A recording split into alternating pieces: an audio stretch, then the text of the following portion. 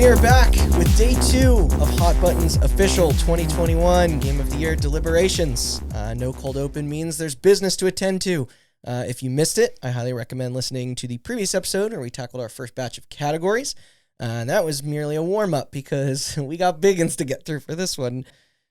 We got the triple hit of Best Moment or Sequence, Best New Character, and Best Narrative. These, along with our personal awards.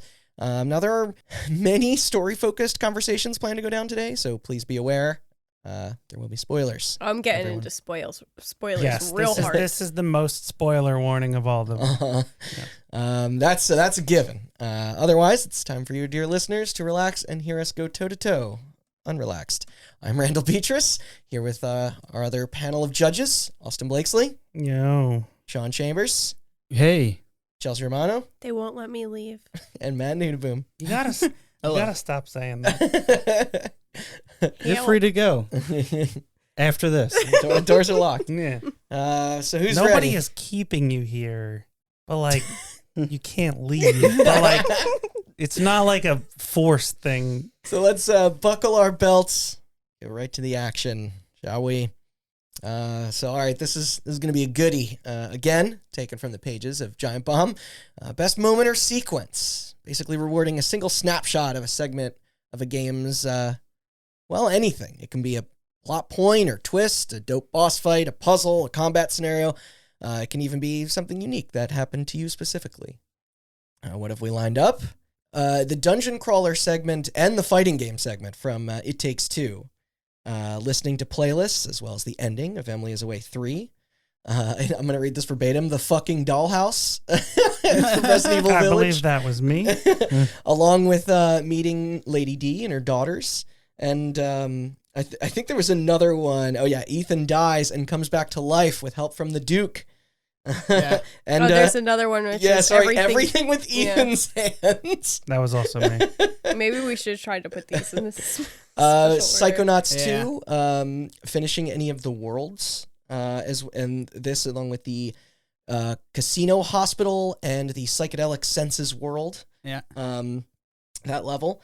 We have musical chairs from No More Heroes 3. And when the game gets bored of itself in No More Heroes 3, and the final act with the Smash Brothers fight in No More Heroes 3, and the RPG boss in No More Heroes 3. Lots there.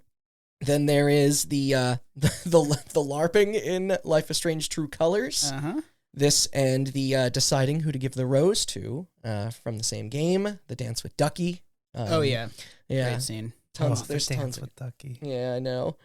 I'm gonna cry just thinking about it. I'm not even joking. I'm glad you guys put that on there because I played through that and I got very, very misty eyed in that scene. I'm like, I was like, is this just me? It's and heavy. I saw it on there and I was Right. like, wow. Yeah. We'll talk about it. Let them keep reading. Finding the right build in Deathloop. Connecting to the internet and deleting the game from Inscription. I also have the ends just of Acts 1 and 2. Halo Infinite, your first multiplayer game. That H.R. Geiger shit, House of Ashes. Oh, I also this added... is specifically finding the alien. While you were talking, I also added one at the end for Halo Infinite. Oh, okay. The opening level. Oh, okay. That's the campaign. Yeah. All right. Gotcha. I'm gonna add one moment on here too, just because I realized there's a game on here that I played that you guys didn't, that I wanted to Go discuss. for it. Yeah. Toss it in. The conversation about the Golden Rule in the Forgotten City, as well as the museum. I guess you'd probably label that as an epilogue. Mm-hmm. The first time seeing the split screen effect in the medium, winning a Pac-Man Royale in Pac-Man 99, I assume, botching your own suicide in 12 minutes, reciting a job interview in Jackbox Party Pack 8, and reaching the end of a pole mine match this is a separate mini game in Jackbox Party Pack 8. We had another one in House of Ashes. Salim and Jason becoming buds. And I missed one from Village as well. The tank fight. Resident Evil. Sorry, I was trying to group these together in real time. That proved a bit tough. Samus turning into a Metroid in Metroid Dread. Trying to read all the video games and DVDs in Unpacking. Winning a 30-turn game of Mario Party Superstars. The documentary videos and extras in Blizzard's arcade collection. Steph's breakdown to Mikey in Life is Strange True Colors Wavelengths. That's the DLC. Parachuting out of a plane in a Ford Bronco. This is from Forza Horizon 5. Freeing Nikki from her mime prison, the loop in Guardians of the Galaxy. I have closing the fridge in Guardians of the Galaxy. And wait, there was a time loop in Guardians of the Galaxy and we didn't talk about it? Wow. Not necessarily. Yeah. Then, there was another Life is Strange one. This is, Eleanor realizing she forgot about Gabe's death. I added that one because I did that, and it's like I remember seeing that, and I felt especially it. if you have know someone with Alzheimer's in your family. That strikes. That strikes hard. All of your friends dying one by one in Final Fantasy XIV Endwalker. Well, that sounds like multiple moments, not one, so that's disqualified. There's also the in-room cutscenes and dock cutscene from all three of those from Endwalker, and the ending of Returnal.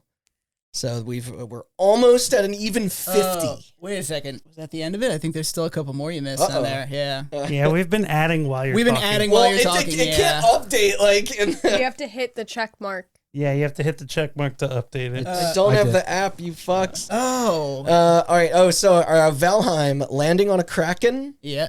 And what is this? TBC? The Burning Crusade. Oh, the Burning WoW Crusade. Classic. Okay. Entering the dark portal for the first time. Again. Yeah. Yeah. It is. I don't know. That sounds like a loop to me. It is kind of a moment. I do have me and Dan wound up. I got a good story about me and Dan playing that game. Cool. So, and this is in total, what was that? 52? 53? 52. All right. the way I propose we do this, since we have so many different entries, is we got to go game by game rather than scene by scene, and not moment by moment. Yeah. I agree. and also you listed so many on there. Like I'd like a few of them bleed together. Yeah, no, and you listed something on that. It's like I don't have any particular one in mind to just discuss and narrow down. So it's just like, do we want to just start with a game that we want to talk about? Yeah. What is I want to talk. I want to talk about Life is Strange. Is what you want to talk about? Life is Strange. Yeah, that's he was literally leading the conversation there. So anyone want to talk about Life is Strange? I wanted to talk about Life is Strange with you. Like I beat it, and we still haven't had a chance to dissect that game. So it's just like, I mean, for the moments we have, unsurprisingly, everywhere that True Colors excels in it is all in its kind of smaller character moments and choices. Yeah. More so than the bigger drama. Of these, I think the most notable is during that Towns Fair. I mean, the last episode we got into a bit with that the Blister in the Sun cover, right? But and you mentioned the rooftop. In between, the scene in between that is when you're tasked with the option of which one of the two love interests in the game you wish to romance. This is kind of yeah. They build this super well. They do, and so to the point that it's incredibly difficult to choose. so funnily enough, I actually am choosing them. I actually was leaning towards Ryan in the beginning because I was too. Because what I wanted to see was I was just like, all right, we kind of had the technically he saves your life earlier in the game, thus making him a bit more integral to the center story. That's what swayed my decision. Yeah, you kind of get in the first Life is Strange. You kind of get it's like the friend love between Max and Chloe, and it's kind of hinted at that maybe there's more, but it's not really explored at all. It's optional, and it's the only option of romance, and that you give Chloe a kiss in one of the scenes, and that's it. But it's in this, so it's listen, we already got her and Warren. We already got that in the first one, so I'm let me go with Ryan, where it's okay. He's essentially the nicest, most handsome guy ever. He's very. I remember when he walked through the door in the record shop when you first saw him. I was like, this guy looks like he should be on the cover of Lumberjack Monthly. He is very, but it's in the end, I just liked Steph more. Well, the problem she was badass. Steph is she's a returning character, I should say, from Before the Storm, but she's basically constructed to be the coolest sidekick ever. She's a drummer and runs a local record shop and DJs for their radio station. She's a D&D dungeon master. That's who organizes that entire elaborate campaign that the whole community acts. What sold me on Steph was just I wasn't sure.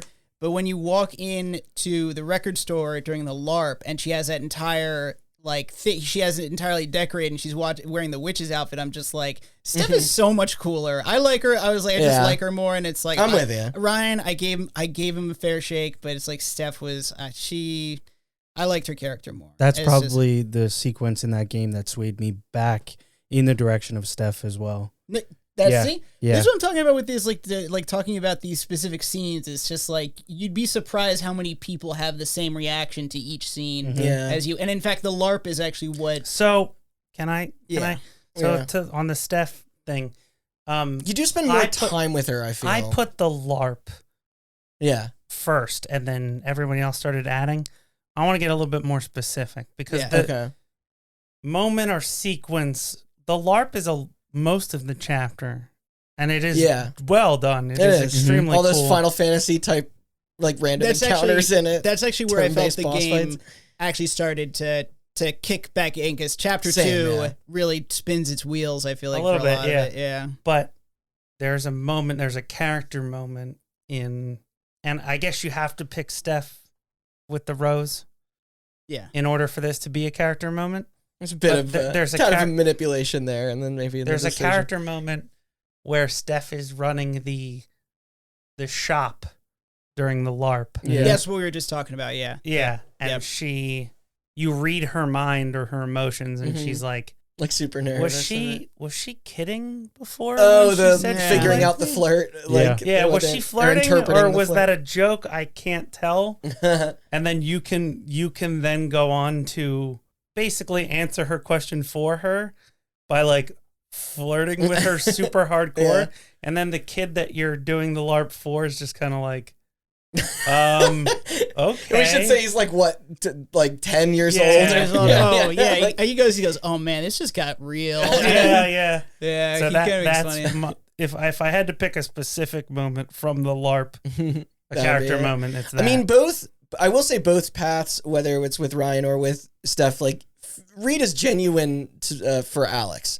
It's and I do appreciate their portrayal of her bisexuality. But yeah, this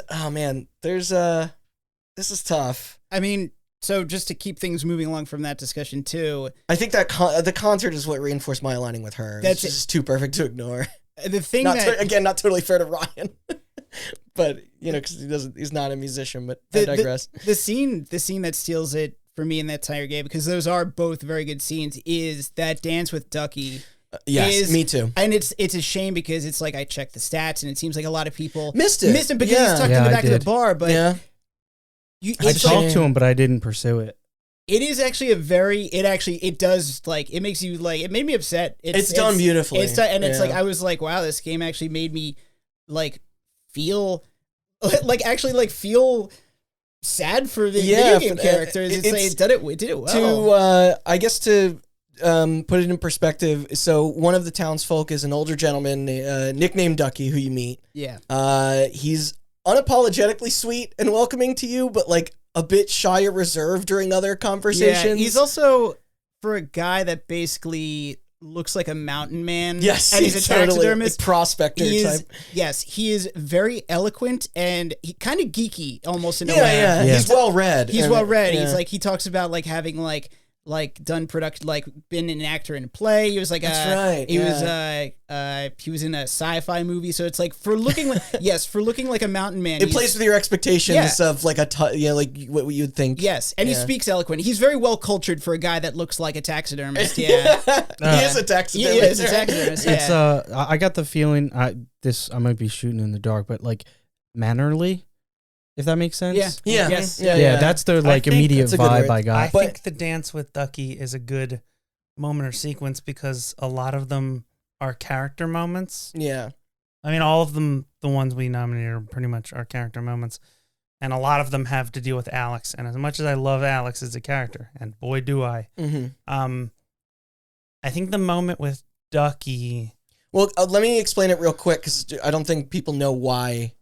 Throughout exploring and digging up his past, that's when you kind of discover that he remains pretty tortured with grief following the passing of his late wife.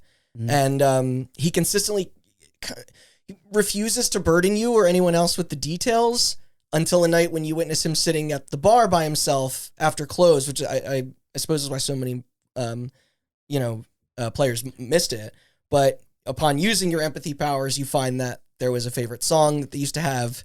The player then can assist in alleviating some of his mourning by selecting it on the jukebox, and that's when you share the dance with him. Yes. And it's touching. It is a very touching. And it helps him work up the courage to go out and check out the festivities outside. And it's a perfect moment because like a lot of games that would have this kind of, especially something that is that easy to fuck up, which is like an emotion mind reading power. Yeah.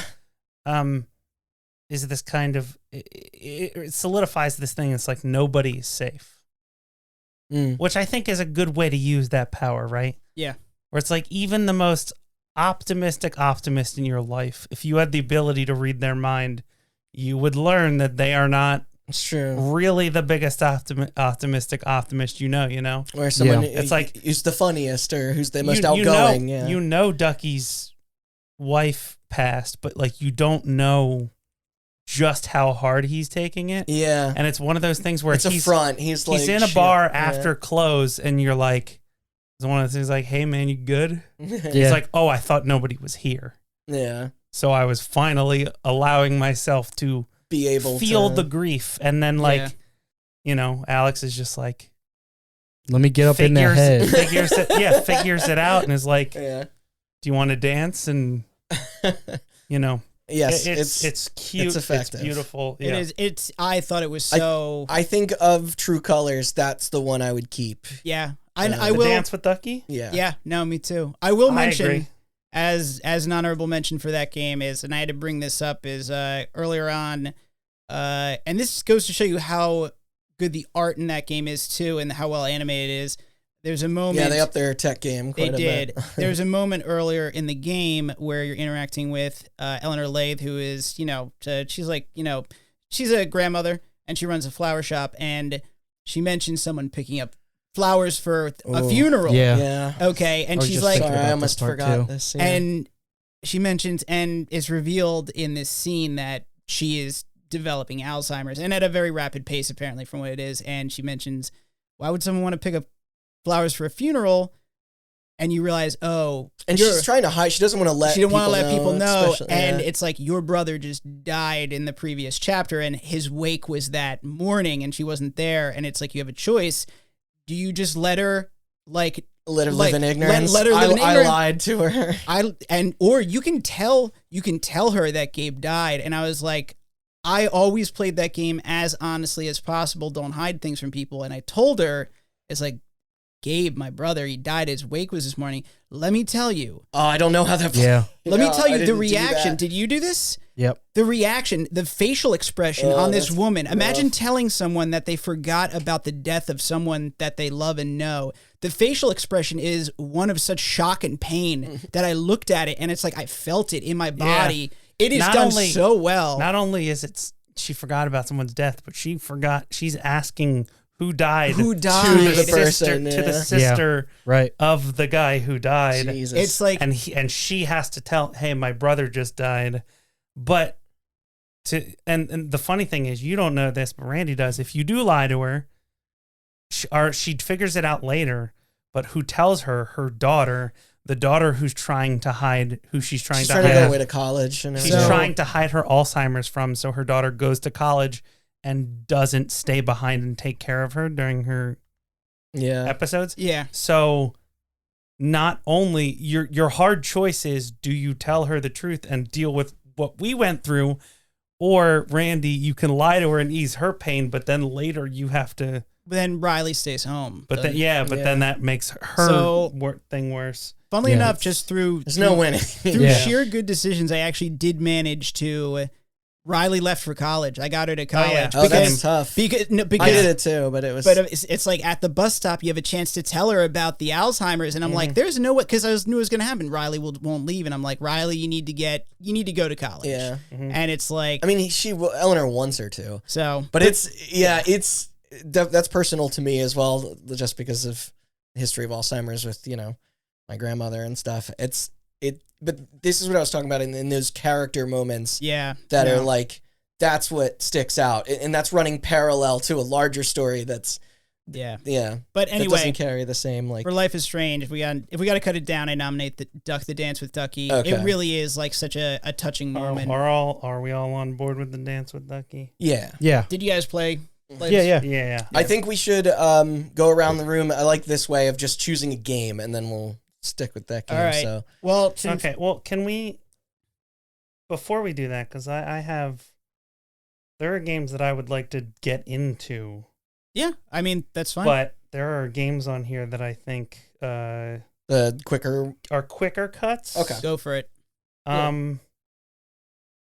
Winning a 30-turn game of Mario. I was gonna say that too. I wouldn't know what that feels I just like. wanted it on record that I'm the best. Okay, well, fuck off. Also, currently sitting at 100% win rate with 30 turns. That's there's the no max you can 50. do. There's I know, no 50. cut it. All right. Yeah. All right. Yeah. It's gone. Your accomplishment is useless because they don't have a 50-turn mode. Oh my god. He's not wrong.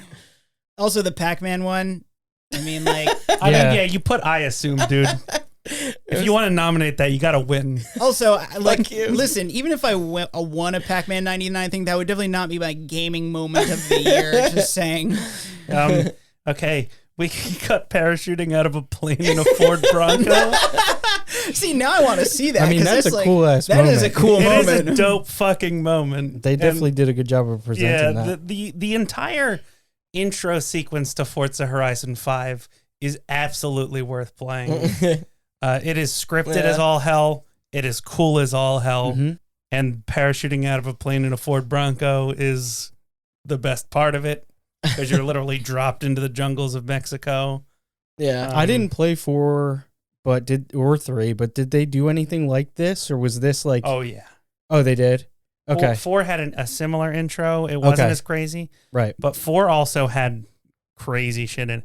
4 has a Halo mission in it. Oh, really? Where like you're the chick who talks to you over the radio is like, I'm getting some interference. Oh, okay. And then it goes, and then Cortana comes in, and then it starts spawning Covenant on the road. Oh, wow. And you play on the What? Warthog.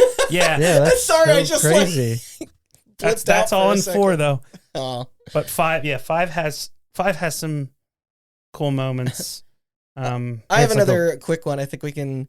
The opening parade sequence in Ratchet and Clank Rift Apart. It's it's cute, wonderful. but Yeah, yeah. It's bright and colorful. It really shows off the power of the PlayStation 5's hardware. Well, there's so many characters and the scope of the Can I scenery. add and then instantly cut a moment All from that? the particles and game? confetti falling from the sky. The first meeting of Clank, Ratchet, Oh, Rivet, yeah. and what's her name? Oh, Kit. Kip. Yeah. But those floats That's are very adorable. cute. Also, the parade part is where the rifts appear as well. Yeah. And that's Yeah. like where you're shot between dimensions. It's serving kind of a preview of the levels to come. But It's cool. A good introduction to Yeah. that game, just like with Forza, but I thought they did it don't hang. a great job with Kip and with Rivet. I Yeah. thought they were both phenomenal Yeah, characters. I really liked them a lot.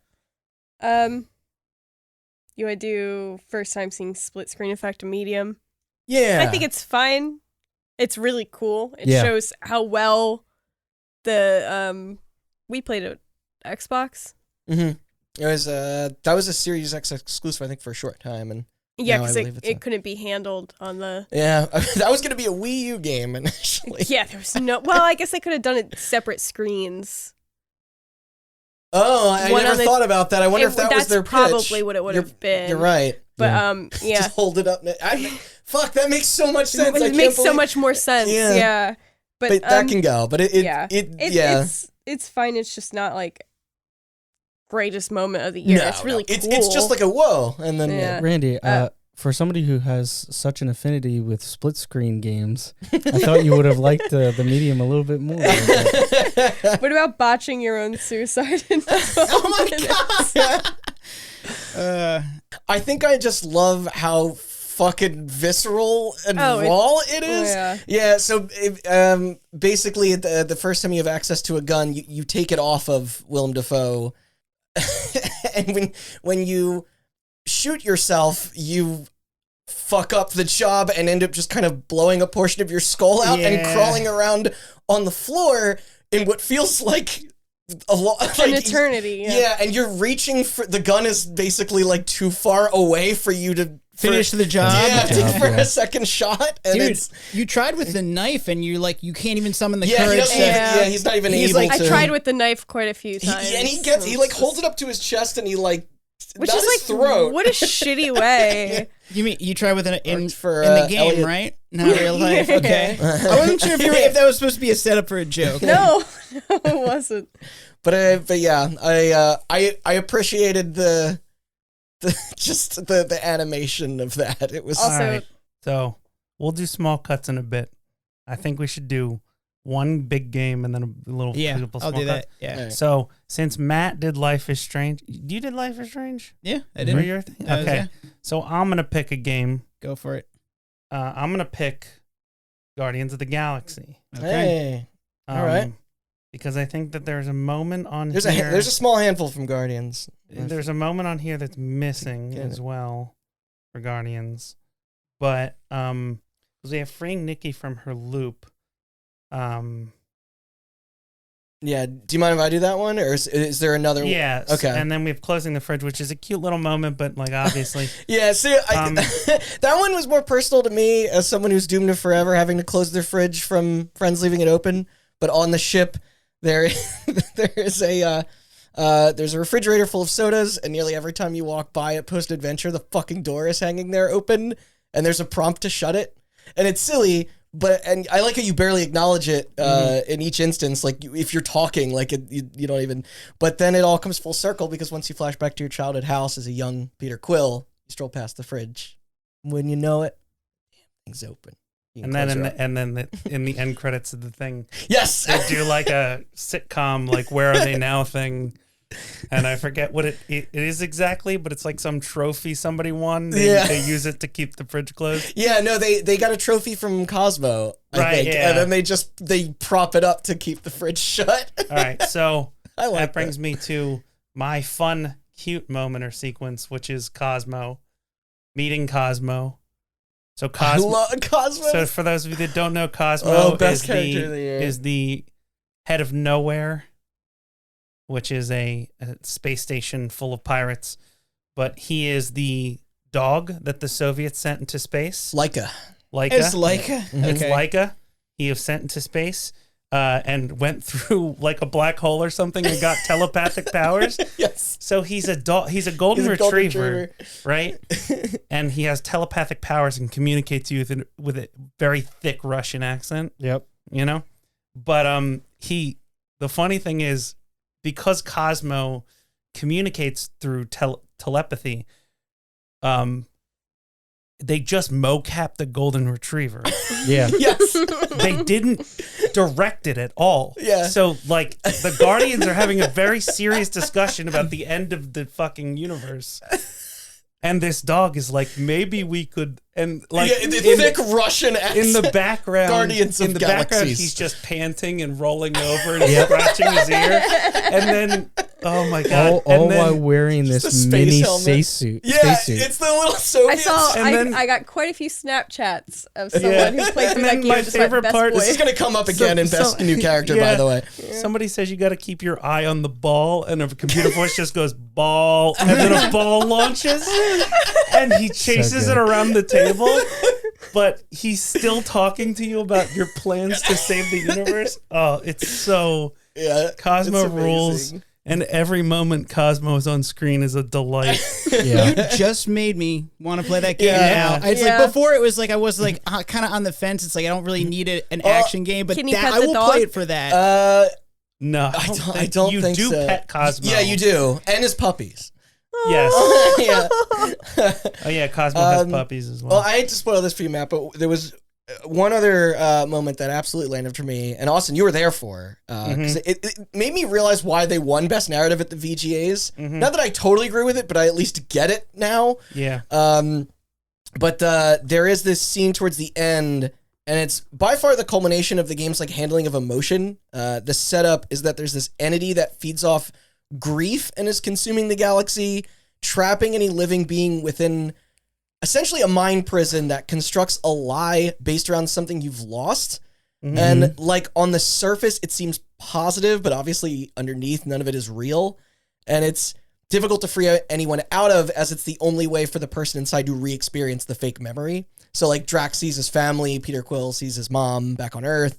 One of the other characters at the center of its manipulation is Nikki, who up to this point you're led to believe that she is Star-Lord's daughter. Okay. And with her mom being like an old flame of yours, Carell, and Carell also gets murdered, and Nikki can't accept her death, and therefore her consciousness is put into a looping scenario of her celebrating her mom's birthday with you there as her dad. And to destroy the fall sequence, you have to wreck the party. Yeah. Like, you smash her gifts. Oh my You smash God. her cakes. Like her birthday cake. But- yeah, it's rough. Oh And- my God. and Nikki constantly refuses to see the truth that not only are you not her true father, but that her mom is dead and never coming back. So there's a part in this thing, because you do this sequence, it does loop. You do this sequence like a couple times. There's a part where she gets everything ready and she goes, all right, I'm going to hide. You go get the door. Yeah. And that's when you always go and talk to Carell, who is dead. But part of Carell is trapped in the Soul Stone, Yeah. which is trapped within this entity. So, yeah, you go the specific time when you break the loop, you go up to the door and you talk to Carell. And it's this weird thing where she's just like, That's you have heartbreaking too. you have Yeah. to convince Nikki that I'm dead and that it's permanent. And she's also and that- simultaneously convincing you as and well. that this is fake. Mhm. Yeah, and the best part about the writing in this part is that Star-Lord's like, well, I mean, like, you're talking to me right now, right? So you're not dead. And she's like, no, I am. Some part of me is trapped in the Soul Stone, but it's not real. It's not Yeah. anything. It's, it's only temporary. And he's like, oh. So she's convincing, first she Yeah. has to convince Star-Lord that she's dead. And this is in a span of a few minutes. And that Yeah. it's permanent. And then she has to convince Star-Lord that he is going to be able to convince Nikki that she can be convinced now that her yeah. mother is dead. And Eventually she breaks down and understands. It's pretty brutal, especially considering all the comedy framing around this game. But she's like, what, 12 years old? yeah, And apparently a war orphan who's Yes. now without a home twice. yeah. Oh my God. It's- Also, not to yeah. mention, she's been hijacked for the purpose of Yes. conveying this, or like, Yes. For the stretching cult. all this despair for the cult across the entire universe, I guess, effectively enslaving them, through these false truths and all this stuff. So she is, your main objective is to break her of this grief and get her to accept it so that she can, stop being the conduit for all this cult babblings and stuff like that. They basically weaponize her grief, is what you're saying? Yes. Yes. Okay, And good. if Star-Lord doesn't convince her, The universe is consumed. the universe Yeah. will be consumed. Right. Yeah. Yes. I think that stays for now. I have one more, which All right. the part with Nikki is very powerful. But so the funny thing is, partway through the game, you all get attacked. All of the Guardians get attacked by this entity.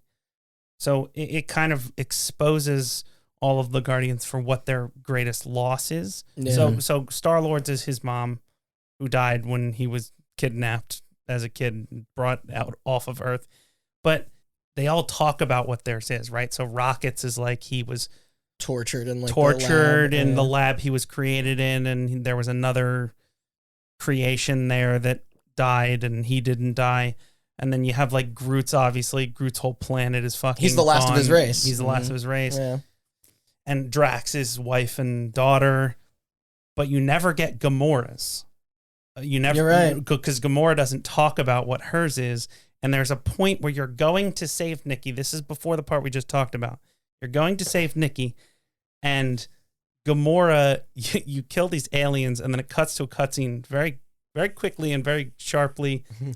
And Gamora is just stabbing a dead alien and screaming, and Star-Lord just goes, Gamora, you have to calm down. And she's like, no, we have to go now. And he's like, no, we're gonna take a step. We're gonna take a minute. We're gonna take a deep breath. We're gonna calm down. We're gonna relax, and then we'll go rescue Nikki.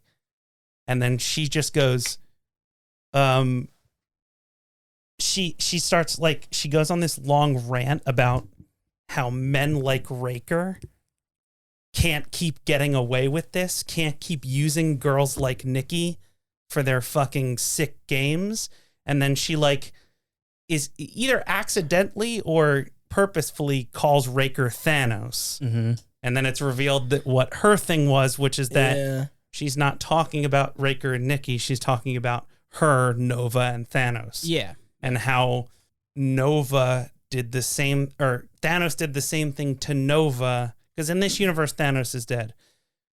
Drax killed him. Yeah, Drax killed him. Thanos did the same thing to Nova, and Nova got so crazed that Gamora had to kill her own sister. And like, it's the writing and delivery of that moment is also very powerful, and it's incredible. But of these is the one we want to stick with is Nikki's. I think Cosmo will return. I promise you all. Cosmo will return. Yes, boy. I think Nikki's is the best. I think the screen cap at the end actually says that Cosmo is the best. That's boy. what I got a screenshot of. Yeah, in the updates at the end, it just says it does like an Animal House. It just thing. the Animal House. It just says Cosmo is still the best boy. They do an Animal House They epilogue. do, like, where are they now? Yeah. So Chelsea, you're going to bring up unpacking before. This was another inclusion I just wanted to add so I could discuss it for a quick second. I don't know about you guys, but it was a nice break from the cute. task at hand, and a total joy that you can zoom in and suss out her assortment of items, specifically her collection of DVDs and video games. Like, even translated into the simple pixel artwork, the fact that you can see that there's a copy of like The Simpsons Hit and Run on GameCube, or like Ghost World. She has that movie, like, and I don't know, that shit is great because it says a lot about her and her various partners' personalities. It also evolves with the times. Yes, yeah. So she starts out with a bunch of DS games and Wii games. Yeah, and then it's 3DS and Wii, and then it becomes stuff. 3DS, and then it becomes Wii U. Yeah. And then it becomes... that's her mistake. The DVD... Oh, become Blu-rays. Or the VHSs become DVDs. Yeah. Which then become Blu-rays. Yeah. Oh, wow. I'm just happy they didn't run into copyright problems. Yeah. Well, it's such low I know. res. Yeah. But it assists gotta, greatly in really making the squint. environments feel more lived in and real. Yeah. It took me back to like Gone Home, when it's like you're looking at like a Street Fighter 2 cart and like X-Files DVDs. You're like, Oh, wow, that's really interesting that you bring that up because I played through that game and I did not even realize that you could zoom in. yeah. That's crazy. I discovered the zoom pretty late because I was like squinting at Because the the consoles are like a dead giveaway, but I didn't realize it went that deep. That's actually fascinating. Yeah. So for Metroid Dread, I gotta be perfectly honest with you. You just said Metroid Dread, and it's like I can't think of any. The whole point of that game is that it's very homogenous. It so is. I don't know. I only put this in here because it sounded real dumb, and I want to know. Okay. Is it true what they said that this is the last of the Metroid story? Samus becomes a Metroid. They're gonna have to rename this IP. I mean, not like the brain Not looking in Metroid. form. Yeah. No, but she's She's in been DNA. infected before. She basically in Metroid Fusion there was apparently I didn't play Fusion, but there is some Fusion's event. good. There is some event where you are healed using Metroid DNA, and it's like it was latent, and then an event in this So is game. this like Ethan having the mold in him from 7? And Yeah, kind of. Yes, yeah. Yeah. I mean, that's kind of a different thing because it turns out that in Resident Evil 8, he doesn't have mold in him. He's just mold. He literally is just It's mold. just mold, he's yeah. just Which mold. I got to admit, I think was probably a weak part of that story. No, I like that. I actually forgot about that all whole right, so part. let's cut Metroid Dread and go into Resident. Yeah. The only cool thing about it is throughout the entire game, you're killing these mini bosses by like Samus has to like hold them down and fire a missile. Yeah. And then when she becomes a Metroid, she like gets all jacked up and starts just ripping people's heads off or whatever. With like an ultra blaster. Oh, I take it back. There is a great moment from Metroid Dread. It's in the last cutscene. So you are fighting the final boss, and you beat him, okay? And there's a very lengthy cutscene where he basically, it's like he has you around, like he has his hands around your neck, and you are slowly dying. And then it's like at the cusp of death, you see Samus just go ape. Like you see inside of her helmet and her eyes are like bloodshot and wide, and she just hulks out. And it's such a great moment because it's like normally Samus is like, you never see her reactions or her emotions because she's behind the helmet, but it specifically goes so close to the helmet that it's like you can see, and you just look at her and it's like the face of wrath distilled. When you look at her, it's such a great moment. I take that back. That is a great moment of that game. But in comparison of what it's up against, I don't know. Yeah, Metroid Dread is not a moment or sequence. I would actually say, Metroid. The whole point of Metroid is that the story is very, very non-intrusive. That's pretty much Nintendo's philosophy in general. So.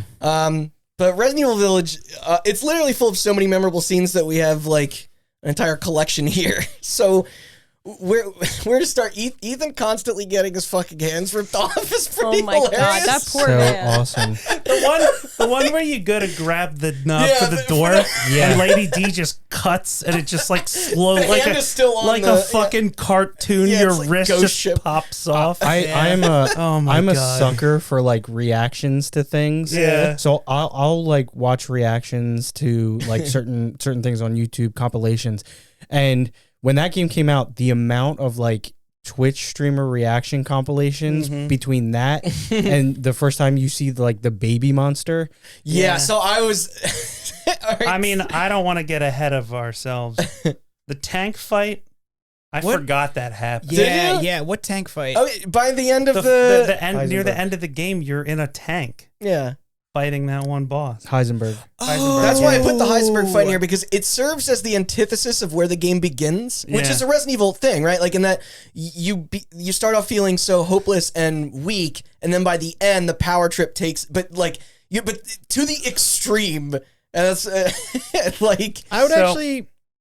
I won't get into it, but it's like I think that I would actually say that boss fight feels very out of place for that game. I think it works only purely because it's like they just ran away with the goalpost. But and you know that does segue into the like you're left for dead, like you actually die, only to be rescued by the Duke, who is the game's lonely shopkeeper, who you're not at all expecting him to play a role that large, considering his absence from actively participating in the narrative thus far, like the merchant and RE4. Yeah. No, the best part with the Duke is when he goes, "What are you buying?" I had a friend who used to say that. Yeah. No, I was gonna say if I had to nominate a moment from that game, it would just be. I would say anytime you just are around the Duke. He's a great. Although Heisenberg has the best line when he calls Chris a boulder punching asshole. Just probably my favorite. It's a good insult. Yeah, bit of dialogue in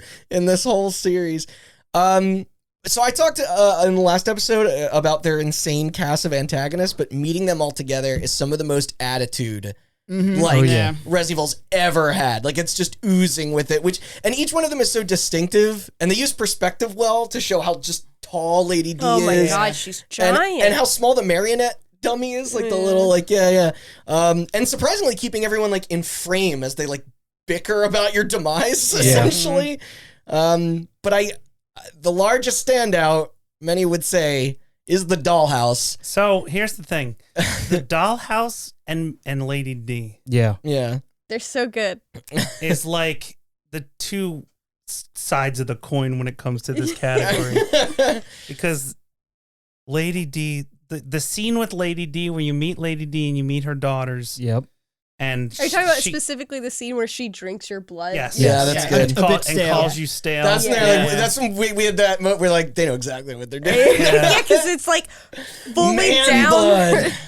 You're just looking down her dress the whole time. To go back to the Twitch compilation thing, there's a Twitch compilation of just people because she goes, hang him up. And goes like that, and then that's another hand. The two daughters pick up your Ethan and put him on like a hook. Yeah, and through your hands. But the two daughters who pick you up go, "Yes, mommy." So it's yes, mommy, and then there's a compilation of Twitch streamers just saying yes, mommy to that moment. But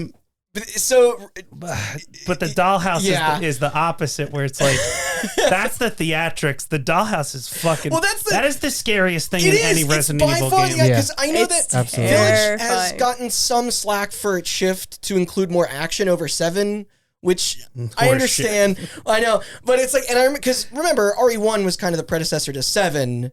4 or 8 is the successor to 4. But regardless, yeah, that sequence. It's. I mean, Chelsea, you played this part. I don't know if you cared to play with the fuck you saw. I just watched him fear.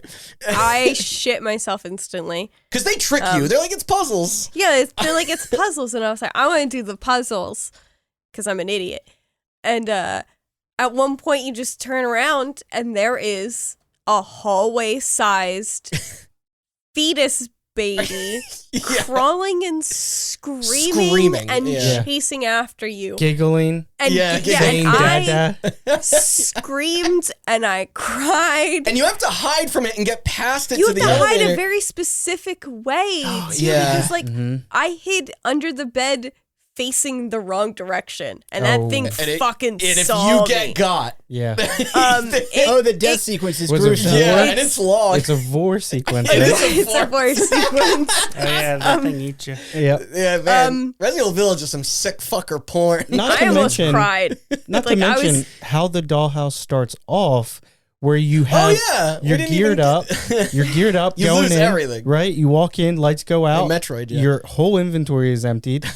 And then it's like this impromptu escape room sequence. I loved that part. Yeah, that with was the awesome. dummy on the table. Yeah, the dummy of your what you think is dead wife. It's like Mia. it's fair. It's basically like an exact middle point for the game. Yeah, because you go through the castle into the village and or the village and the castle, and then you just boom. It's like a dead stop in the middle where it goes no guns, no action, no nothing. It just becomes into this, escape room situation, which I thought was like a good. I love that mix part. up. I was upset with how short it was. Yeah. I could have used more of the escape room stuff. We didn't know it was going to end when you're running around trying to find which doll to stab. Oh my God, I almost died. Yeah. I could not find that fucking doll. I got lucky. I went in perfect sequence. Wow, really? At all. So I was getting fucked up. I actually didn't even know that it could be in other parts until I was watching people play later. And I was like, no, you got to make the left here. And they went to the area that I found it. And I was like, where the hell is it? Watching someone else experience it. So to just pin one here from Village, do you think the baby... The baby above. It's such a shame because it's like I want it to be Lady D. I know. I hate that baby, but that baby is so visceral. Like Lady D is what to me is the answer I want. But as far as what I remember, whether like, so I was gonna say it's a shame because it's like the dollhouse. I wish I could forget. Rather, the dollhouse is quite memorable, but it's like the one thing that is like I do wish it was longer. The thing I remember. Like, the thing that sticks out most vividly to me about Resident Evil 8 playing that game is just pretty much every single part of that castle segment I love the castle. To me, was just perfection. Yeah. I loved every second of it. I think my favorite moment from the castle scenes is just being stalked by Lady D and her daughters was like my favorite part of it. I don't know if you count that as a moment. When you find the dungeon of blood underneath, like... You put, what, getting stalked? I put meeting Lady D and her daughters, but I kind of meant like the whole castle. Yo, when she fucking hucks that dresser. Oh my God, just pick me up and throw me like that. Please. She does. She slams her face. Physically me. She slams Ethan's face into the ground so hard he falls through it. Floors of the castle. That's what I want. Yo, she pounds you through the floorboards. And then what'd she say? I will break you. Yeah. Oh yeah, you will. Honestly, so D or the baby? D for me. I'm side with D. I think I gotta go. Okay, I'm gonna go with D, just because she brought to light mommy milkers. And people saying the term. I'm gonna be the lone vote for the baby. For the baby. The baby. No, I'll stretched out face. Yeah, I'm still pretty 50-50 on it because I feel pretty. I'm okay with Lady D. Yeah, exactly. We're gonna star that one. I feel comfortable with either one really. What's another game? So since we just had a long discussion about Resident Evil, I just want to talk about two games that only I played in this room that I think did like. Is it Valheim and WoW Classic? No, yes, of course it's that. I'm trying to think of a game that like it's like maybe no one, but yes, of course it's those two games. So I think I'm gonna go for 2 games that only I played after you. So it's like I need to give these games rep because it's like just because no one else has played them doesn't mean that they don't. But Valheim obviously was the early release game. Okay, there's a lot of moments in there. A lot of the moments are very user defined since it's a crafting game, and I think a lot of the stories I have from that game are. That's still valid. Yeah, personal stories, and it's like, well, one of them was like, I remember we were playing with Pete and Chelsea, and I was just doing stuff back at base, and all of a sudden, I just see him come over the horizon on this Viking longboat, okay, and Pete just pulls out this monster head and throws it on the ground, okay, and then we all sit around a bonfire and just swap stories, talk like Vikings, and it's like, it was a great moment, but one of the things that probably is universal is there's Krakens in that game. And what happens is if you find an island is kind of out in the middle of the ocean that's all bald and has a bunch of minerals on it, those minerals are hard to get. So it's like you're tempted to beach on this thing and start mining. The thing is that's not an island, that's a kraken. Okay. And the first time you do this and don't know what is coming, it is pulse pounding and terrifying. And the kraken will kill you. It is incredibly hard to beat. And I have to say that it's a very memorable moment from that game. Nice. And finally, TBC. It was just fun, being able to it was fun being able to do this thing that I missed out on to get a WoW Classic provides this rare moment. Yes, this rare thing you never get, which is you hear these stories of man, if somebody was like, "Hey, do you remember that?" Fucking you remember the day Halo 3 came out? Yeah, I'll never forget that launch. It's like Master Chief Collection can't recreate that. Yes. Right. Yeah. Yet, WoW Classic can. Yeah. When you hear about this thing where the first time I took down Ragnaros in WoW Classic, we did a whole episode I get to do it now. About about something that happened in WoW. And it was, and I need to give it a shout out to that because it's it did it well, and it's I didn't do rating in a WoW Classic because I didn't get there high enough. But the one thing I did get to do with Dan Bittner is I wanted to clear out some quests. And so he helped me clear out the last quests in WoW Classic so that I could finally get into the Dark Portals. It was 10 days after it came out. And he's like, get the fucking Outland, man. And I did. And we did it. We did everything at 4 a.m. And I took screenshots of it. And I finally went into Outland. Cool. And it was a great. Like a desktop background? Yeah. There's a lot of great moments from WoW, but. I just wanted to ask you, did you play Vanilla on its original release? I did. I got up to level 43 and I never got to endgame. And so that's why what happened was I promised myself I would get to level 60 before and I did it hours before the patch dropped, before the patch opened up. I made it to 60 before the release of the expansion. Nice. Congratulations. Okay, yeah. I was very proud of that moment. It's really... I get to see why you have the biggest time sink category. Really? Tell me why. They just told me to do it. I don't get it. Yeah, his 2 big moments he wants to talk about are from Valheim and the Burning Crusade. Yeah. Oh, really? Time sink? Wait. What? Just really quick to add on to what you were saying. I was in high school convinced by a group of friends to play WoW. And to Austin's point, it's with original classic, the release of the classic servers and the TBC stuff didn't capture me as well as I would have hoped. But there was a key important factor missing was that because with my first experience through the original game and then going into Burning Crusade, because I was a teenager, I joined a friggin' guild with a bunch of old people talking on Ventrilo. And there was a woman in our guild that was freaking out at the spiders in one of the dungeons. She had I guess, I don't know, arachnophobia. And she was reacting to them, and she had to put another guild member on follow and then walk away from her computers. It was so bad that she couldn't handle. Now I'm a teenager in Ventrilo with adults at the time and stuff like that. And I just think it's really funny. I'm glad that you were able to re-experience that, because the screenshot taking and shit like that. Yeah. I would get a bum ass piece of gear out of a dungeon drop, but I remember having folders of screenshots of achievements and things that I had done in the original release of Vanilla WoW, and then even Burning Crusade. The reason, just going back to it real quick, the reason it didn't stick with me this second time was because I was lacking that factor, and I just didn't have the same mental time and a place. Mental investment. Yeah. So, but I am glad to hear that you were able to get that type of enjoyment and get that type of reaction from, and excitement from your go around with this one. Yeah, and since Chris and Dan aren't here, I got to say shout out, because this game did consume so much of my year, which is why I haven't played so many more of them. So it's like, I got to say shout out to Chris and Dan, who have both been on Hot Button. Yeah. Okay. It was an experience doing this game with them. Like, I could talk about all these moments with them. Like, doing my first raid with them was a thrill. It was amazing, and there were days where we were looting, we were doing grinding materials and stuff like that, and so it's it was a lot of fun, and I think to share that with both of them really elevated that experience a lot. Yeah. Now, for sure. Segue.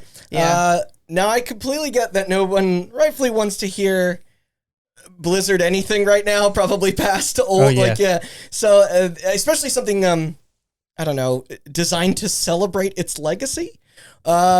But these remasters in that arcade collection were so thoughtfully done, and the amount of extras that they give you, this sort of insight and credit to the rigorous process of game development is so valuable to us consumers. On the opposing side, they never do this. It's this package in particular. It's probably the best I have seen that noble mission shown since Rare Replay. That, of course, being the gold standard for it. Yeah. But there's just so many features here to sift through. There's interviews, concept art, behind the scenes videos, a music player, multiple versions of each game to boot up. They seriously went out of their way to gather it all and to lay out in one place. I only hope that more titles do this in the future. Plus, this ironically will likely be the last instance of anything Activision Blizzard puts out that feels human and draws appreciation to its working staff.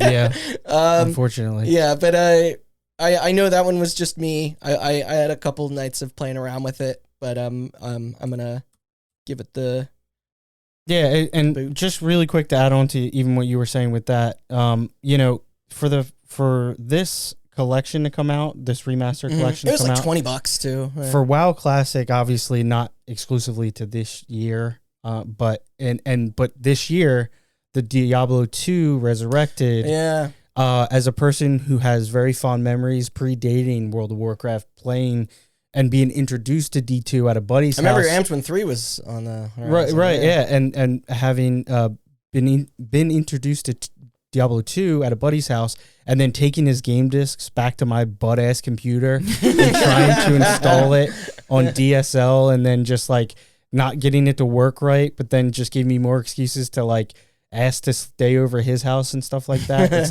it sucks, because it's to your point, this appreciation for older works and things like that, getting a breath of new life. It does sort of taint the past a little slightly, but not to you personally. It's always you always have that.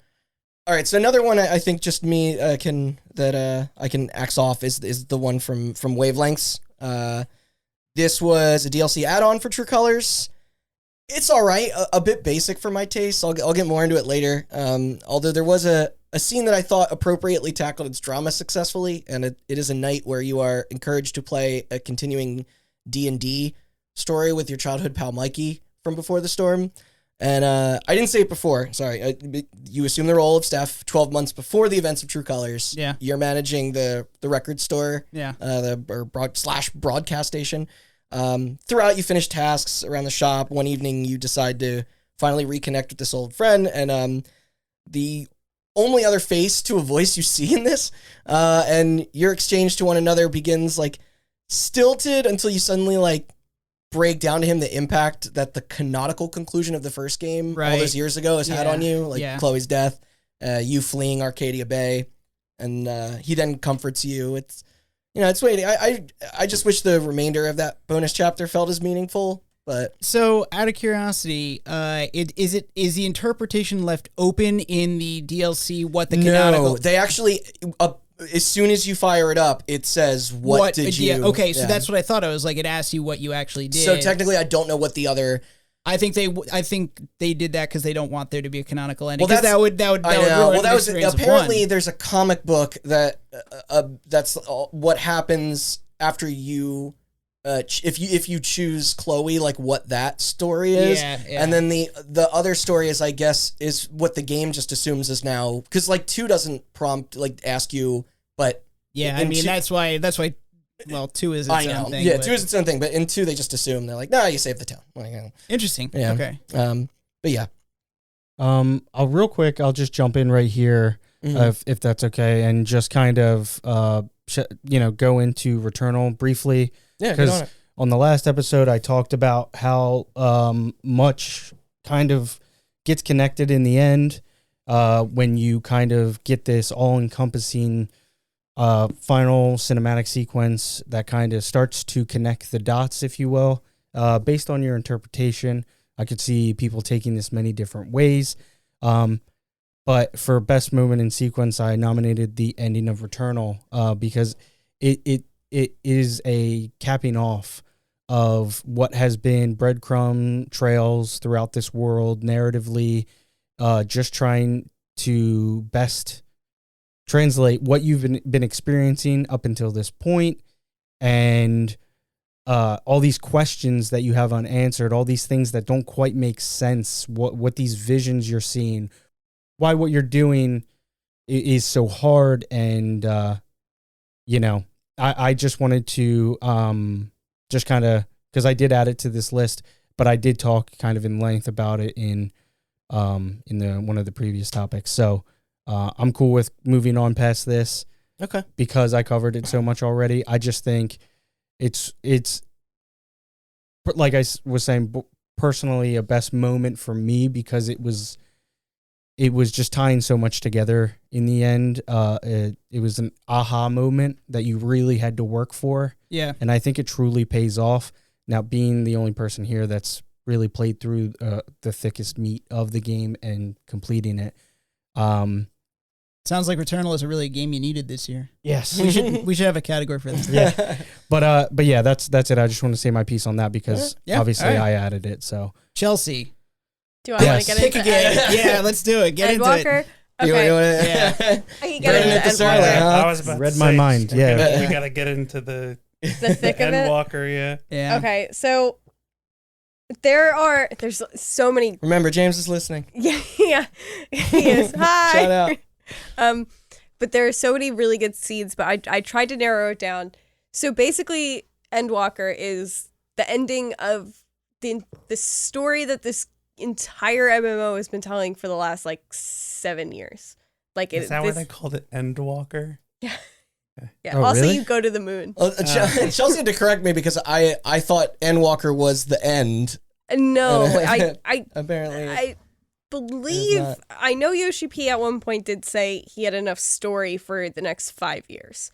Whether that means they will use still it. Going. There's not a shot in hell that they are ending that thing. Yeah, not now. Well, they also can't sell copies of it because it's too popular. Yeah. There's no chance this is the last So expansion. basically the story of Endwalker, what it all culminates down to is you reach the final day. Yeah, massive spoilers. This whole category, yes. Yeah. You reach the final days of the planet, which is called a star, which is a little annoying, but they call the planet the star.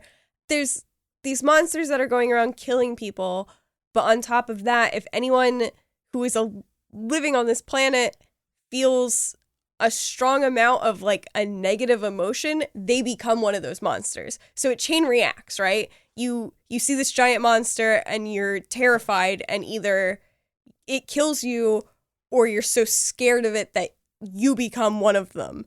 Or you see a family member die and you're so upset about it that you then become a monster, and then you just continue that chain It's reaction. like a virus. Yeah.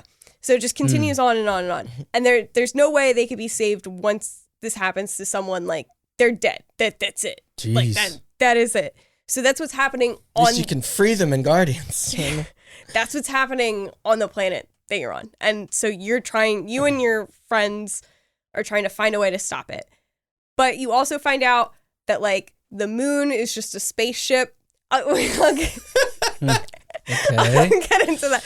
So there's a lot of these cutscenes where I'm amazed you're you're, going like- off the cuff right now. This is there's a lot of these cutscenes where like you and your friends are all having like what is essentially these like final meals with each other because you know that like shit's going to go down and you're probably not going to. End of the world party. Yeah, well, not just that, but like, so like there's all these really like heartfelt cutscenes of just like everyone just kind of shooting the shit.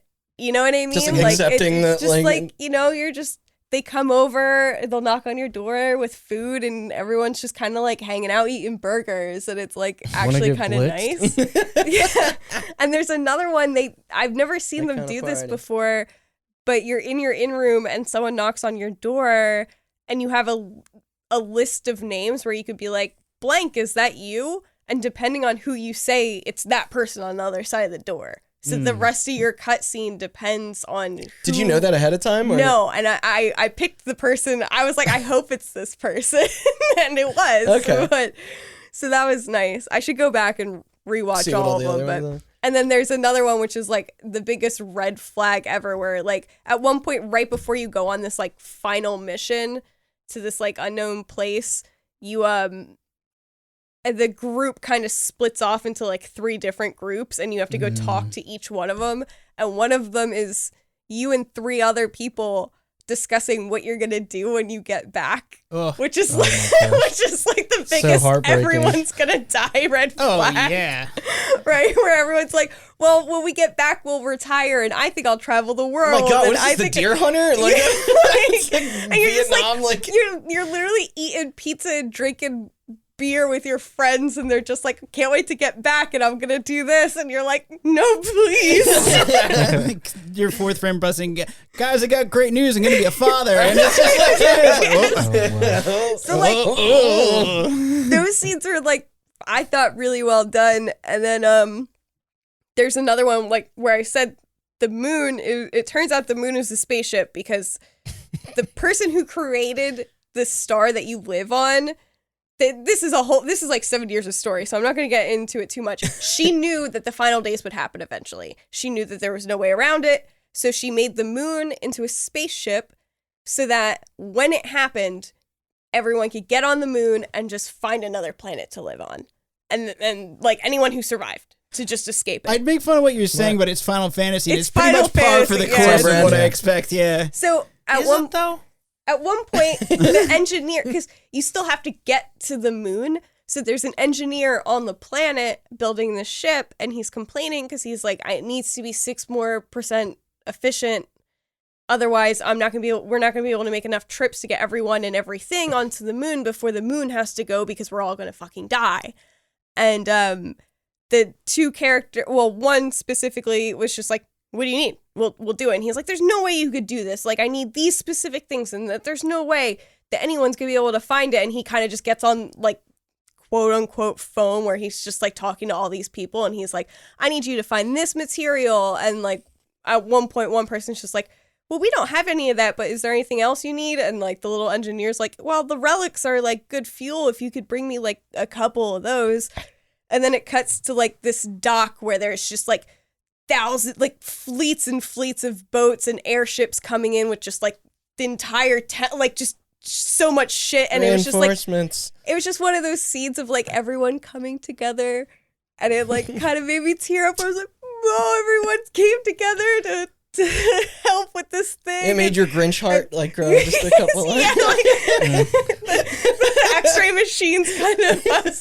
I know it is funny because I was gonna make a joke about like this just me. It's just gonna be me sobbing. There's no jokes within me explaining. It's just me sobbing talking about Ed Walker. But the most brutal scene is you take the spaceship. They don't use it to go to the moon anyway. You take it to try to save the planet, which is by going to the edge of the universe to fight the thing that is causing the final days. And you get to the edge of the universe and you find this planet where pretty much every race that lived on it just decided that their existence was meaningless. And that's kind of what caused the whole final days anyway, is because like every race will eventually just die, because there is nothing that you could do about it. So something sees that and just kills causes the final day so everyone dies sooner rather than later. Jeez. Yeah, yeah. It's and she's like Grim. she thinks she's helping you because she's saving you from the pain of just like existence, because the only thing that existence has is just suffering and pain. Thanks. Yeah. Okay, so that was one moment. What other moments? Actually, you know what, Chelsea? I'm a little bit confused. I think it would help start from the beginning. Tell me the entire thing, and let's just work from there. But I mean, it is cool. basically, I think it's satisfying that like that it has been like when you all get amping up to this zone, the only way to progress throughout it is at multiple points is for someone you're with to sacrifice themselves. So it kind of had this like, you'd be going through these quests and you'd finally hit a stop, and one of your like friends in that group, not like real life friend, like, you know, one of the characters Your would be NPC like, friends. yeah, one of your NPC Do you select friends. it? No. No. But like it got to this point where every time a voice scene was, or a cutscene was voiced, I was like, no, Someone else was gonna eat it. I know what you're talking about, because I played like up to like level 20, and it's like, yes, like the important cutscenes have voice acting. Yeah, and but everything else. specifically these, it'd be like, oh, there's like real audio. Someone's gonna sacrifice themselves and die in this scene, and you basically have to just watch, and there's nothing you could do, and you just like these characters that you've grown to love over the last 7 fucking years. Just one by one. Well, sometimes it's 2 by 2. They didn't have enough of those cutscenes. They didn't want to make that many. They started just throwing people in. Yeah, no, the director was just like looking at us watching. He's like, we don't have all day. Listen, we got a lot of characters to get through. They don't have to be one at a time, you know, maybe. Final Fantasy cutting for the sake of time doesn't sound real, but It was brutal. And then there's this really long part where the game forces you to RP walk, which is like very slow. Mm-hmm.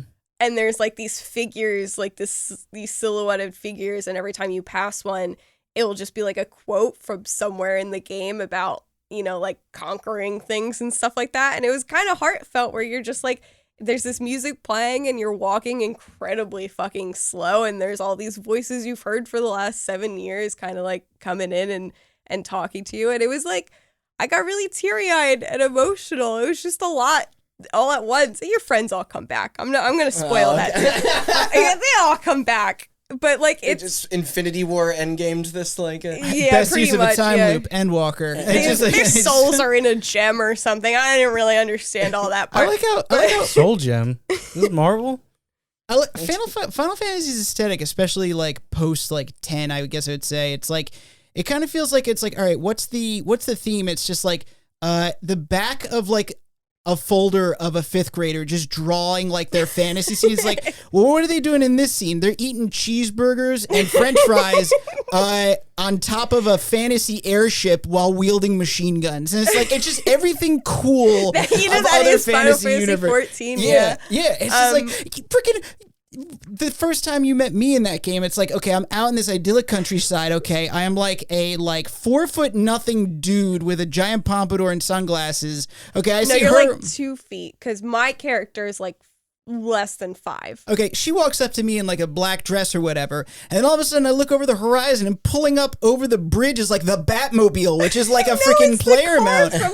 From 15. It's the regalia. Yeah. I don't care. Also, it looked the like the music that plays in that mount is so bad.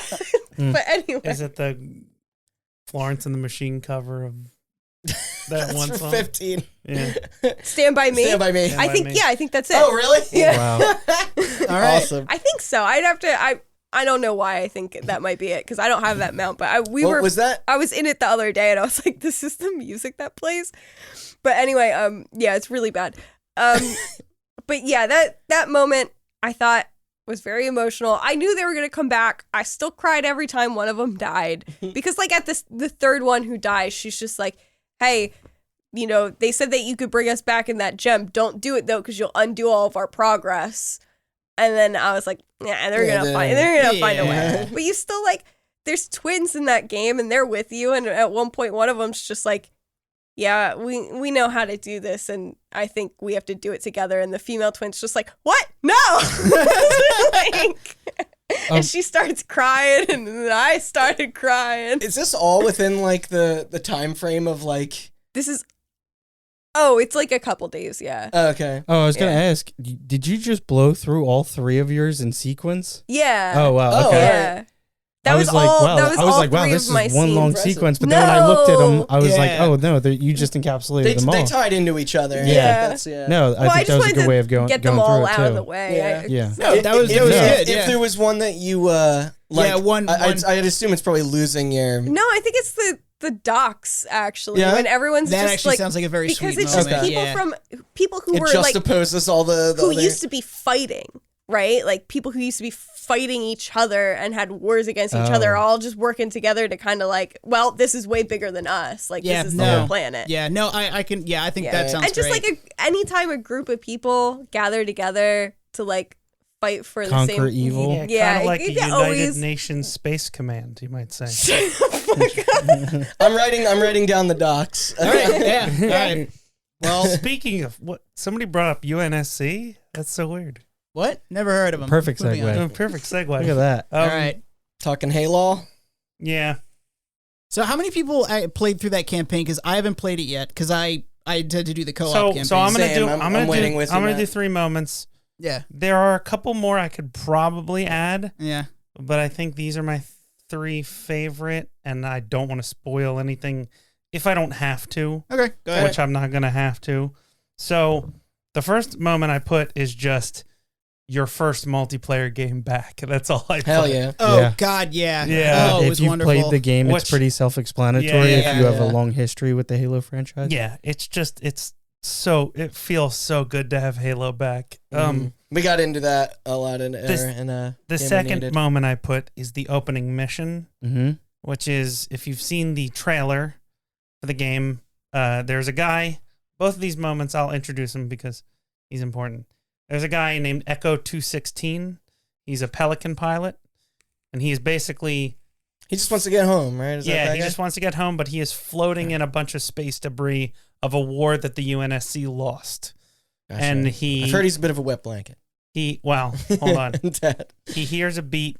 He wipes A smidgen. this frost off his windshield, and the Master Chief is floating in space. Yeah, that was in the trailer. Yeah. Right.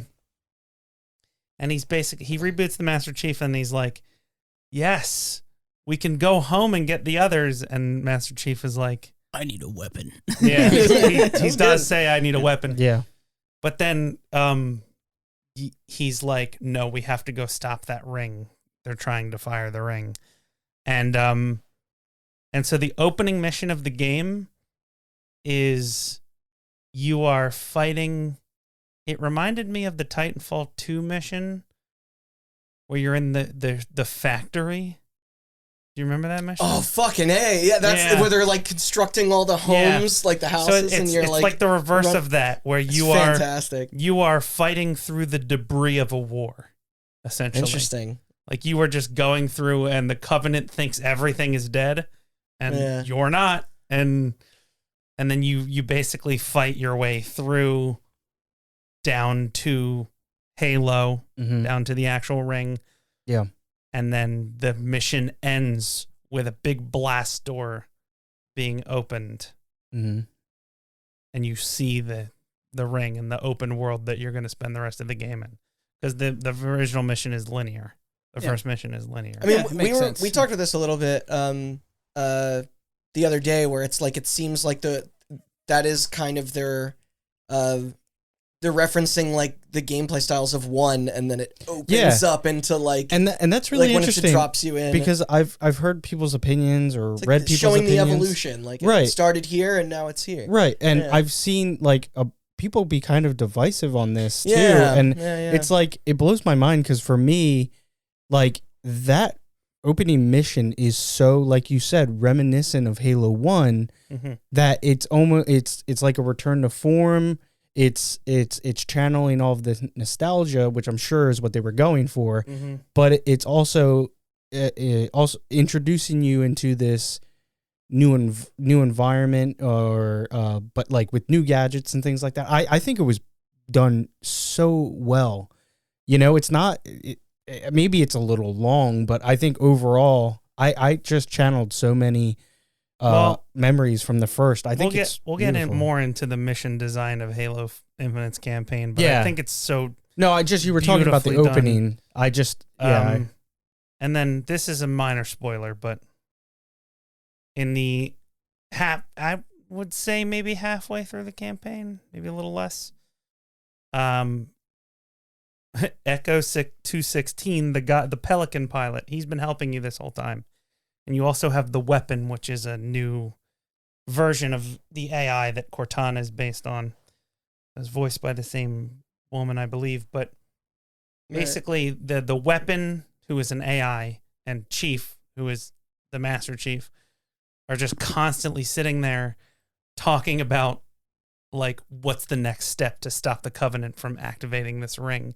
Which is a very Halo thing, right? It's like Cortana and the Master Chief being like, all right, what do we have to do next? Classic, now we got to go onto this ship and blow it up. And it's like, you got it. I'm the Master Chief. That's easy. Yeah. But now you have like this human element where there's like a third party in here who is a human who just wants to fucking go home. And this guy basically has like a breakdown. I guess that makes sense then. I didn't mean to like...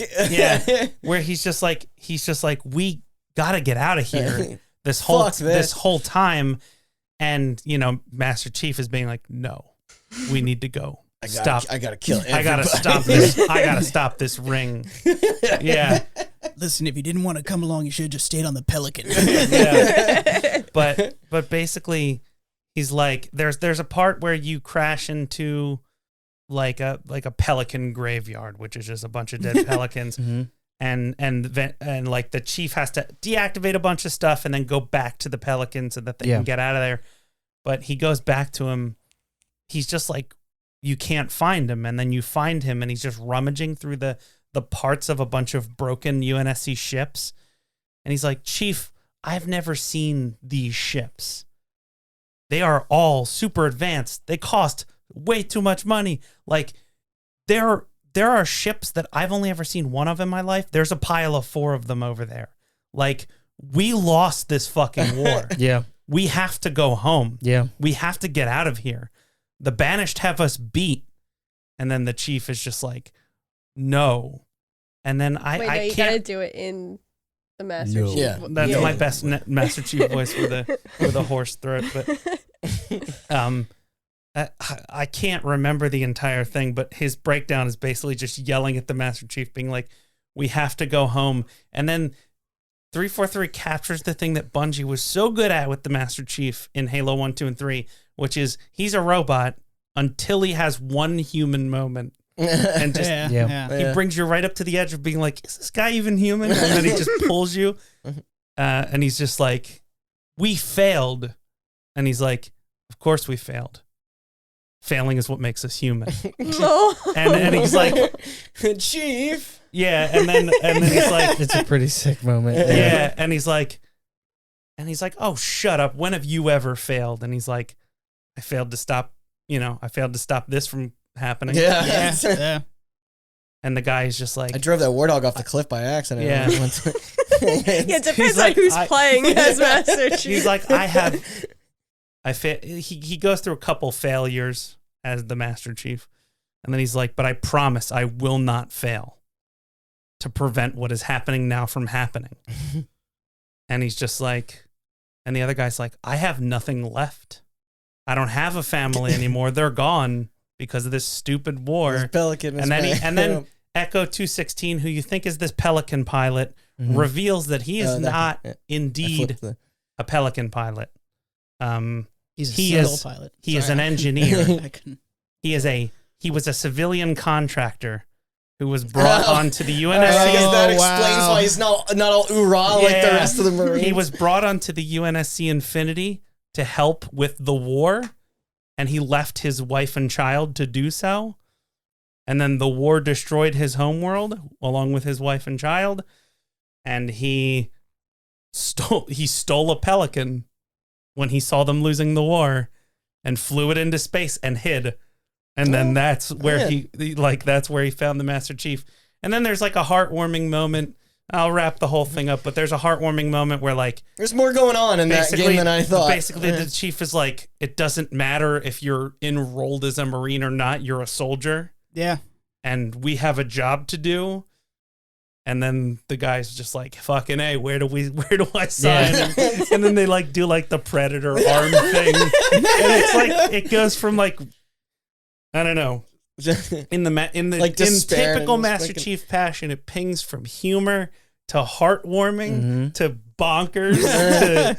It's just like he just has a moment where it's like you see him snap and like his eyes just kind of point in two directions. He just goes, "Oorah, Semper Fi." Yeah, it's like he has a very like just Judge Dredd delivery, like just kind of dead, like deadpan, like and sometimes he'll be like cheeky about it, but it's still delivered in the same gruff tone. It's very similar to the part in Dredd where Dredd is just like.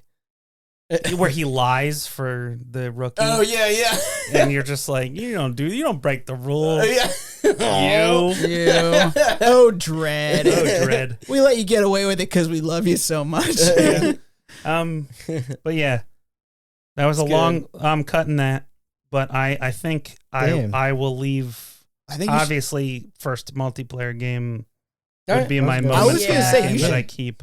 You should probably leave in. I think you need to leave in that moment about the talking to the guy in the Pelican Graveyard. Like that sounds no.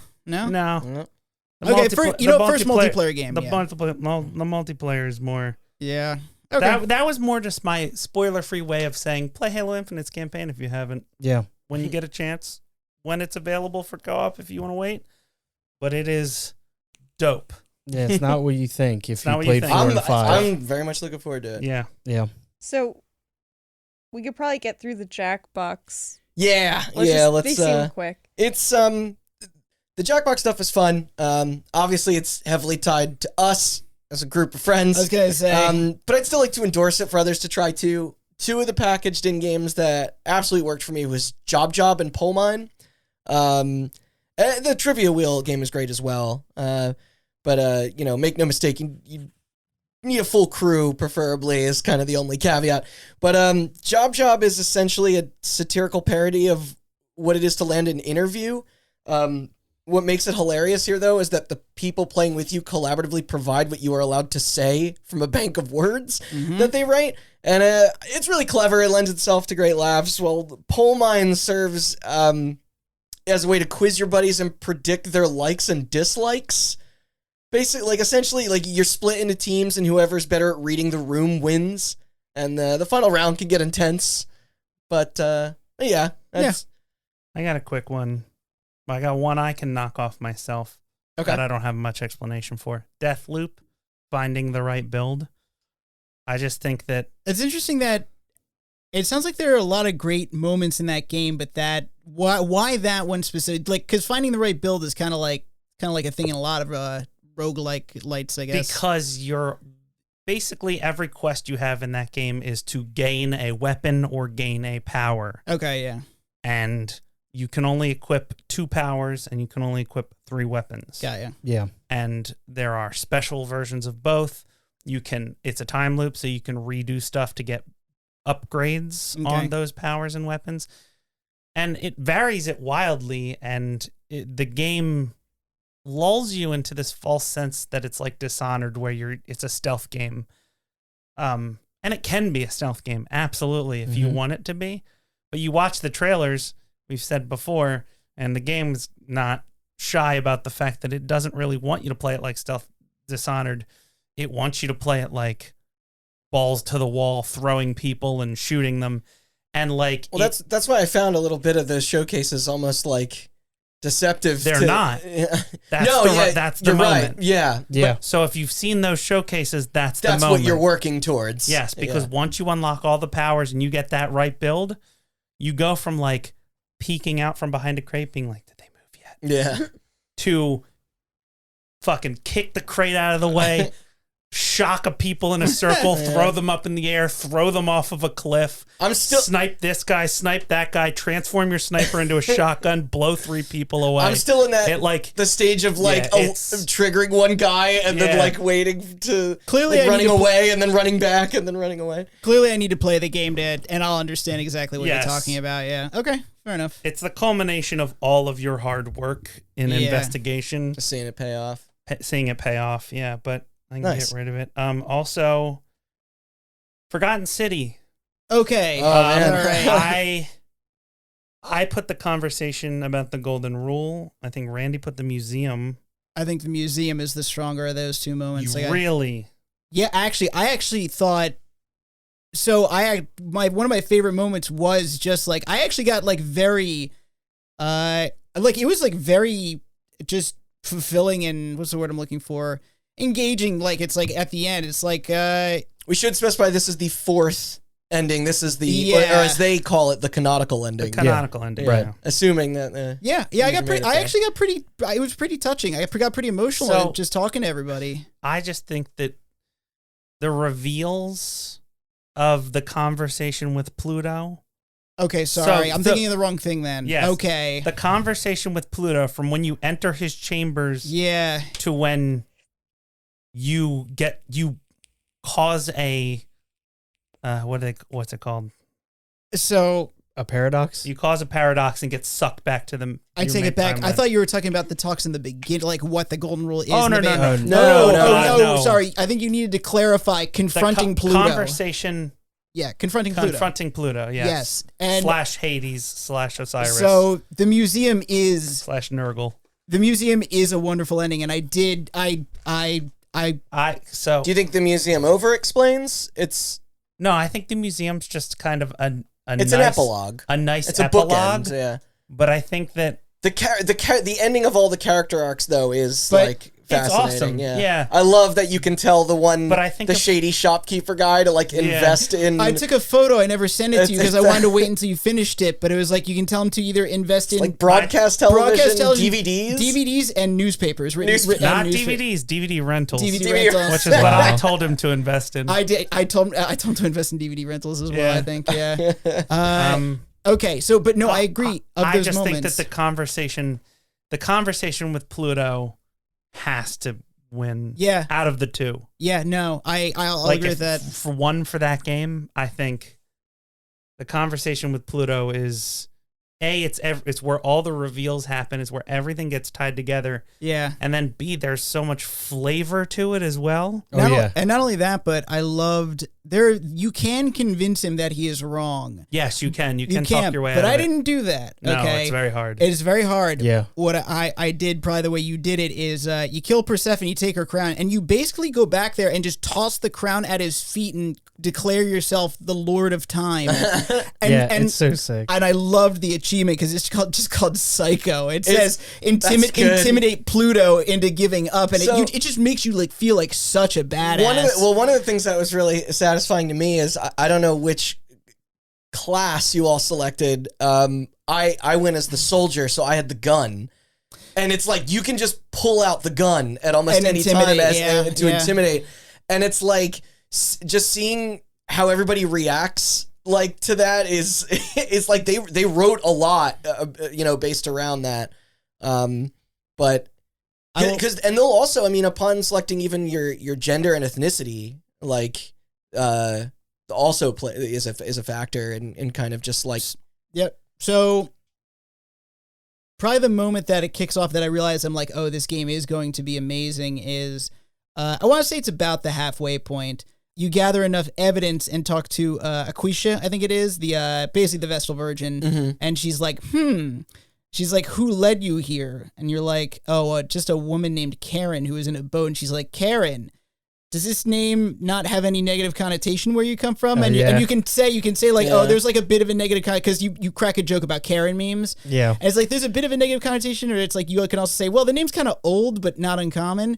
And she's like, huh, okay. And finally you go back up to the bathhouse and she points out, she's like, at the bottom of that pool, and you shine the light, and it's like it's Charon, Charon, the boatman. Oh yeah. And the funny thing is, dude, when her eyes fucking light up. Oh yeah. Oh my god. The funny thing is I sat there and I literally thought, I'm like, Karen, and I even looked at it, and I was just like, okay, I was just like, I can't fucking believe that. I was just like, oh, it's like she rescued me in a boat, like like the ferryman in the River Styx. Not even making the connection. No, I didn't either. I felt like an idiot. I felt like such a fool for not making the connection, and also I loved Aquisha's character because because flavor text. It was kind of the moment where it's like it went from it kind of broke the illusion that it's like, oh, you're just some stranger, and everybody kind of just dropped the illusion that it's just like, we know we're in a time loop. We know you're from the future. Like, stop. Like, that's what was cool about this story is, for a lot of these characters, it's like, rather than trying to pretend you're a time traveler, most of these characters, you're just like, no, we get it. We're just like, no, we get all that shit out of the way. Yes. We're after a while, it's like, we know that you're not from this place. You're wearing your modern day clothes. Yes, you're wearing modern day clothes. It's like, that's cool that so many time travel stories, like, the character has to blend in of some way, and it's like, oh no, some character. They did not fish out of water. I played until you speak to the like emperor or whatever. Yeah. And I did like that. You don't have to beat around the bush. He's just like, I summoned you so you could just be honest with me. Yeah. Yes, and you're just like, no, I'm from a different time. And he's like, okay, cool, because like, yes. That's also, I didn't realize you took a look at it.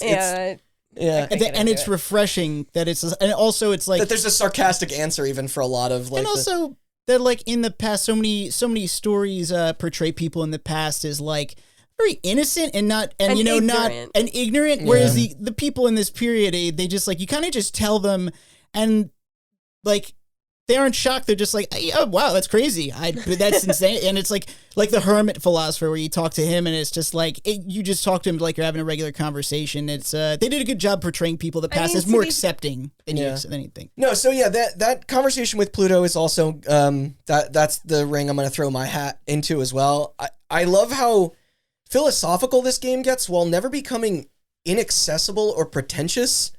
Like, all of the characters' different views of like morality and its justifications were incredibly smartly written. Quite the contrary. It does a very good job of relating ancient philosophy and morality back to modern times. Yes. Yeah. When you get into the conversation, because the reason I say the conversation with Pluto has a lot of flavor, there's a conversation where you can accuse him of breaking his own rule.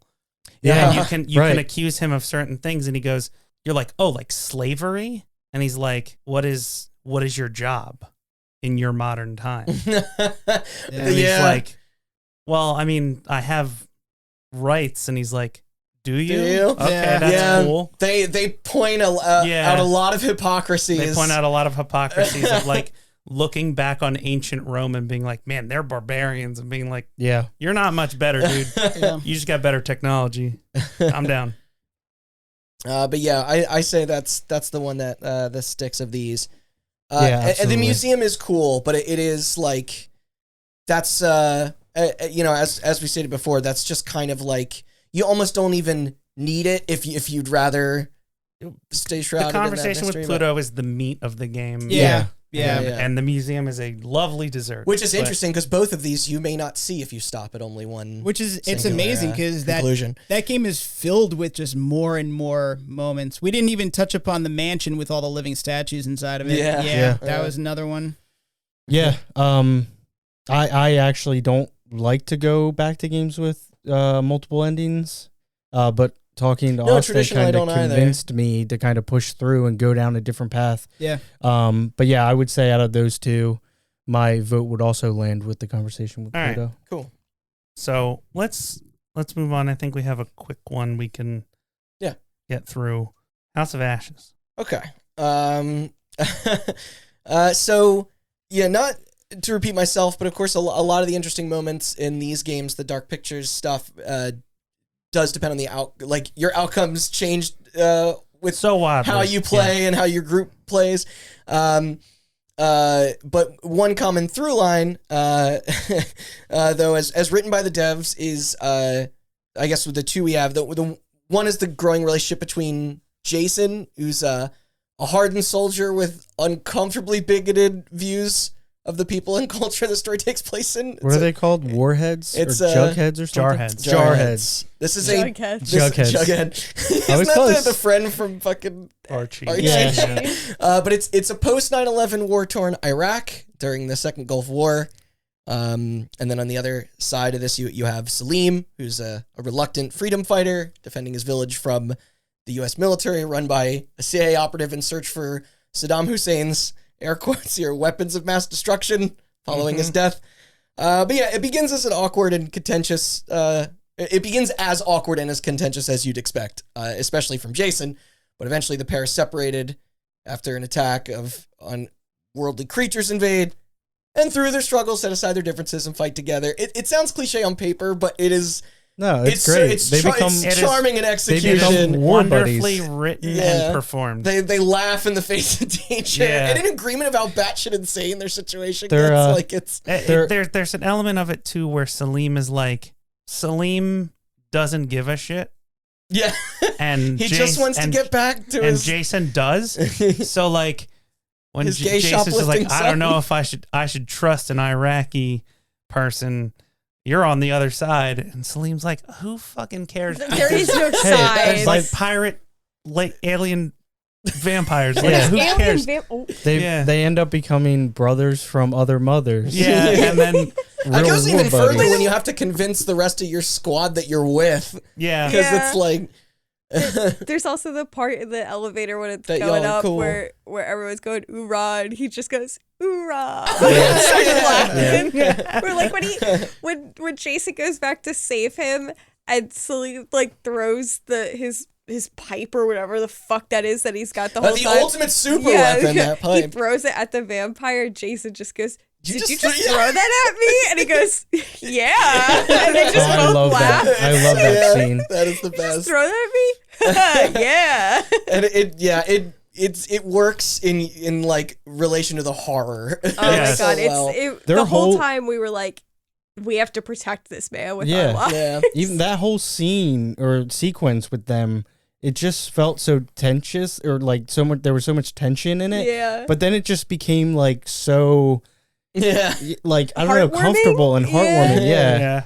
And it's a real from what I've read, the dev situation. team like they went through the proper avenues to like handle Salim's character and like views very respectfully, and I applaud that in a title like this. But as for the twist, I'm not gonna lie, that shit was I didn't see that coming. What you've been at odds with the entire journey are not demonic vampires, but actually 1,000-year-old aliens who collided their fucking Geiger ship.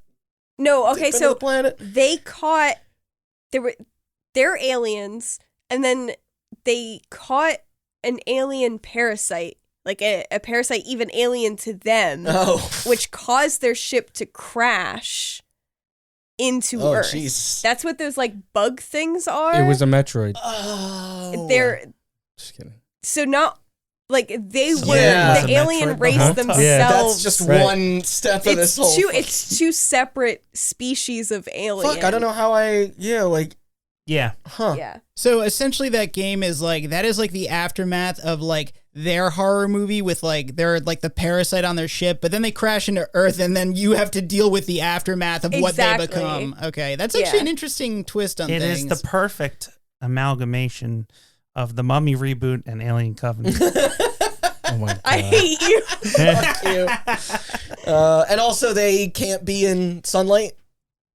Yeah, vampire. Yeah. Well, because they're vampires. They're waiting for an eclipse, basically, to rise out of the... But yeah, if I had to pick one from that game, it's not seeing the vampire aliens. No. Yeah, I put the Geiger shit on there because it's fun. But I gotta go with Salim and Jason. Gotta go with Salim. Right, yeah, we'll have that in there for now. Okay. Jason and Salim, best buds. I think we have a couple of moments from It Takes Two, don't we? Yeah, we should probably get through those. One of the best things about It Takes Two, as you mentioned before, Sean, is just how much it changes up gameplay or even genre on you, like constantly. It never meanders too long with a single mechanic. But two of my favorites were the plane battle, where one player has to pilot the flyer a la like Star Fox, while the other has to duke it out with a squirrel general up on the wings. That is a great this moment. is complete with Street Fighter style UI and health bars. And I am bad at Street Fighter. Jank too. Poor Shayna. Okay. Poor Shayna. Okay. She is. So you were like me flying the thing, right? I was flying and she was fighting. Okay. And now Shayna is a PC gamer. She is not a console platformer. And so while we're going through all this, she's not a platformer. She's a gamer. So it's like she's just like, I'm ashamed that you can see this on split You're screen. like, blast those combos out. Come on. Keep in mind we weren't. Actually, the screen goes shared during that part, which is. Oh yeah, no, for sure. Yeah. But well, keep in mind too, it's like maybe we're like a couple months in the relationship, and she's like mortified. She's like, I'm better at Not games. impressed. I was picking on Melissa. She's like, what do I do? And I was like, throw a fireball. She's like, what? How? And I was like, I don't know. Hadouken. The second was the dungeon crawler segment. I which- thought that was yeah, fun. Yeah. which turns into like a Diablo-like. The perspective switches to being isometric, and you also both have different powers that play with each other, which is neat. I think one is ice while the opposite person is fire. Yeah, It it's is like a a fun- mage and a warrior. I would say that's my moment Yeah. Oh, yeah. of the whole game is What? the dungeon crawler one. You guys aren't gonna pick the time No, where you have to no, murder no, the elephant in no. cold blood. That part is that is literally so prolonged. I feel like every section of that game I knew that's where has you were going. something that could fit this list in each Yes. section. Oh yeah, for sure. It's Moon baboon. chock-a-block full of these Moon awesome baboon. moments. Like Moon baboon. I threw one out that I thought was absolutely hilarious, but I didn't get the best response on, was when you get a fidget spinner and it's a fucking like it's like a jetpack device. Yeah. And I was yeah. like, holy shit, how they're repurposing this old fucking yeah. little I thought you thing. were gonna say the two Joseph Ferris cameos. The one is in space when if you arc the satellite thing, you can hear his speech from the VGAs where he says Yeah. "fuck the Oscars." Oh, wow. And then Oscars. the other one is you can find the two dolls, the Yeah. characters from A Way A Out. Way Out. A Way I Out. did catch that one, yeah, in the little yeah. pillow fort area. Yeah. I think they both get you achievements. I think my moment in that game was actually I was not a big fan of the clock tower level. There's a lot of frustrating platforming in that level, but at the end, when you escape, it is first of all, the interior of that clock tower too is gorgeous. Yeah, it is it so is looks very so nice. good. Oh, yeah. I took screenshots of it, but at the very end, you finally come out of the front of the clock like two cuckoo clock like people, Yeah, and you like I kind of remember that. like comes to stop in front of each other into like in front of the big ass clock, and it was like I thought it was a touching moment. It Now was a very kiss. beautiful moment. I thought it was good. I don't remember having a lot of issues with that game, difficulty wise. No, I feel like I you'd think- be harder pressed to find a moment that like was bland and drab. Really, Yeah. No, It all- I'm just saying yeah. like a lot of people No, complain because it about doesn't. difficulty. Yeah, because I mean, Oh, the no. only time you ever have health are the boss battles, but you can as long as you're Yeah. both not dead at the same It time. never very ramps up accessible. difficulty. It teaches you how to play. Yeah. You play for like 45 minutes, and then it's like, all right, time for a new game. And Yeah. you're like, okay. Yeah. Yeah. It's, Yeah. It still It's feels very very intelligently accessible, yeah. designed. But so The only time I ever got angry in difficulty was when Melissa wanted to play me in chess. Yo, chess rules, man.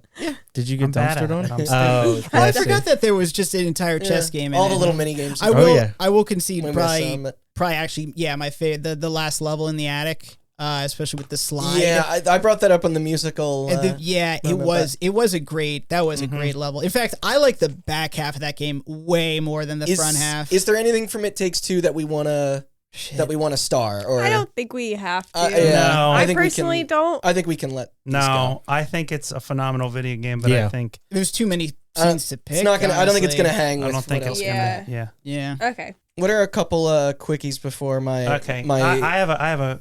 inscription I don't filibuster? think. I don't think we have quickies left. I want to say something. All right, I think Psychonauts 2 is. talk about a game with ample options. Yeah. Yeah. I think Psychonauts 2 is very similar to It Takes Two. I Yeah. think that Psychonauts 2 has a lot of phenomenal moments, but I think that it's a good kind of I'm level. with you. It's consistent. I don't Yeah. think it has You any. can't pick out a moment. Yeah. I Yeah. can't pick out a moment, but as a whole, Yeah. it's I mean, my game we of the year. mentioned But like, we mentioned Yeah. last time how You know. each world would normally be the major like standout from another platformer. yes, But Psychonauts 2 manages to strike that chord with nearly every level Yeah. you see. Yeah. That's a good connection too. 'cause Listen to it- our best aesthetic category. very, you know, for- very flat in a good sense. Where, like you said, consistent. Yeah. It Takes Two and Psychonauts 2 also have this just all-encompassing consistency that it is just a whole package deal. You know what I mean? Mhm. There's not a lot of ups and downs or in betweens. Yeah. So yeah, I definitely agree with that sentiment. So I personally am saying, as much as I love it, We can. we cut Yeah. All Psychonauts of them. 2, all of them. All right. Yeah. I am what okay were with the that. don't Yeah. we don't have to Okay, talk about it's what were just list the finishing moments. any world the casino hospital, and the psychedelic world. Yeah, interesting. Yeah. I was not a big fan of the casino hospital. No, so, nah. I just love like the statement that it's making, and that's and that's imagery I've never seen. Right, in, that's what I was just about to say. It feels like every environment has great. I'm cutting them. It does speak to a creativity we haven't seen, but that's another discussion. Yeah, sure. Now, for sure. We have. There's 3 games specifically I know that we haven't discussed at all yet. Yeah, Emily is Away 3, No More Heroes 3, and Inscription. That's all we have left. All right, all we have left until our starred list. Let's do them in that order then, because now listening to the playlist isn't entirely unique to just Emily is Away 3 as the other, but it's more a staple of the series with how these characters will, as said a million times before, they share these links of all tunes to each other, but that doesn't diminish just how authentic the selections are. It truly captures the I don't know, the feeling, like it's immersive of being a love-struck teen in that, in those years, in that era. It's just fantastic and adds so much to the degree that, you'll likely never even be tempted to turn it off during your whole session, and that speaks volumes. But I think there's other stuff personally I'd, Yeah, having not played this and just seeing you listening to playlist and how it connects to, like you just said, like love-struck teenager stuff. Like, oh man, they're I can only imagine. All share. Yeah, I can only imagine. I mean, is everybody comfortable with that going, or Emily is Away 3? Just yes. I can't say because I like I said, I haven't been able to play it. So I think to a lesser extent, Moment, that game will shine more in narrative than Moment or Sequence. Okay. Oh boy. So No More Heroes 3. The structure of this thing is so fucking bizarre. It sets itself up the same way 1 and 2 do. There's a top 10 ranked list of assassins trying to take you out and be you're fighting for the top spot. The very beginning opens with multiple different animation styles, all framed with within a Netflix looking show, which is neat. I didn't nom it for aesthetic purely due to the Switch's limitations of performance, but basically they kill or incapacitate a bulk of the characters from the previous ones, and then it's a relatively standard issue affair, wiping out the entry combatants one by one, outside of the concert showdown, and that was cool. But then the best way I can describe it is that the game appears to sort of get bored halfway through. They randomly decide to just give you the rest of the powers all at once. And then a bunch of the big encounters are cut short when the aliens just assassinate each other. Or your friends beat them in a cutscene. Some just wander away and quit.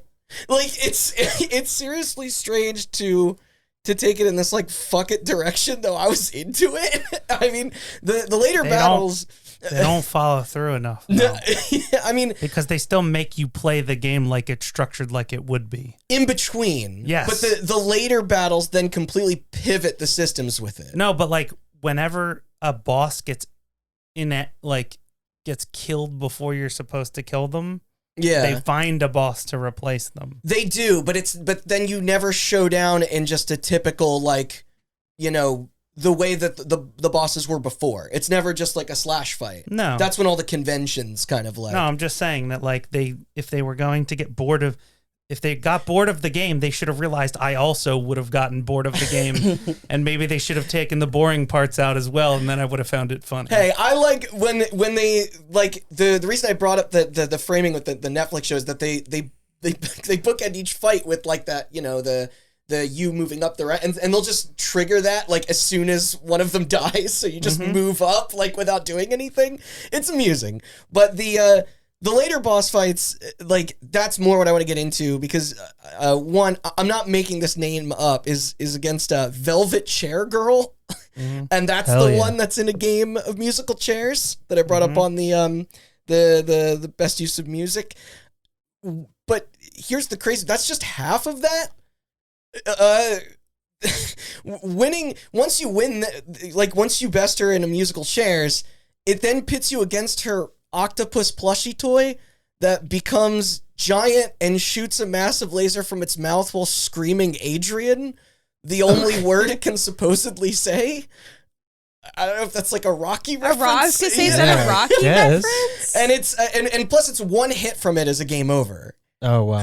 Wow. So it's yeah, and then there's also an RPG boss fight that traps you in an endless turn-based combat until you get fed up and destroy the menus that cover the screen.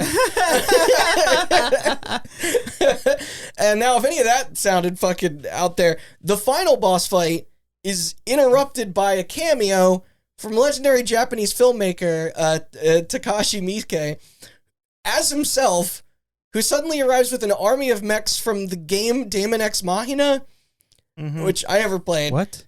Before the what face-off. He, by the way, says. Yeah. Like, clearly? Yes. Yeah, he says, wow. From the game Daemon X Machina, published by Marvelous Games. Wow. Yeah. Very interesting. And then you basically then you square off and like it turns into the Battlefield stage from Super Smash Brothers. Like it goes 2D and has the same UI and everything. Okay. Percentages and stuff. I'm gonna it's fucking nuts. I'm gonna press on. Yeah. I have to actually finish this. Because like Suda51 just Doesn't give a fuck. doesn't give a fuck No, about that's how great. cohesive any of this is. No. For that I commend him. I For guess. better, yeah. most certainly for worse. Yeah. I'll He does never. not care if he likes his games Yeah. or you like his Yeah, games. he or clearly whatever. was not tempted by fans. You know. And I struck have to his bring own this stick of up every wacky time bullshit. his name comes up. But during that Devolver Direct, and it's just a video of him wearing a Hotline jacket, Yeah. and he just goes, Yeah. Devolver? Never heard of him. And that's the whole. Wow. I kind of want to leave just the musical chairs fight for now, unless people want to. I think that's perfectly fine. I don't know. like, That last sequence. Yeah. Yeah, I honestly think the Smash Brothers one Yeah. is better. Yeah. I was gonna say that it sounds like another game where it's like there's just so many events, the memorable things that happen in it. Right, It's hard but to the- pick Yeah, one. Takashi the coming in and difference- that going from the Daemon X Machina thing to the Smash like battle is all within When the I, span when of I a say few minutes. Psychonauts 2 and It Takes Two have like this level. Oh, No More Heroes is like a No More seismic Heroes graph is of like an earthquake. yeah. No More Heroes is an EKG. Where Yeah. it is constantly. Yes. There are a lot of moments, but there are a There's lot of tons of bullshit in that there's game. tons of Oh, yeah. bullshit. Yeah. And there's like we could sit here all day and name shit that happens in that game. We come up with a bunch of moments, but I think that the Smash Brothers fight with the Daemon X Machina robot and it turning into an ad for that publisher's other game Yeah. on Switch is like That's gold, man. so stupid.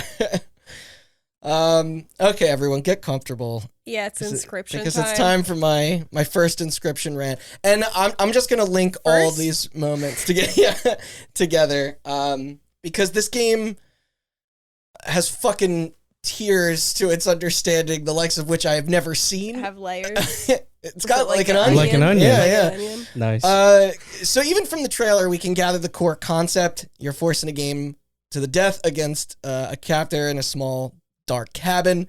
The game in question is a roguelike deck builder on top of a tabletop map in which you gather supplies and grow your loadout stronger. Where it first takes off is when you can stand up from the table and search around the dreary environment you are trapped in, thus wrapping the campaign in a horror escape room scenario, complete with like Resident Evil puzzles and books to dig deeper into the capabilities what the cards can do. You can see the rules the rules of which that change on you. Like you're encouraged to break them any way possible. But after several hours, you defeat the so-called game master, Leshy, and that in and of itself could already be a complete product. But then the opening meta layer peels off, revealing through FMV that Inscription was a card game in the physical world that an unboxing YouTube influencer named Luke the Lucky Carter stumbled across during a video shoot for his channel. Yeah, at A yard sale. a yard It sale. was a Yeah. yard sale? Yeah. Yeah. She didn't know much about him. And then upon a closer look on one of the cards in the pack that was mailed to him, he sees coordinates to a location in a nearby park.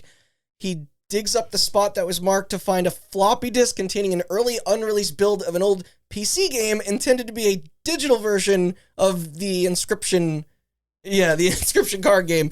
When popping that into his tower, you then proceed to play the Lost Abandonware as a second act to the story. The systems pivot to something more in line with like classic 8-bit RPGs.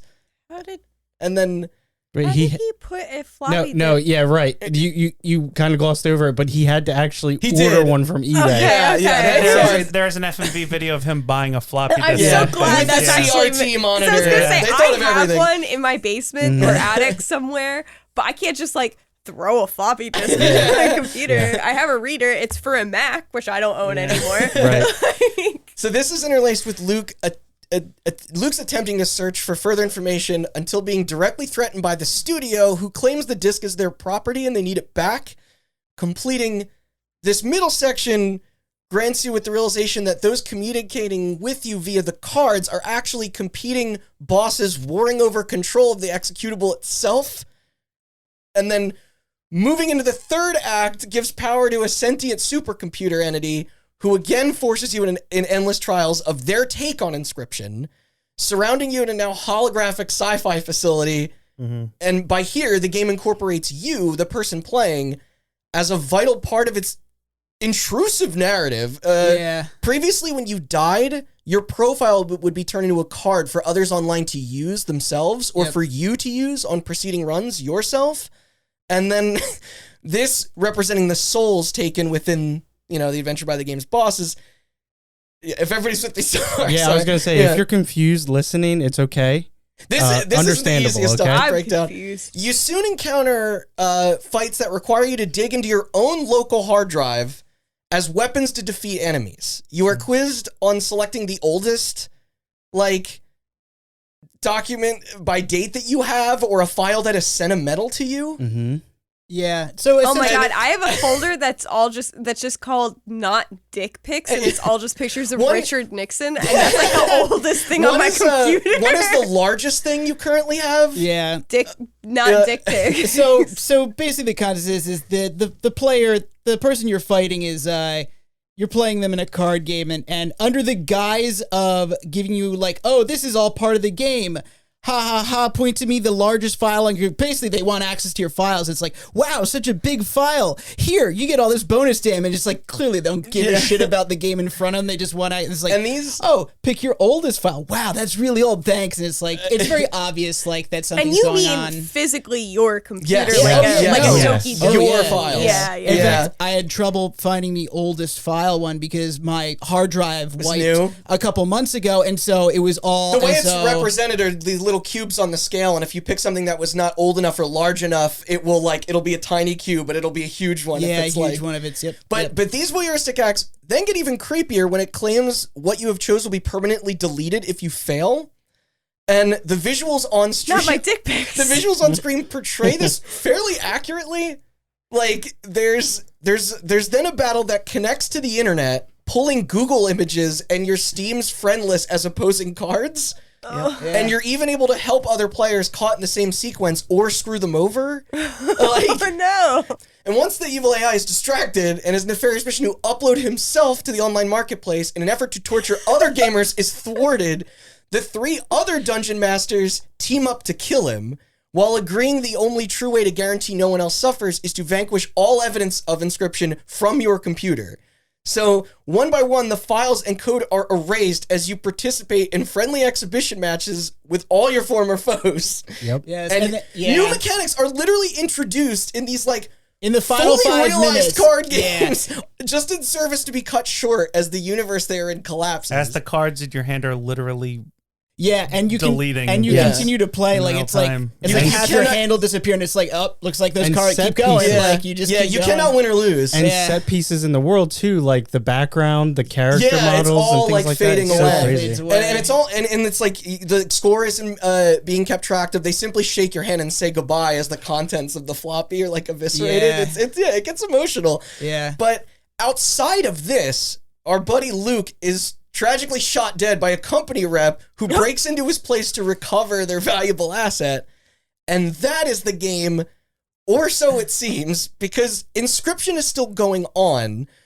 Rummaging through your personal hard drive, you can not only find fresh readmes placed in the directories of what you handpicked for those files I mentioned, and and if you open them, they plea you to do the right thing and delete them. If you delete it, like if you actually delete the file that you claim is most sentimental to you, it will reward you with a special achievement when you fire up the game next.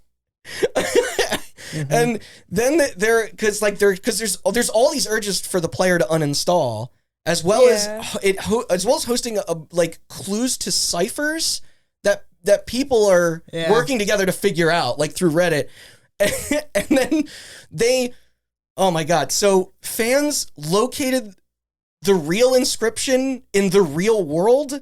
I don't know. Those intrigued hard enough collaborated and found an actual factual fucking floppy disk in the same goddamn location that was featured in the FMV cutscene.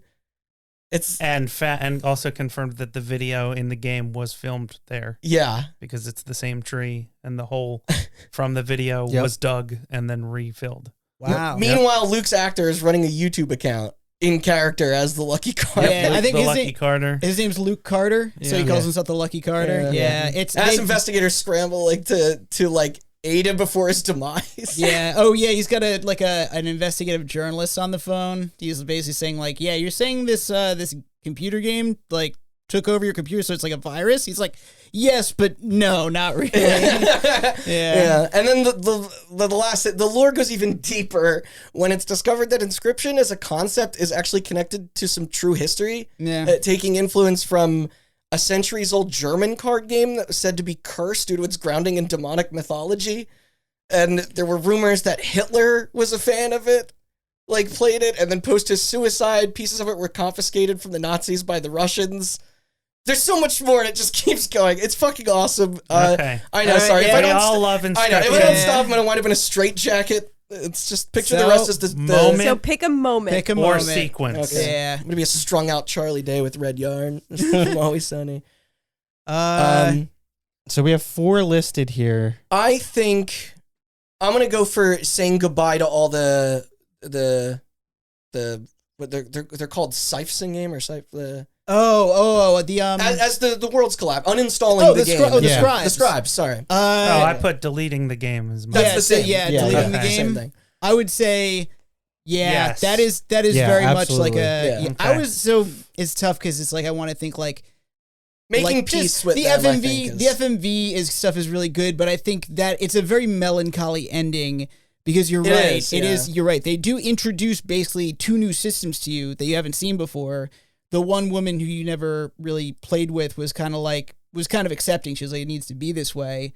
And then finally the magic guy, he's the last guy to go, and he pleads. He pleads for his life. He's like, I don't want to die. I don't want this to end. It's very melancholy. But okay, we'll go with that. Yeah, no, so I know I had to move on. Yeah. Thank you for that. I just, if any of this grabbed you, feel free to go down those rabbit holes. Apparently, Daniel Mullins, the creator, isn't done with this yet. Remember that entire rant for the next category. I know I jumped the gun. Best narrative. Well, we actually don't have to have Randall say anything about it because you could just copy paste that audio file and put it just smack dab in there.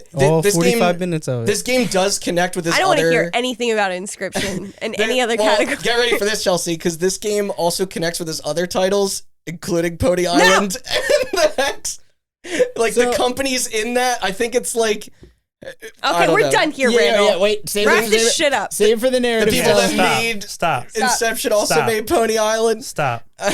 Well, the good thing is, Randy, you're feel free to jump down that rabbit hole. They don't got to play the game anymore if they listen to this podcast. Well, I didn't mean to ruin it for anyone. It's just I had to get it out. You're allowed in my head. You're allowed to spoil it. I'm telling you to stop because you'll go on forever. Yeah. You were I already blew up a lot of this on Matt at our Christmas party last week because I just couldn't contain myself anymore. So now deleting the game. So now saying goodbye to the scribes. So now we're down to a starred list. All right. Look at us. So do we want to just start by everyone saying what their top 2 are? Yeah, out of the that. list. Yeah. Okay. I'll start with. Let me look at this for a second. I'm trying to make it make more sense. I'm gonna pick obviously the Endwalker scene and Salim and Jason becoming friends. And then as a backup third, I'm picking Lady D.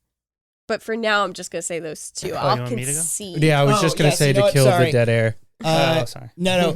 So my primary one would probably be Dancing with Ducky and then Confronting Pluto, Conversation with Pluto. Jeez. Yeah. This is going to split so many. It is. different Yeah. ways. This It is is, gonna be but the we'll- worst. All right, because mine. Just keep going. All right, mine is deleting the game and Inscription and freeing Nikki from the prison. Oh, and shit. Okay. Did we literally Of the pick all galaxy. different things? No fucking I could way. be. I love all of these. I can Oh be my swayed. God. Mine is going to be Halo Infinite, Yeah. first multiplayer match. Mhm. And my second is going to be Inscription deleting the game. Okay. Okay. Wow. Okay. I literally have 3. And Oh fuck! I forgot about Dance with Ducky. I might take. yeah, I'm having a hard time going down to 2. Say 3? Yeah, so I mean, Chelsea said in- 3. in no yeah, particular This order. one, all right, So- Dance with Ducky's my third. Dance with Okay. Ducky's his third. In no particular order, Halo Infinite, first multiplayer, Forgotten City, Conversation, and Inscription. I'm So gonna- it sounds I'm like gonna- 3 for Inscription, though. It does sound like 3 for I'm Inscription. gonna And in fact, add. my third. I'm gonna add Nikki as my third. All right. I would well, say. all right. So No More Heroes is gone. Yeah, it's kaput. Yeah, Oh yeah, I didn't even write it on here. No. it's fine. I would say my third would probably be deleting the game and Inscription as well. So Okay. that's 4. Okay. That's that's 4 4 for Inscription. So it's in top 2, right? It's I guess in we top can 2 seal at that. least. Okay, Am so I the only one that said Halo? No, I did. Sean Sean did. did. Good. Okay, so we got 1 spot taken. Yeah. That's- All right. that's good. Yeah. That's headway. Yeah. And then I could be swayed into Halo. I did end up. I know the last time we talked about it on this podcast, I It's couldn't tough play because that moment is variable, right? it. Yeah. Because it's like for you, you know, I know you played Halo in the past. yeah. You played Halo in the past. And I'm not trying to diminish anybody's love of Halo, but I know for me and Sean, Oh yeah, there's like there's a lot of bias. there's there. a difference between playing that first game of Halo and being like, oh, this is still fucking fun. And like literally tears coming out of my eyes being like, Yeah, they It's fucking, back. They did fucking it. did it. I don't know how, but they did it. The years of prodigal son. disappointment. Yeah. just culminating in like an actual grand achievement of Halo being fun again. You know Mhm. what I mean? I didn't have any personal attachment with 4 or 5 in any capacity. No, So, they were fine. yeah, But I mean, no. yeah, and then this is like it's like full circle, baby. You Mhm. know, that's why I love this. They did it. You know, finally, a little bit of faith just restored in hearing 343. hearing Sean be like on my ex brought back a flood of memories. Flood, pun intended. Yeah. Fuck Oh, my ex. Oh yeah, yeah, yeah. Yeah. All right. Well, that sounds like we have 2 that brought people to tears with the docs. So do you guys? Yeah, I mean, but I would concede that.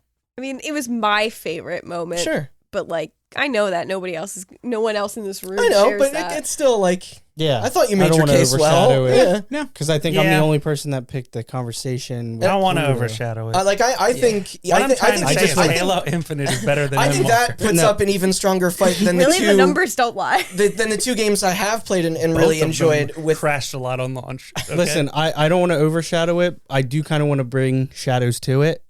I want to be like a shadow bringer. I mean, fuck off. Really, because I want to end. But I was- end but I was this gonna say conversation and that- walk away. that- Putting that- the your description of that I think is even above like House of Ashes and Resident Evil, which I did like playing. And I think, well, it's Very much not, love. I mean, like, it's interesting that we had that many candidates and we kind of brought it down to 4. I think that kind of indicates that those moments were great, but like we had specific moments in mind that in mind that were yeah. yeah. It's like what we just brought it down to 4. I'm Inscription, gonna- Halo, what do you call it? I'm going to concede. We can still sway. I don't know. I might concede Halo, and I'll tell you why. All right. For what? Because this whole moment is the reason why it won the category it won For what we on day needed? 1. For That's fair. game we Yeah, needed. that's why I was. And that moment is special, but It to got me, its crown. and to Sean, but What are you switching it out for? Yeah. Because I'm Personally? also, because oh obviously. no, I'm not switching down for shit. I'm just saying like I know she's saying There's- what's the what like if it was gone and I needed a third, Yeah. You would slot. Dance with Ducky. I think would- that's Okay, so everyone. Nope, lied. Conversation with Pluto Oh, okay. Would would be my third. All right, so everyone pick one then. I will go around the room again and see. Okay. All right. Not So- Inscription. Yeah, that's not Obviously. Inscription. That's not Inscription. So mine's still gonna Okay. be Final Fantasy. Okay. I mean, Austin. mine is Halo. Okay, Oh, just one? just one. That's not. That's not Inscription. Inscription. They're all going to be a different Dance with Ducky. Yeah. You. Pick a like- favorite kid, Sean. Oh, that's easier. That was a great joke just snuck in there. You just let it slide right in. They don't listen to this. They don't have to know. I do want to say Infinite as well. All right, then I'm gonna tie it up because I could go Guardians, but I'm gonna say Dance with Ducky I think also. So I'm gonna concede mine and say Halo then. Oh shit. Oh Wow. man. That's kind of disappointing because I think, like I Austin didn't- said, I it's didn't No, like- I know you play didn't Life is play. I think Strange. it's just I thought So- Halo so- already won that you know argument what? elsewhere. I it's know. disappointing We're because doing- it seems like Halo already We're got doing the- some moving, we're doing some shaking, right? You did make a good point, Austin, talking about the fact that Halo kind of got the games we needed category on lock, and then you also had made, a replacement vote in which you said Forgotten City. Yeah. My 3 picks were those. If we take Halo out, my 2 picks are Inscription and Forgotten City. So, Okay. not to complicate things further, but if we take Halo and Inscription out, my 2 remaining picks Are those two as Forgotten were City? Nikki. Were Nikki and Forgotten City. I think it seems like there's a consensus on Forgotten City in the very least. Yeah. I'd let go of the Dance with Ducky for the talk with Pluto. I'd let go of Dance with Ducky for talk with we're confronting Pluto. Yeah, that seems like. In fact, it's funny. I'm glad you guys like that because I thought. Well, hold on. I don't want to take Halo away from you. That's the thing. It's like I'm fine dropping Halo. Yeah. I'm glad it got acknowledged. It's a wonderful moment, but like, it already won a category we already had. Sure. And For the moment, the same and the reason, moment is kind of like you were saying. It's kind of more of a personal thing. Yeah. Even though the game's doing it, Yeah. you know what I mean. It's not a product of just like the game doing something. There's more at play, right? So Yeah. it's just existing, then, and we're It's a bit loving of it. crossover, but that moment is why it won games we needed. Curiously, between Dance with Ducky, the Nikki freeing Nikki and Guardians and the talk with Pluto, of those 3, what's your ranking? And maybe you said it already. Nikki would be number 2. I could be swayed for that as well. That was.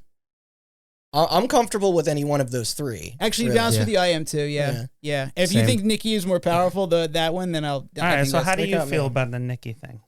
I think with the Forgotten City, Mm-hmm. in the benefit of the game, Mm-hmm. like everything culminating in this is a really standout That's a thing. Yeah. But in the benefit of the particular case with Nikki and that sequence and how you kind of broke it down, where it was like it was this, progressing the narrative, and also how you kind of pulled it apart where you said, it's not only telling. She's telling Peter, and then Peter's got to tell Nikki. So it's like, or the whole world is not going to recover from this. Everything's gonna. I out of the 2 of those, I could see Nikki being the stronger of the 2, for a best sequence or moment. So I could, because those are my next 2. What if, hypothetically, Oh no. we threw Inscription in the garbage? No, I'm just kidding. I guess the thing is, Inscription already won best. It did. All right. Well, then this is coming from me. Yeah. If it these individual, like, I don't want Inscription to win it just because it's something that we all mutually agree on. I want the most impassioned, like. Okay. It would suck. I feel equally, like, when you ask me to rank, I love Halo Infinite, but we're past that. Yeah. That already won an award for pretty much the same reason. Salim and Jason, It sounds like that's going. the docket, I have no fight. Salim and Jason and Lady D, both wonderful moments. But they're not. Yeah. Yeah. But yeah, they're not at the top for me. So I think freeing Nikki from the loop, Dance with Ducky, and the conversation with Pluto, and deleting the game and Inscription.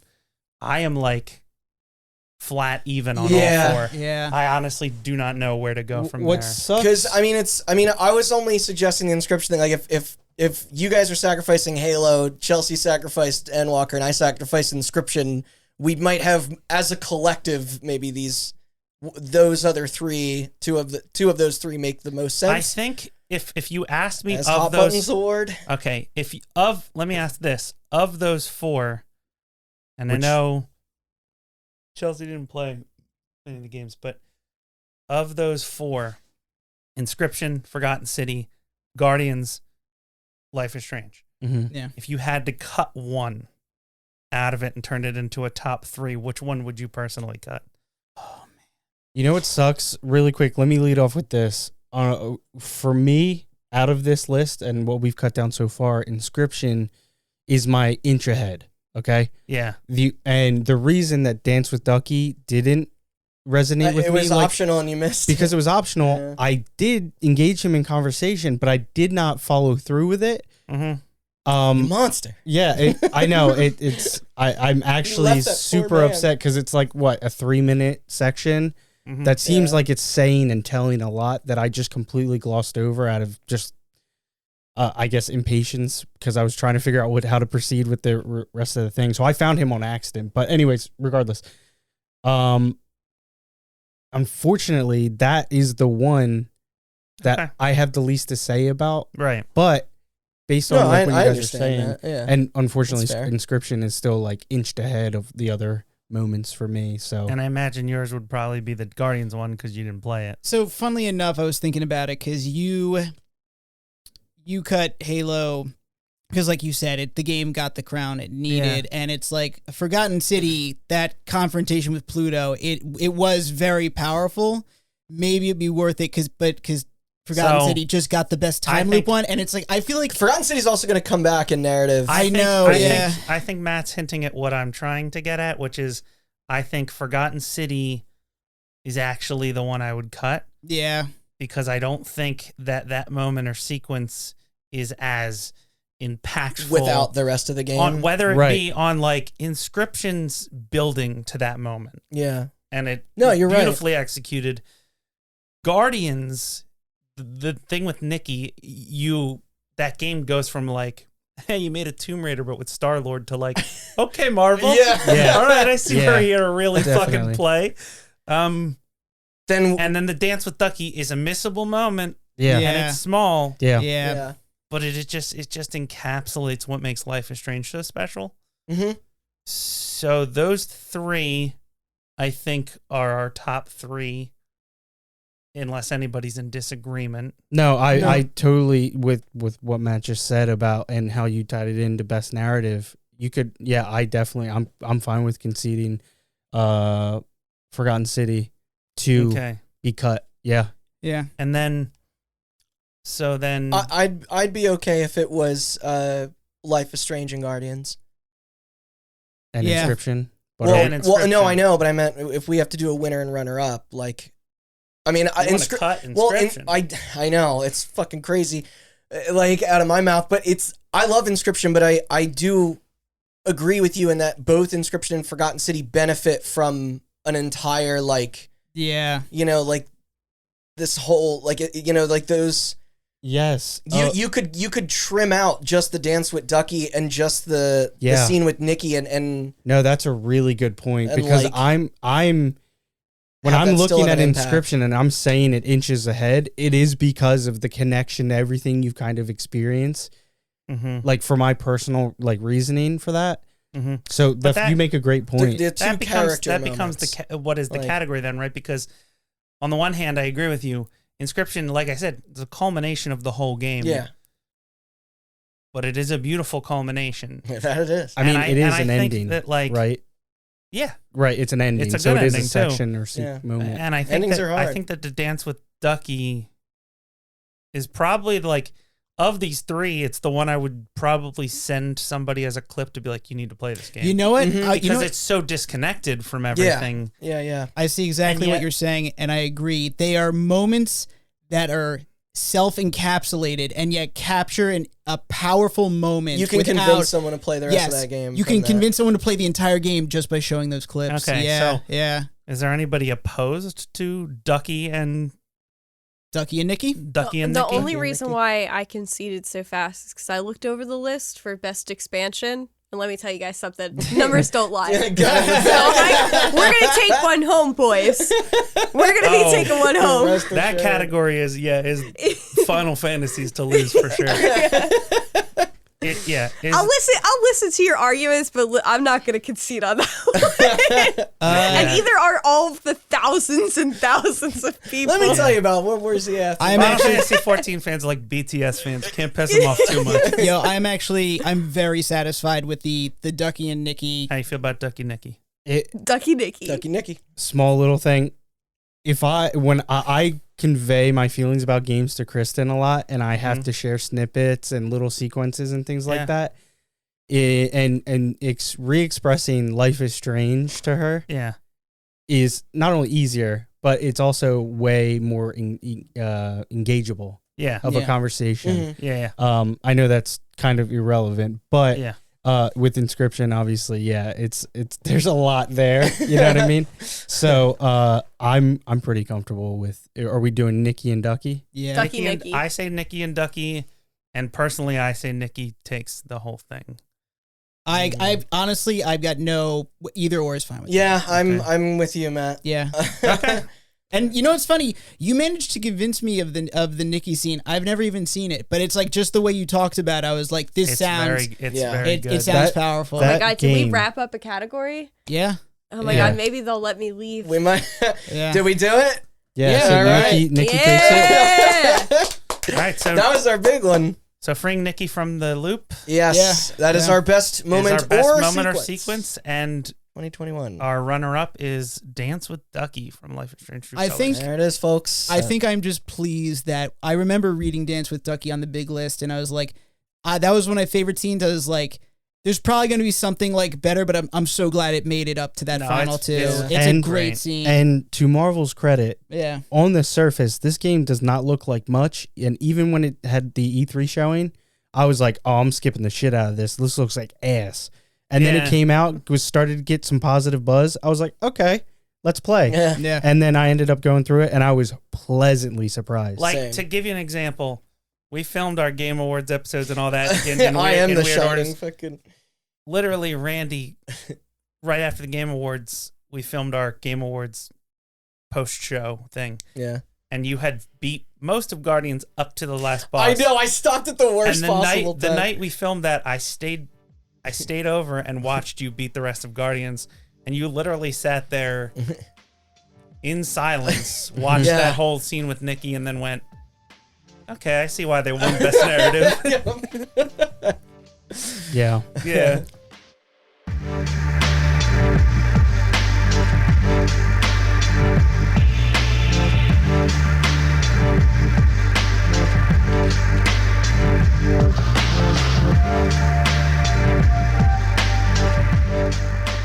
Segueing over to our second award of the day, Best New Character, who we felt was the illest, most developed, best performed, even. Anybody from anything is eligible. We've got Cole and Juliana from Deathloop, Matt Gursky from Emily is Away 3, Guapo and, oh god, I've always pronounced Chorizo from Far Cry 6. Thank you for grouping these together, by the way. Galerius and Karen from The Forgotten City, Cosmo from Guardians of the Galaxy, Salim from Dark Pictures House of Ashes, the Stoat, Lessie, and Luke the Lucky Carter from Inscription. Yeah. Then Alex Chen, Gabe Chen, Ryan Lukin, Jed Lukin, and Ducky from Life is Strange True Colors. Thomas Rekowitz from The Medium, Velvet Chair Girl from No More Heroes 3. Oh, and Midori from No More Heroes 3 as well. Moon Baboon. It Takes Two. Moon Baboon. That is so fun to say. Hollis Forsyth, Helmut Fullbear, Sam, Nick Johnsmith from Psychonauts 2. Mort, Gary, Rivet, and Kit from Ratchet & Clank Rift Apart. Lady D and Carl Heisenberg in The Duke, Resident Evil Village. Cid, spelled C-Y, C-Y-D, from Solar Ash. Argo from the Final Fantasy XIV Endwalker. The Weapon, Halo Infinite. And Clementine from Chicory. Does that mean there's like 5 dogs on that list? there are more than one dog. Every dog in every game. Yeah. Clementine is a dog. Argo's a dog. The Cosmonaut dog. Yeah. Cosmo's a dog. And the one from Far Cry. Chorizo's a dog. Yeah. I was wondering, It's been a dog year. I was gonna say that character, like, isn't that the character from Coco also named Chorizo? The guy, yeah. I was like, okay, it's a dog. I mean, We For should, those of you that don't know, chorizo is a type of Spanish sausage. Yeah, it's a sausage dog. We should. is it? Okay. It's a dog, He's a wiener dog. That's why they call him chorizo. Yeah, we can. Well, clever. fine. We'll start with him. He's a all cute little dogs. Dutch in a wheelchair. Listen, I'm gonna make this very easy. Get rid of all the people. Listen. The dogs. We can't do that. There's some health activists or animal activists that will not like it if we have a bunch of dogs fighting each other. Okay. There's a bunch of people activists who won't like it if we just take all the people off the list. This is counterproductive, but I'm going to add a character that I forgot to add. Is it another Is dog? it a dog? No, it's Nikki from Guardians. Oh yeah, all She's right, new. good ad, Whatever. She's especially from our last category. She's technically not new. She's been a comic book character for years. So is That- Cosmo. Yeah, so is Cosmo. I mean, yeah, he's not new. He existed in the 80s. Yeah. No, wait, when did you think they launched? I thought that was. Oh, that would have been the 60s. Huh? Can you Wait. cut that? No, that's taken.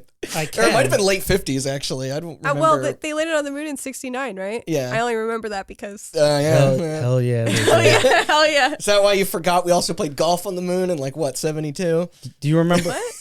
Do you remember what time they landed on the moon? I think it was 4:20. Can we cut all this? No, Please? no. All right, going back to Chorizo.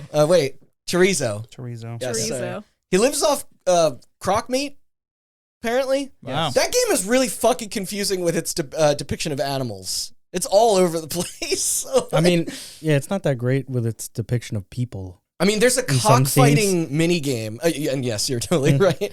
That is more like Yeah, where the Like guy, a sword fight? the guy who runs the Yes. guy who runs No. the cockfights is like, I love this chicken, and you're like, so you go save the chicken. So why strap blades to it and make it cut other chickens? Like, it doesn't make any Wait, sense. that reminds me of Eastbound and Down. I don't know if you guys ever saw that show. I saw a I little have, bit of it. yeah. I saw the Yeah. first season. and also I guess in the same game, Guapo. He's a man-eating alligator with a vest.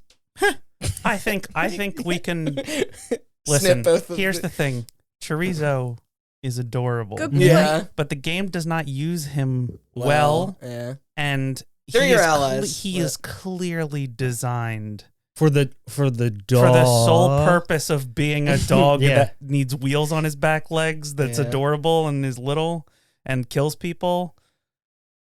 I The feel like audience- there are Better better. or worse than the dog? There are what was better his name, dogs. Booker? Boomer. Yeah. Boomer? Boomer's Yeah, better. Boomer. Okay. Boomer Yeah. is better. Yeah. Why? Yeah. Because I he's love got Boomer. 4 working legs, you Yeah. dick.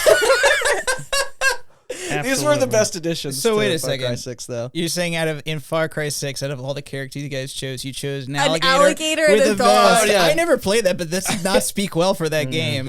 No, Yeah. it speaks great Yeah. for that game. If I was going to pick characters out of the last one, I'd pick the dog, the cougar, and the bear. Yeah, the feel, bear's name was Cheeseburger, Yeah, wasn't it? cheeseburger. Feel free Best to boy. feel free to read into the fact that we picked an alligator and a dog as much as you want, because it means exactly what you think it All means. right, well, those are gone. Austin or Sean, what more can you tell me about Deathloop's Cole and Juliana? Having only seen the first few hours, or so, I know you got into it before, that they dig much deeper into their lives and past. Yeah, it's like they're like related. it starts, in my opinion, it starts off as like playful, like banter, Yeah, and it's like it they does, work well it does together. add some depth to their characters and stuff like that, and then it just makes a hard right turn into like uncomfortable and awkward, at least for me. And then I guess by the finish line, it kind of, in a sense, is kind of fully realized because of how it played out throughout the entire thing. But yeah, I don't know. It's what do you think about? Well, so here's the reason I grouped them together. Yeah. If we're not full on cutting them, we have to pick one from each game, I think, because I don't think it's possible that the runner up and the winner can be from the same game, but It's possible. It's possible, Yeah, but the dog and the alligator. the dog and the alligator are already cut. Yeah, they're gone. Guapo sucks. If I didn't say it, Guapo sucks. The gator? Yes. He's alright. I think. Well, voice acted. I think that there is a lot of character as a whole to Deathloop, like, and the thing is, it's mostly hidden in audio logs. Yeah. For the other characters, but your entire game is delivered to you in a back and forth over a radio between Juliana and Cole, Right. and their chemistry is fucking through the roof. Yeah. Even when it gets super awkward. Yeah. And I think that they're both amazing characters. I wonder if they were recorded together. I don't know, but they add a lot to that game. Do you want to keep them for now? Or? I think, well, it's up to you guys. I think if I had to pick, I don't know how Sean feels, and I don't know how you feel because you did play some of it. I think if I had to pick, I would pick Juliana out of the I like two. her morning announcements. Yes. It's funny because like Cole starts strong, like coming to grips with the reality that he's in and stuff like that. But I feel like he kind of drops off in a major way, and then Juliana just like starts off pretty strong and gets stronger. Okay, as we the game can goes keep on. Juliana for now. So I say we cut Cole and keep Juliana for now. Let's get into Ratchet and Clank Okay. a bit. I mean, it's stupid, but it made me laugh. But I like the Mort? Yeah. Mort? It's their entire species shares the same name. Yeah. They're all And they Mort. can distinguish each other apart very easily. But And so can she. yeah, that's Yeah, right. Rivet also yeah. Rivet can. could also. I wonder if that's they also all speak like they're in Fargo. They speak with a Midwest Midwest- accent. Yeah, Oh, Midwest- don't you know? Yeah. Don't you know? That's probably my favorite part. Yeah. About it. It really is. Well, I guess the joke is on you because the only confused party is the It's player. the player. Yeah. Because they also Because look. everybody else acts like Same. it's normal. Yeah, they treat it so casually. Keep Kiko up, give yeah. this to Mort. Mort's got a problem. I'm trying to think of wait, who else do we have from that? Gary's the game? monk. The monk. He's the one who like the alligator monk. he's the one who yeah. clanks stuff. Because you said all of the Morts they're like mechanics. He's like the protector of time or something. Yeah. Yeah. All the Morts are like mechanics and they do like menial labor essentially.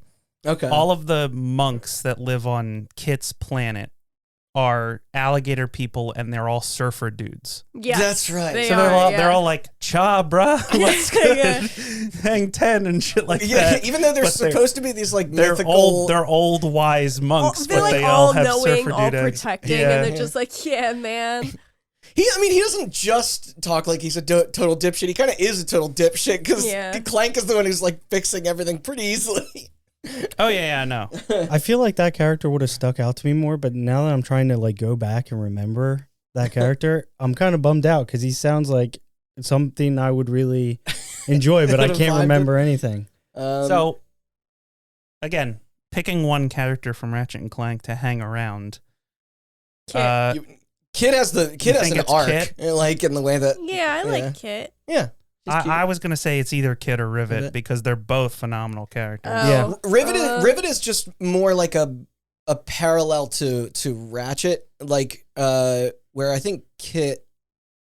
I don't know. Seems Well, like they both they both are. They mirror, both have but arcs. it's like she They both kind have of- arcs that intertwine is the thing. Yeah, Because Kit's whole thing is that she doesn't trust people. she seems the most Or developed. Kit's Yeah. whole thing is she keeps people away because she's dangerous. She's like and a super weapon. Rivet's Mhm. whole thing is that she doesn't like working on a team. She likes working alone. And then Yeah. there's kind of an awkward moment where like you spend half the game playing as Ratchet with Kit on your back, and then you spend half the game playing as Rivet with Clank on your back. Yeah. And then when they finally meet up, Ratchet's just like, hey, give my friend back. And then like they awkwardly just shove Kit and Rivet together. Yeah. And that's handled pretty I still well. think Kit's my favorite because if I gotta pick between the alien and the robot, I'm picking the robot, Team Ribbit. Not an alien, she's a Lombax. which is an alien. She's the only other Lombax. She's alien to you. Yeah, alien to you. Way to be a speciest. I bet they all look the same to you, don't they? Yeah. No, one's purple, one's yellow. Oh. All right. Well, Hell. let's trim everybody, but Okay. I feel like, Kit for now. Kit probably. Kit. yeah. So for those listening and in the room that don't know, so just before we pick her, Kit is a robot who was designed by Dr. Nefarious as a kill bot. Mm-hmm. And then she realized what she was doing was wrong and transformed into a little robot like Clank. Little and baby robot. moved in with the monks to protect them. But she has like these situations where like everything is falling apart and she has to turn back into a killbot in order to save Rivet or Ratchet or Clank. Yeah. She's got to go Super Saiyan. Yeah, but Hulk out. But once she's back in killbot mode, she can't really control herself. Hulk so out. she's like, Yeah. So she's like, she'll accept she it. pushes everybody away. Yeah, essentially like the Hulk, but with more personality. Suck it, Marvel fans. That's okay. Suck it, Bruce Banner. Yeah. Suck it, Andre the Giant.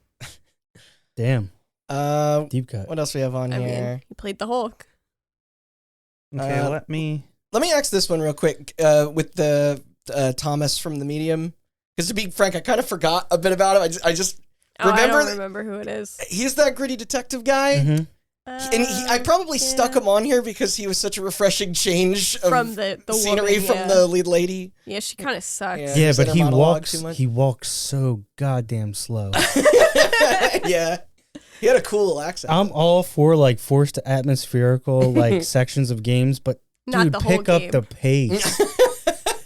We got like Not aren't you- a big sense of urgency. yeah, Yeah. your heart's not pumping at all. All right. He's gone.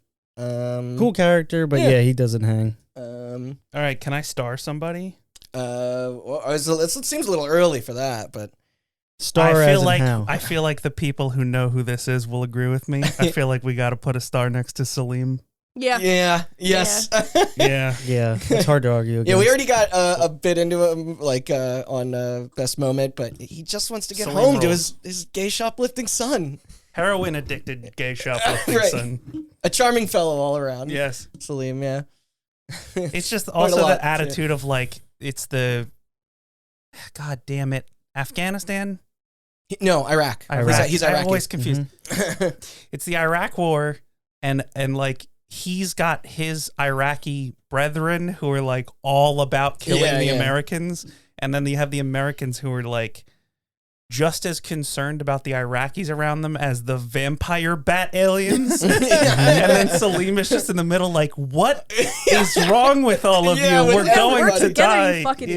idiots. So wait, you guys are keeping him, right? Yeah. Yeah. Oh yeah, Yeah, I was gonna yeah. say, look, I didn't even play the game. That guy sounds Salim awesome. rules. Like, Yeah. I want Salim's the to best. play it for Just him. throw that at me. Not to mention, when we first meet his character, he's like so over it. Like he's like, Oh, yeah. I just want to. I'm done. Yeah. They dropped me off. I'm at home. My kid's not here. He ran off with the neighbor boy. Yeah. And then they're like, well, saddle up. We got to go back out. They're And he's like, "Fuck." the Americans are attacking this village. We should take them out. And Salim's like, why? Like, Yeah, who no, he fucking literally cares? does because we lost the war. Yeah. And not only that, he was like, yeah, I don't want to. He actually like Yeah. challenged his He tried commanding to officer, quit, I guess. yeah. Yeah. And they were like, you don't want to do that. Yo, Hand on gun. I have to admit, like, just hearing like these various like sequences you guys are describing, these moments, it's like I gotta say, like, that is one story that's like hasn't like it's a very unique story and perspective. It's like let's tell this story, but it's in the middle of the Iraq War. It's not but it's not a story about the Iraq War. It just takes place in the context of the Iraq War. It's like I got to hand it to them. That sounds fascinating. Yeah, It and makes me like wanna play slightly it. post where you would like normally put like Yes, Right. yeah. I think I was telling you, And I think- Randy, how surprised I was that I'm typically not a big fan of like the story in games being like in a war or like modern war setting and things like that. But this one, obviously, it strays very far from that path. This one was very engaging, and I think his character is probably like, if not the best written, one of the best written. And it's bold to set a game in the Iraq War and Yeah. have an Iraqi be one of the playable such a fleshed out characters, character. And it's even better that they did it so well. Yeah. So Agreed. Enough time has passed. I was gonna actually make the comment. It's just like, well, the Iraq War is just like, you know, it's still fresh in many Americans' minds. But if you really think about it, it's like it's about the time that's elapsed since like the Vietnam War and when we were born. Yeah, So people were telling that story and telling a Wow. Vietnam story when we Yeah, like it's- around Why the would time you we were do born. that? It's just another notch in our bedpost at this point. Yeah. All right, so let me ask Chelsea, misery loves company. That's all I can say. Fucking bullshit. All right, let me ask you guys, how do you feel about Matt? Matt, like the Matt in this room. Not a fan. I did that on purpose. Wow, let's cut him. I was gonna say it's just now, like if you're talking about Matt from Emily's Away, let me tell you all about how he is the best character. He's gonna be my vote. Yeah. You know why? He loves 303. Wait, That's all I need to say. This isn't tear down your friend while they're in the room with you section of the category? Okay. We've all had a Matt Gursky in our lives. Yeah, I was everybody else's. Hold on. I mean, to simply put it, he's a G. And he's a total bro, has your back. Loves 303. Even if he likes to flirt a tad too much. And get himself into trouble. Also likes to start shit. Yeah. Keep that in mind. Yeah, that's why I was everyone's Matt. I know. I like to start shit and I love 303. But yeah, the matter of which he chats with you never feels like disingenuous. No, it's great. He's always got your best interests. Doesn't he send you a fucking 303 song as it was like a sad breakup playlist or something, and that's the one? The influence of 303 will turn anybody into a person that wants to start because it shit. happens like 303 is like one of the first. No, it's like one of the first times you talk to him. No, I know, but he does it again, I think. Oh, I think there is 303 in the sad one, yeah. What a bro. Yeah. What a great guy. Okay, that's my vote. Star him. All right, starring Matt for now. By the way, I mean, like, Randy said that joke. You guys didn't even take the No, I know, opportunity. You're just like, you know what? It's not It's even all the bait. was it too much of a low hanging fruit? You just No, were we just said like, cut him. I took the opportunity. Yeah, we said I cut missed him, and it. that was it. Oh, okay. We didn't need to say anything else. Yeah, let me get two out of the way. Okay. That I don't think make it. But so Sid from Sid? Solar Ash and Toy Story? Clementine from Chicory. Let's start with Sid. So you go on this planet after all of your compatriots have gone and set up this machine that's supposed to reverse this black hole and prevent your planet from falling inside of it. And they've set up these outposts, and at these outposts is this robot AI lady named Sid. Wait, so the Sid in this game doesn't build airships? No. Damn it. And you have a like I made the same connection too, by the way. When I saw Sid, yeah. Basically, it's like this limited function thing where like you have to go there to like upgrade and stuff, so you can do that. But once you beat every boss, you clear the corruption, and then Sid can fully function, and that's when you're delivered big bits of story. Mm-hmm. You talk through, you find the dead bodies of the people who have set her up, and then you talk to Sid about her memories of the last time she saw them before the corruption spread and her systems were shut down. And it's little by little as you clear bosses and sections that you're getting more and more information. And then too. they do a thing later on in the game when you get near the end where like basically you realize, huge spoilers for Solar Ash. You realize that the machine that they have set up isn't going to do what you need it to do. So instead, what you're going to try to do is invert the machine and make it do the opposite of what it was supposed to do and send you back in time so that you can save your friends. Hence the thing I mentioned from the last episode about it kind of being a time loop game. You're right. Yeah. And when you ask Sid, because Sid's like a robot, right? So she's like real good at math. When you ask Sid to do the calculations to invert the machine, it fucks with her programming, and then she stops being able to talk to you again.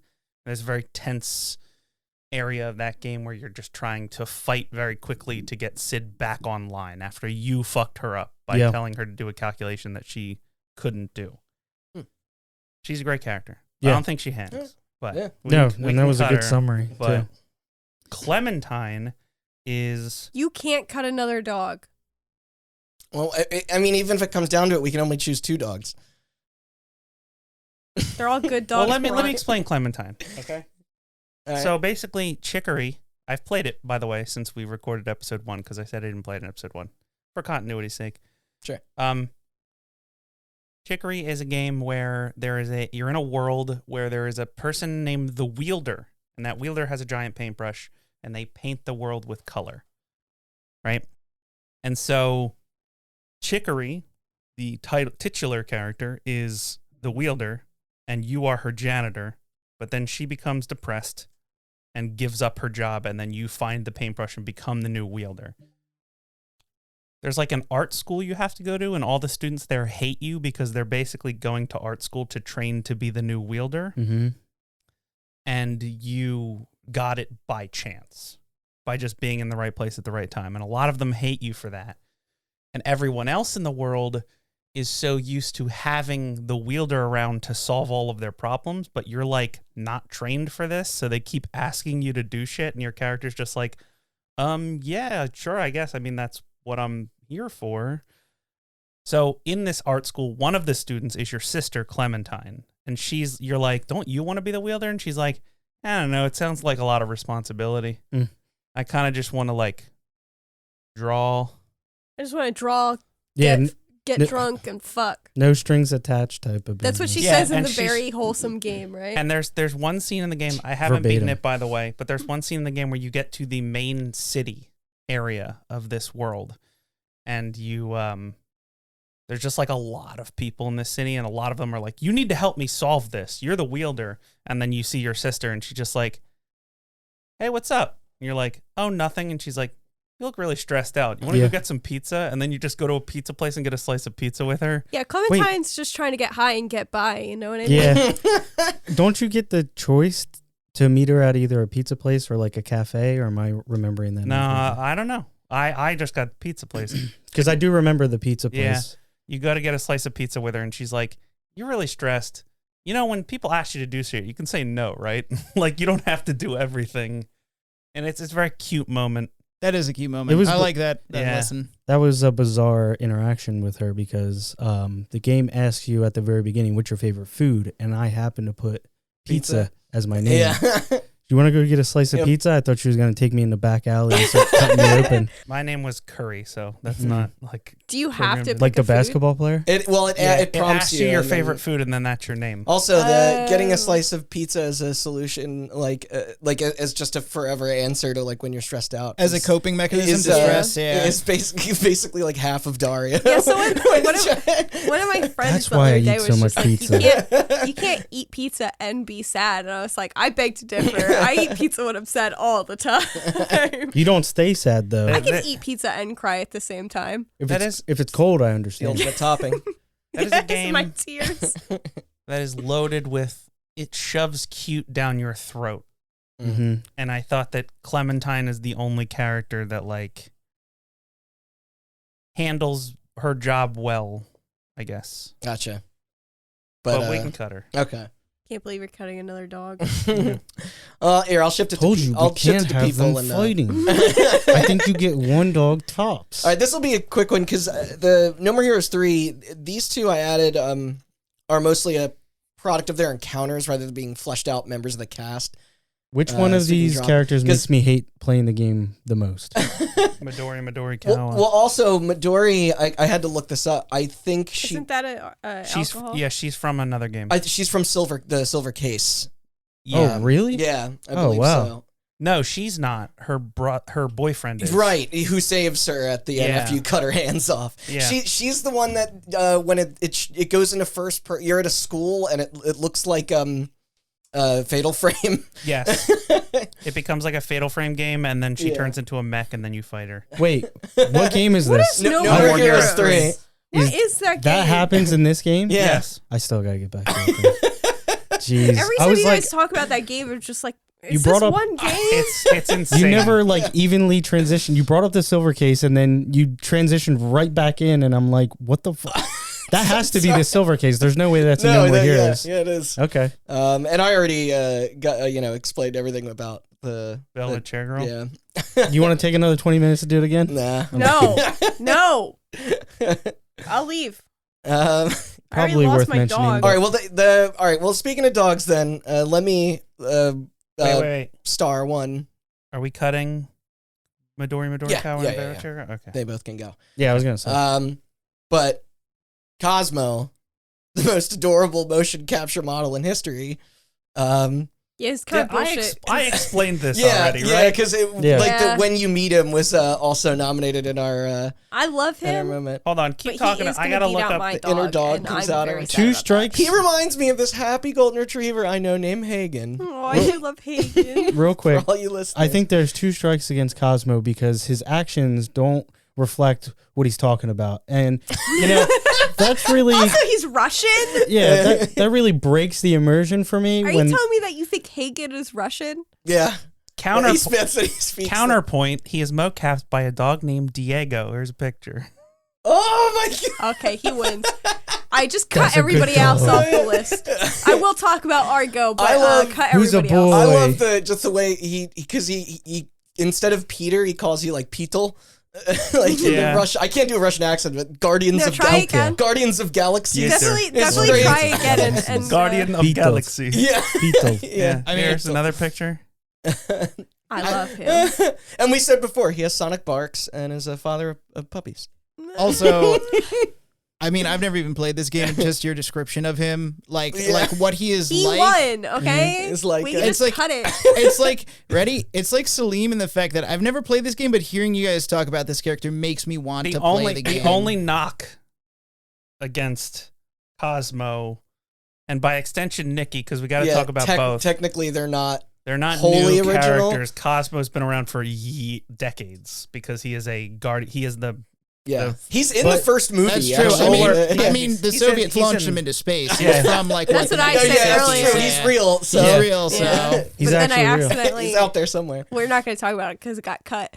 But Do we know if he shows up in any other games though? that's Do that's how either I'm of them looking at it. actually? New. Cosmo does show up in other games. Oh. Cosmo shows up in Probably one of the those Telltale Marvel. Guardians. Oh, does he really? Oh, Mhm. really? I didn't Oh know. man. Did anybody play that fucking thing? No, I know I mean- he's best boy. I actually don't know if he shows up, but I assume he does. He's a big Yeah. Guardians of the Galaxy character. He I is. think it's unfair to rule him out just because he like. Oh, no, he, yeah. he Right. showed him. Just because Yeah, I he was wasn't a real saying dog that. in a real. Honestly, In a real yeah, spaceship. in a real spaceship. Well, yeah. dog to dog. What can you tell me about what? Wait, hold on. We Argo. gotta talk about Nikki You gotta talk okay. about Nikki. All right, sorry. because yeah, the most Nikki natural is segue. Wait, hold on. Go ahead. Nikki is the daughter of what's her name? Qui-Gon Jinn. Nope. We literally just spoke about her. I can't. Oh yeah, I can't remember either. Shit. Whatever. It's those alien names, Her man. her mom is in Nova Corps, and Mhm. she had a past relationship with Peter Quill. Peter Quill. And basically the whole game leaves you hanging as to whether or not Nikki is your daughter.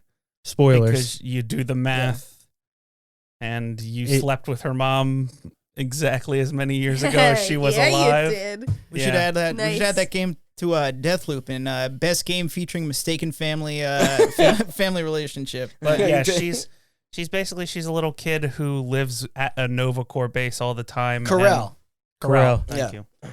And she's constantly fighting with her mom. I like 'cause that she's a little junior cop in training, basically. Yeah, Yeah, But she's the always prison. like getting into shit she shouldn't be in, and Yeah. like yeah, she has a little clubhouse in like the engine room. she or definitely something. shares a lot of like common characteristics with Peter, and that's obviously why you Yeah, 'cause get Peter's like a hooked big so kid. good. Yeah.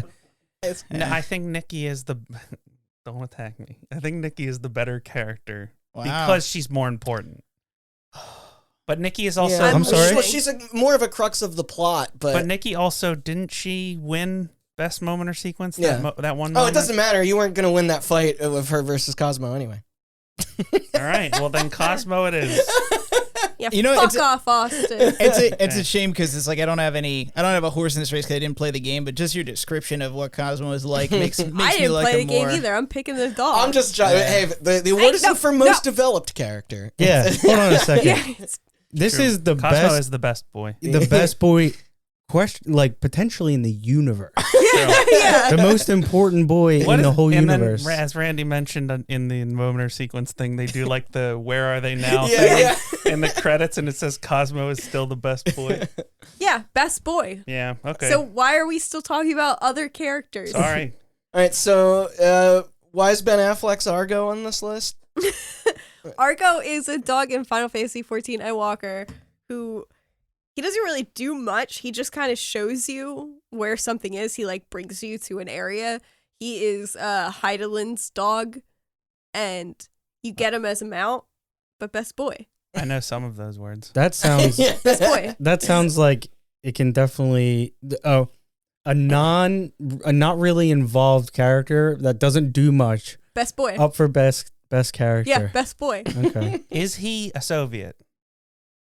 No. Okay. That's -2 points. Yeah. I was gonna. So there's a character Not in that one, game, two. Vignette, I think it's Vinaigrette? Vinaigrette. Yeah, there's a character in this game called Vinaigrette, and you meet her, but it turns out that she is Heidelin, who is a character in the game before that. What? Are you kidding? Whoa, spoilers. Spoilers. I can't. But like I would bring her up as like a nominee, but technically she's in the game before. This is the first time you see her. Otherwise, but, she would have won, right? Darn. well, no. Here's the thing. She's in contest with like Lady D in size of in terms of In the size of In what? size of? in terms of Where's your mind stature going? and tits and big mommy milkers. And you do have to fight her. And let me tell you, she pounded my ass quite a few times. So Oh is my it, God. Is it too late to cut Argo and add her? We're not cutting Argo. So I No. Listen, I want to hear more about Vinaigrette or whatever. Yeah, so I googled vinaigrette and boobs didn't come up. Yeah. I don't think you're Googling hard enough. So, okay. Imperfect What are you talking system. about? Every time I Google vinaigrette recipes, all I get are pictures and tits. Try that quote from Agents of Correct. I googled breakfast and boobs came up. I googled boobs and boobs came up. It's the perfect system.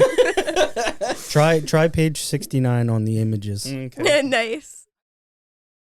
Moon Baboon. Moon Baboon. He's Moon fun to Baboon. say. Nothing else to say about him. Moon baby. Nobody wants to talk about everybody's favorite character. Moon Baboon. That annoying ass book. It's got the bumpiest. This, I guess the award isn't for the most racist character. I guess by calling him the annoying ass book, he automatically gets disqualified. Moon just- Baboon. I just we wanna- can cut Moon Baboon because all it is that it's fun to say. It Takes Two is a Alliteration. great game without a single great character. Are you guys talking about Moon Baboon? I was gonna see. I was just about to comment. I was like, man, that game won the Game Award for best game. It's like yeah. I can't think of it like a single character that I'm like, I love that one. No, This is like, because The the gameplay's great. The story the husband sucks. and wife, it's like a very classic, like old 90s sitcom where it's like the guy's a total dipshit and the lady is like bitchy and catty about everything. Yeah. Yeah, and then reminds me a lot of My Cousin Vinny. Yeah, Well- but at least she's hot. Yeah, and I would definitely bang Joe Pesci. Wait, what are we talking about? and I think too. You know what? I got a lot of thoughts on X Takes Two, but I will save it for narrative. Yeah. Yeah. Yeah. because I got a lot of For thoughts. Moon best. Baboon. The best character in that game is the fucking elephant that you rip its arms off. No, the we're head. not talking about that. Oh man, We're So- not talking about it. All right, is Argo cut? Fuck you guys. Do Yeah. you want to keep him on? Who? No, it's we fine. we still have a bunch more games to get into. I only Yeah. think of boobs when I think of Final Fantasy best characters.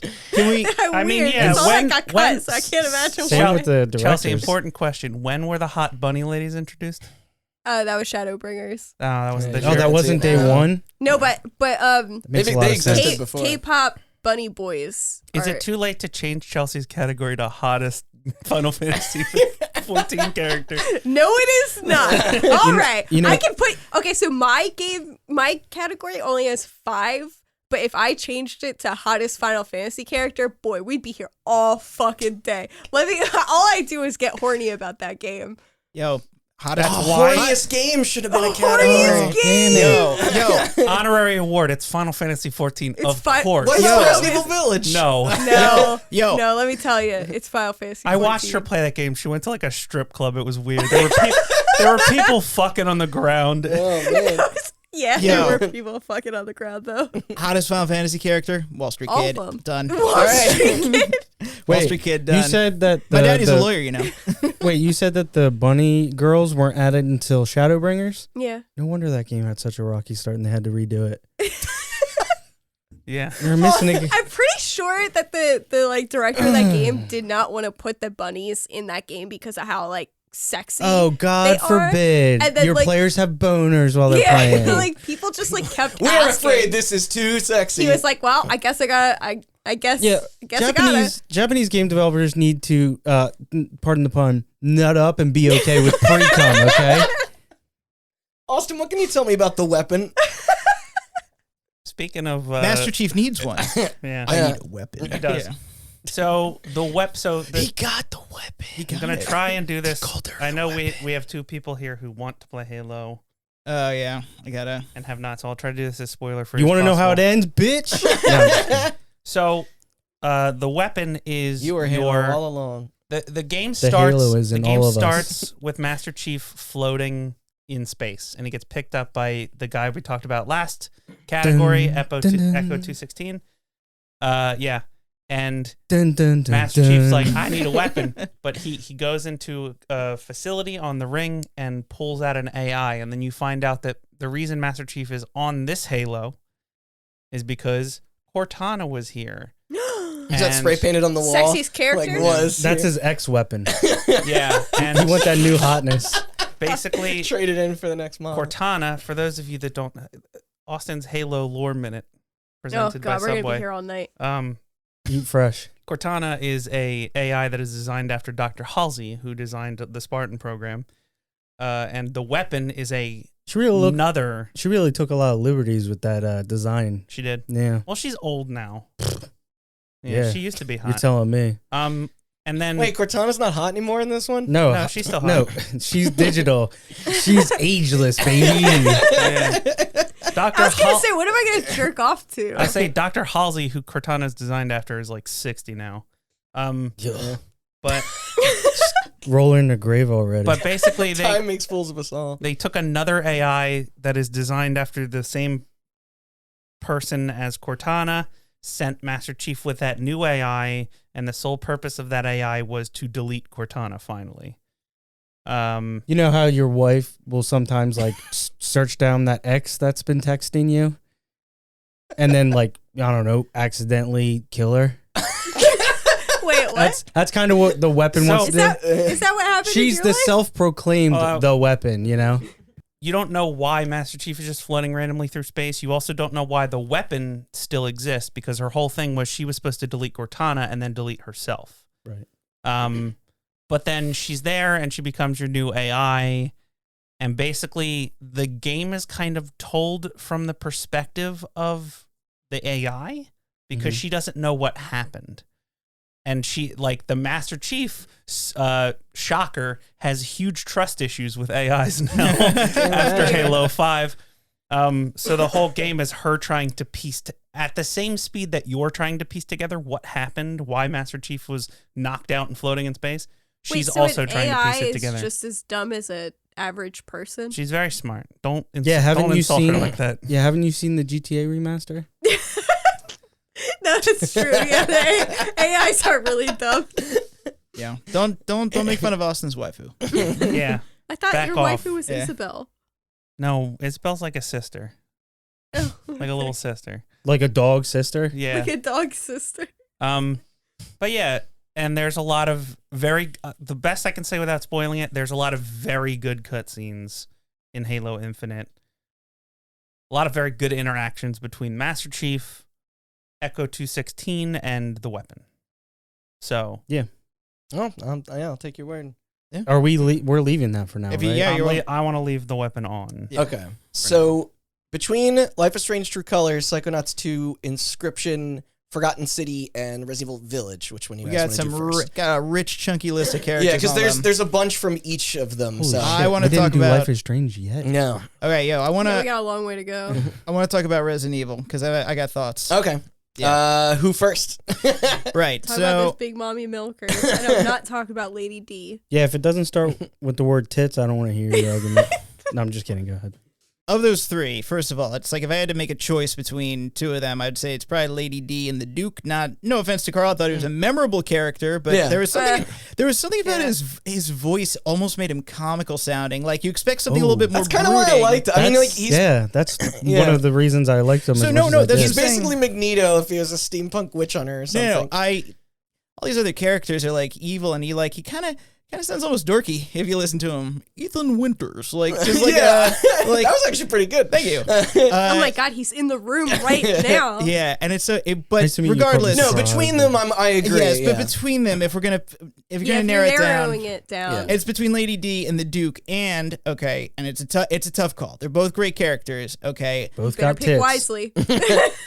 Yeah, well, Okay. we should state Lady D obviously is the tall, sexy vampire runs the castle. yes, With and, her buggy We've dogs. talked about Lady Yeah. D before. We don't have to state. Everybody And- knows who she is. and Yeah, then- the internet knows who she is. Yeah. and the Duke is essentially he's the new merchant in the game. He basically just rides around, probably pretty much inside of a wagon. He kind of like just takes up the space. Well, no, and in the castle, I guess maybe This that's is like the true. garage, and it's got Yeah, like a I window kind in of felt it. like maybe it backed up Mm-hmm. yeah, into like a.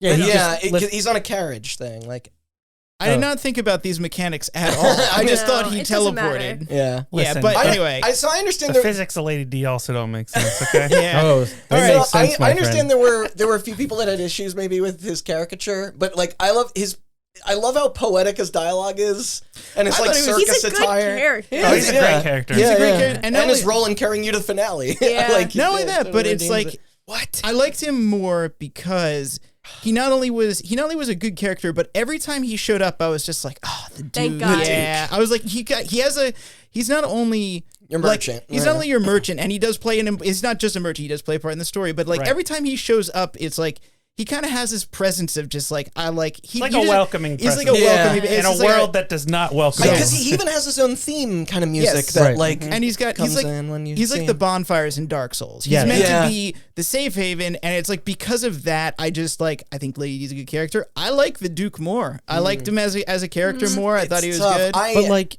I would say, did anybody else have the feeling like when you first met him that it was kind of unsettling, like you didn't know how to take him, but then Well, I once mean, you there's got, the think whole it's scene intentional. when you wake up and you find like part of your daughter, or like you find that thing and you're like talking to The him jar. and he's just like, yeah, you know what that is, right? Like, That's right. He is the one that tells 'Cause you. Yeah, he You- explains to you that that's a part of your child. you first meet him outside of the castle, right?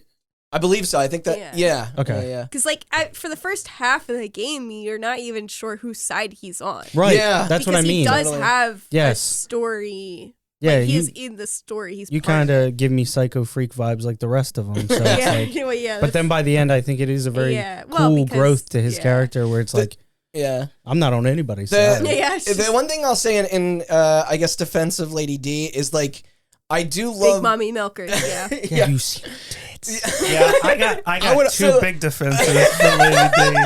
Okay, my defense is that the It's also Duke got a also big has butt. big mommy milkers. Just saying, okay? true. Okay, you've Yeah, just but been tough. Because I have a tiny waist too. That Yeah, makes but- no sense. But everything about her design and costume is great. Oh, God, and, yeah, and it it's I love like I could obviously. have used less costume. If I'm being So yeah, honest. she lusts for your blood. They knew what they were doing with some of those cutscenes. But I like how constantly annoyed she is at your antics. Basically, like She's just had it with your shit. yeah. That's just Wow, It's like, this I is- just wanted to drink your blood. Could you like Yeah. stop being And she wants a pest? to step on you. Oh God, I wish Right she on would. your hand, probably. This is the debate that's going to hold us up, huh? We're going to debate the Duke and Lady D. I mean, Listen. they're both oozing with personality and like Yeah. theatrics. I mean, and it depends- also, Yeah. Lady D does not need a horse and carriage to get around. Just saying. She's got to duck through doors though. I mean, Oh yeah, it's so hot. at least she can duck. Okay. She looks like she could throw me through like 8 brick walls, and I'm into She that. literally She does. does, yeah. And Well, I'm she into knows that. it through a And floor. she's I was into going to that. say, she quite Yeah. literally pounds you through the floorboards. Yeah, she does. Yeah. That's what I. All right. Yeah, I'm into All right. that. Yeah. So does Village have the best cast of villains like Yeah. ever? Yeah. Yeah, why don't They're you know also what? unique. You know what? Foreshadowing. To move this In discussion charge along, of their own sections of the map. to move this discussion along, why don't we just star them both? Because one of Yeah. them is All going to right. wind up winning at the end. Fair enough. Let's just Good- keep it good to the idea. end. All Yeah. right. Yeah. We'll Yeah. Yeah, just take, we'll I take too Heisenberg want to out. think about Lady D till the end. I do I'll love- let you guys, Yeah. talk how about their characters in environments Life is Strange, and are- I'll just. I mean, it's in her name. She's literally the Lady of D. You know what I mean? All Damn right. it. Okay. Let's continue. Yeah. What do you So want to horny. segue? Reflect with their characters. What's We've the got easiest? into it. Ladies and gents, we have an hour more of Lady D jokes ahead of us. Just do you want to do? Let's do Forgotten City. Okay. There's so many fascinating characters in that, but the two that I feel like stuck with us the hardest that we had are interestingly. I would say he's not up there. I would say Pluto is actually my favorite character in that. Oh yeah. But I mean, we had his. I know we like propped that scene up. We've discussed Pluto extensively already, so I'm not going to keep bringing up that entire scene was glorious. So I'm going to just leave it to what I you would guys say have. Karen, as cool as she is, should be cut. Really? Yeah. All right. So should we tell everybody that the reveal is? I mean, we did, didn't we? Oh, yeah. Sorry, we did. Yeah, we did like an hour ago, Rand. Yeah. I don't know. I felt like Charon. I felt like an idiot because some people found that foreshadowing obvious. And no, for me, I was like, "Oh, holy shit!" No, I think they did a good job of masking. But she's mostly not in the game. She's just at the end when you reveal who she actually is and her eyes turn red. And I dig beginning. that character in fiction, though. No, she's in the beginning too, but yeah. We can get rid of her. And cut that Karen. Am I right? I do like Galerius though. He's awesome. Yeah, so he's the first person you meet after traveling through the vortex loop, and the initial run, he serves as your guide. Yeah. Right? And then but then after you kind of become his guide and instruct him to exactly how to save everyone and go from peasant to elected leader without any hesitations of your orders. Can we just highlight really quick how open he is to the idea of what you have to explain to him by the end? Because I don't know if you guys did this, but it's I'm in a time loop and I keep restarting this day and I'm trying to figure out how to help you guys and stuff. He's like, cool, man. Yeah, it's great. What do you need? I'll help you. Matt also brought up before we started recording about how he's the most efficient. He just sprints all over that map and gets shit done and all right, yeah, he's fast, but I did have to wait on his ass a couple times. So, yeah.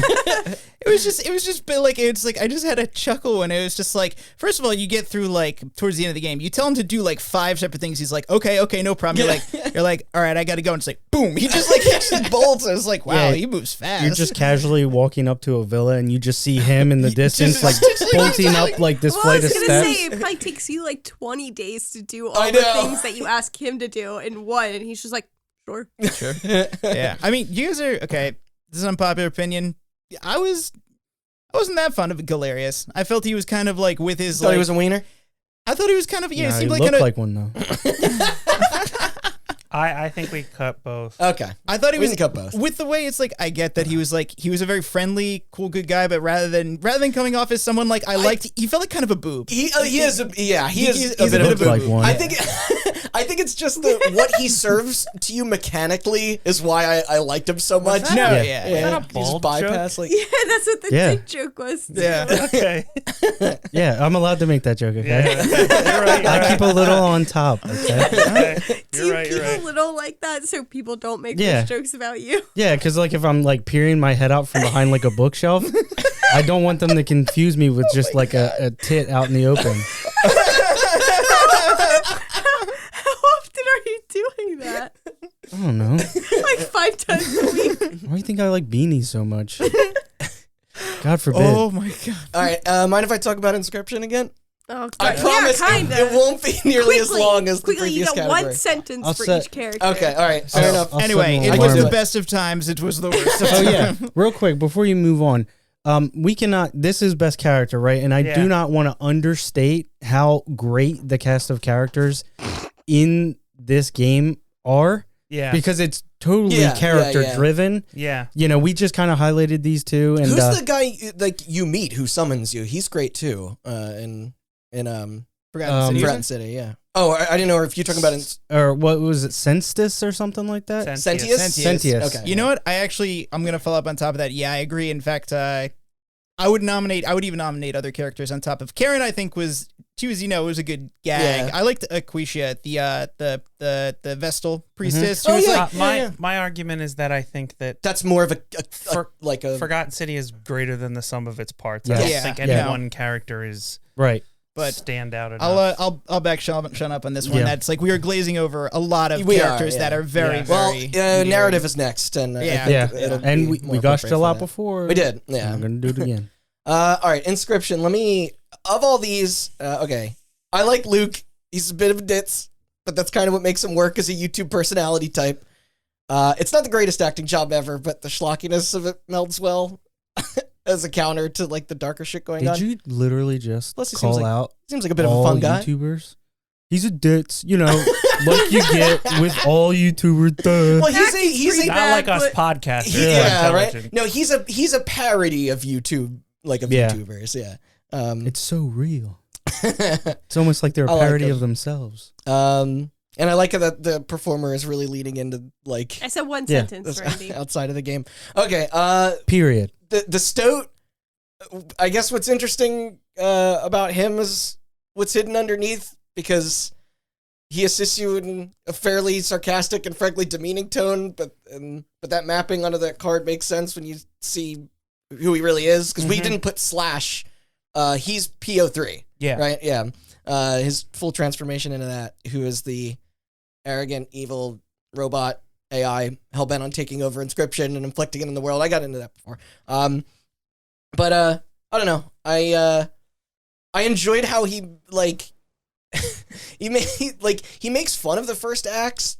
Like he calls it like the mechanics out for being broken and stuff like that.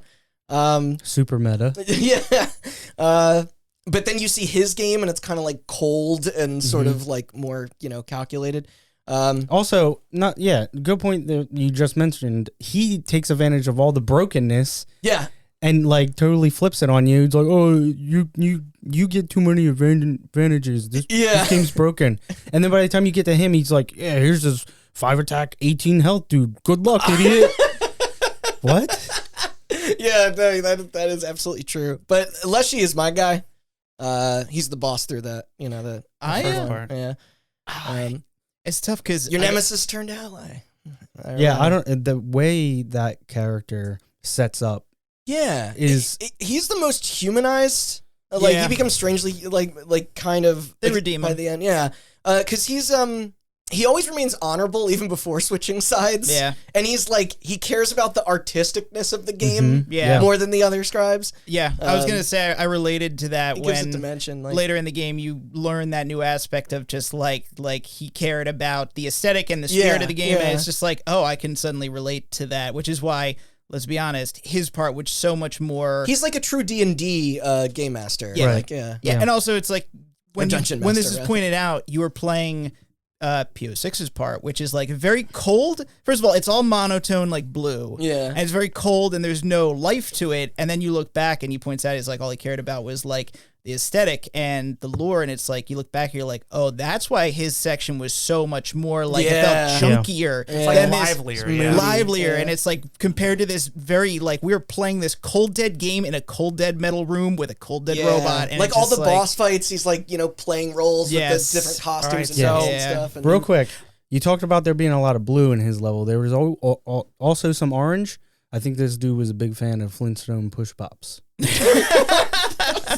they blue and orange? Like, how do you remember that? I don't. I just remember. Just had to get the bit in. I just remember them being in cardboard. So how do we feel? So we already discussed his goodbye, right? Like, and how melancholy. How do we feel about starring Leshy and getting rid of the other two?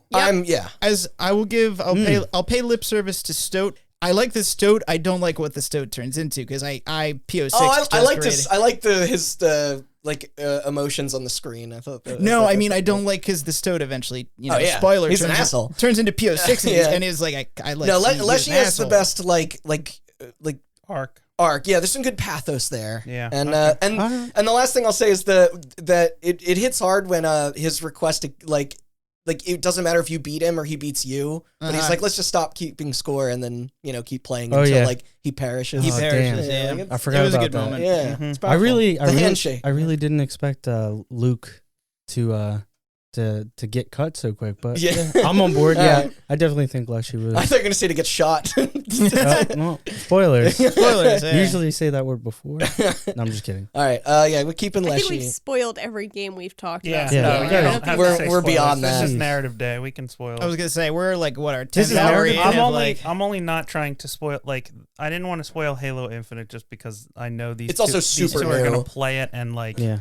There are probably people out there waiting for co-op, and I don't need to spoil it to Listen, Yeah. I just wanted to give him a hard time, and I don't need a good reason. Yeah, you grant us that privilege. You do not grant us. We do not grant the audience that privilege. If you're listening, if you listen to it, it's your fault. Life is Strange or Psychonauts 2? Psychonauts 2. Psychonauts 2? Man, yeah, when it comes to cast where everyone is a standout.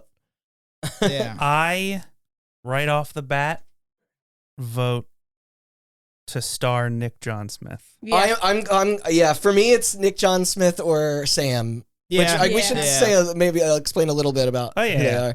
But yeah, I think I'm on board with you. So Hollis Forsythe is the new teacher, right? She's that rad leader of the Psychonauts I thought she was team. the director. She's the she's the head the of director of the intern program, right? Okay, yeah. Yeah. But I don't think she gets referenced in the first game. No, she's new. Yeah. She's new. Yeah. She's a classic teacher type. And She's children, she's but great. Wasn't They're she- all great. Yeah. Wasn't she professional and intimidating. newly indoctrinated as the head? I think so. Yeah, I believe. And also like her level as well. Like upon exploring her brain, you see her sort of past struggles with like she had an addiction to like gambling, and like I guess after you twist like Well, her she shit had an around. idea stolen from her. She Yeah, I was just she about was to a medical say. student, Yeah. and her teacher stole Yes, like yeah, a way took of credit. diagnosing something, Yeah, and took the name too. So now it's like called the whatever his name was yeah. method. She had like a fight for exceptionalism Yeah. and like to be remembered properly, but And she then got screwed over by a part. yeah.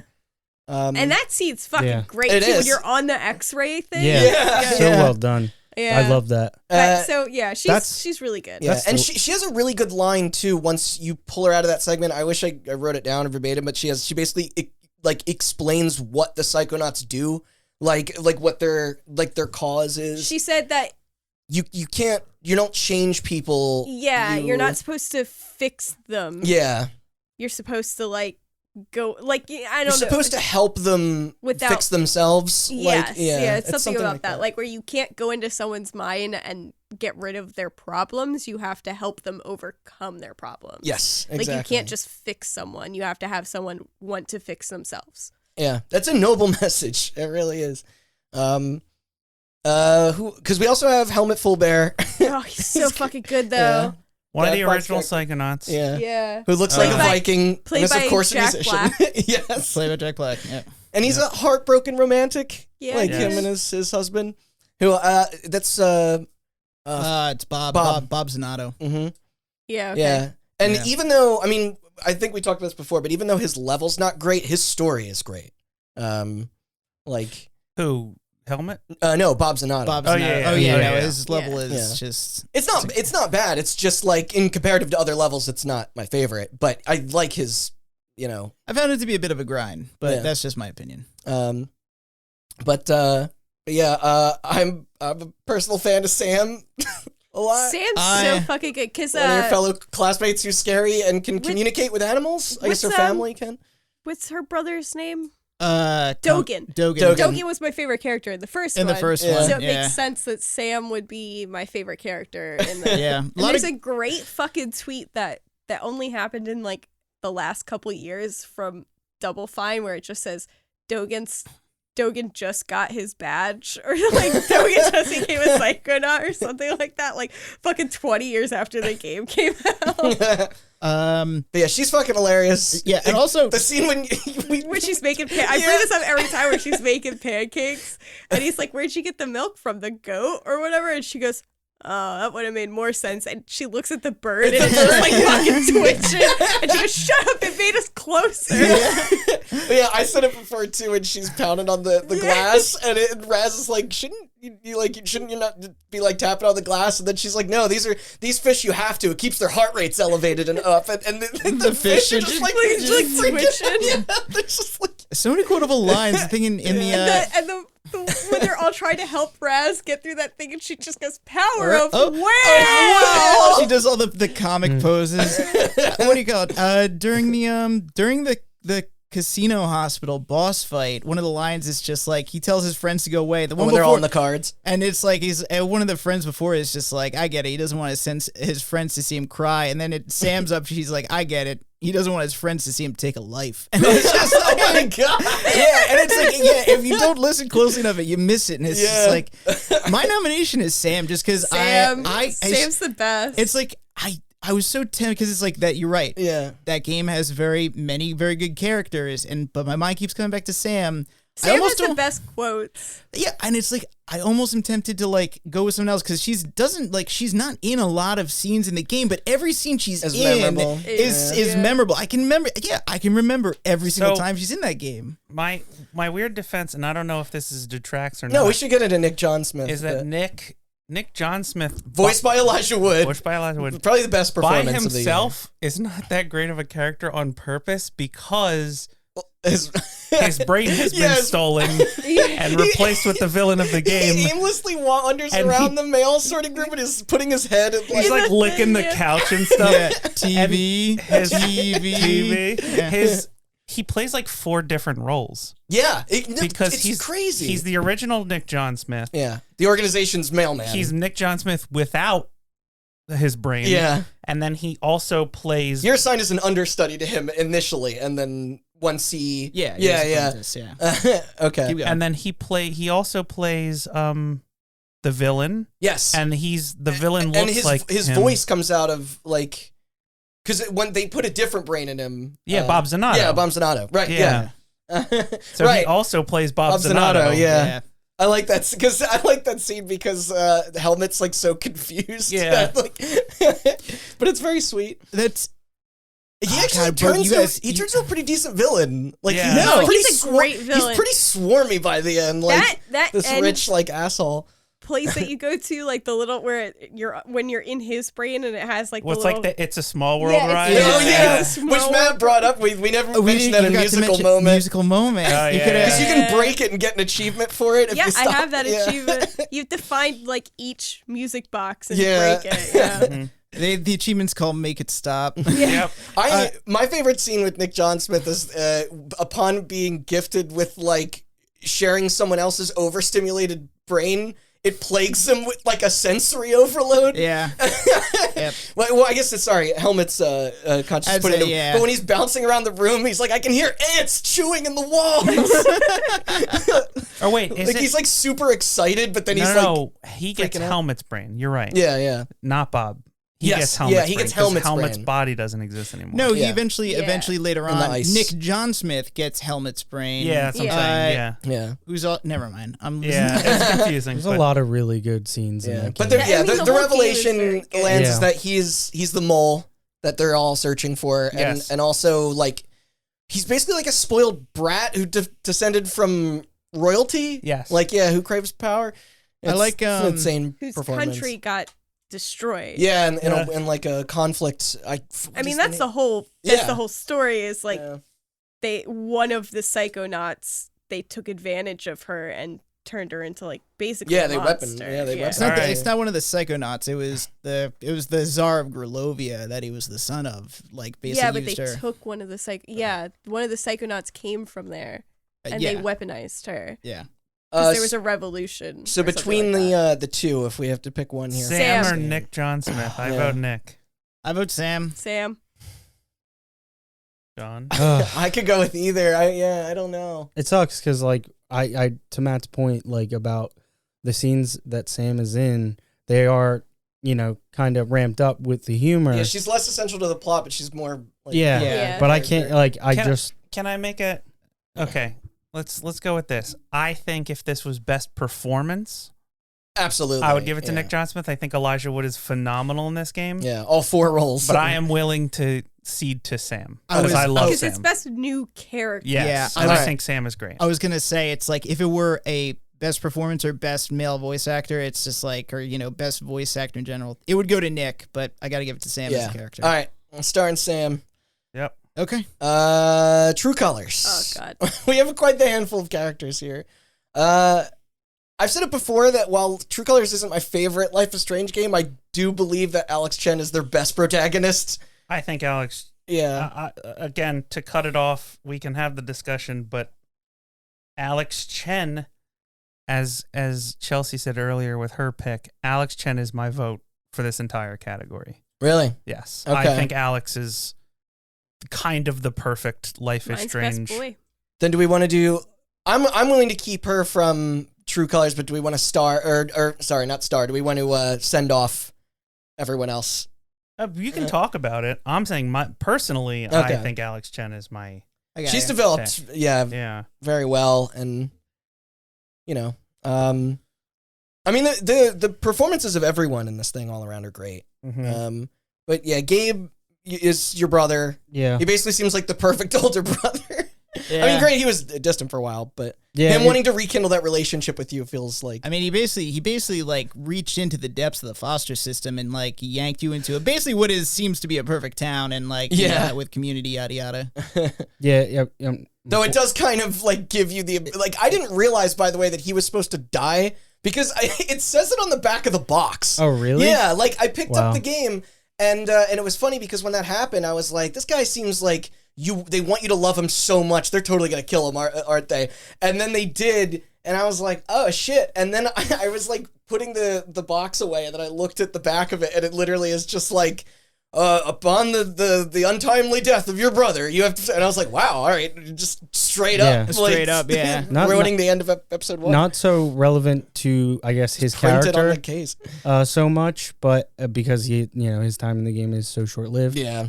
But yeah, I think they did a great job of making that rekindling like awkward, but then natural. Yeah.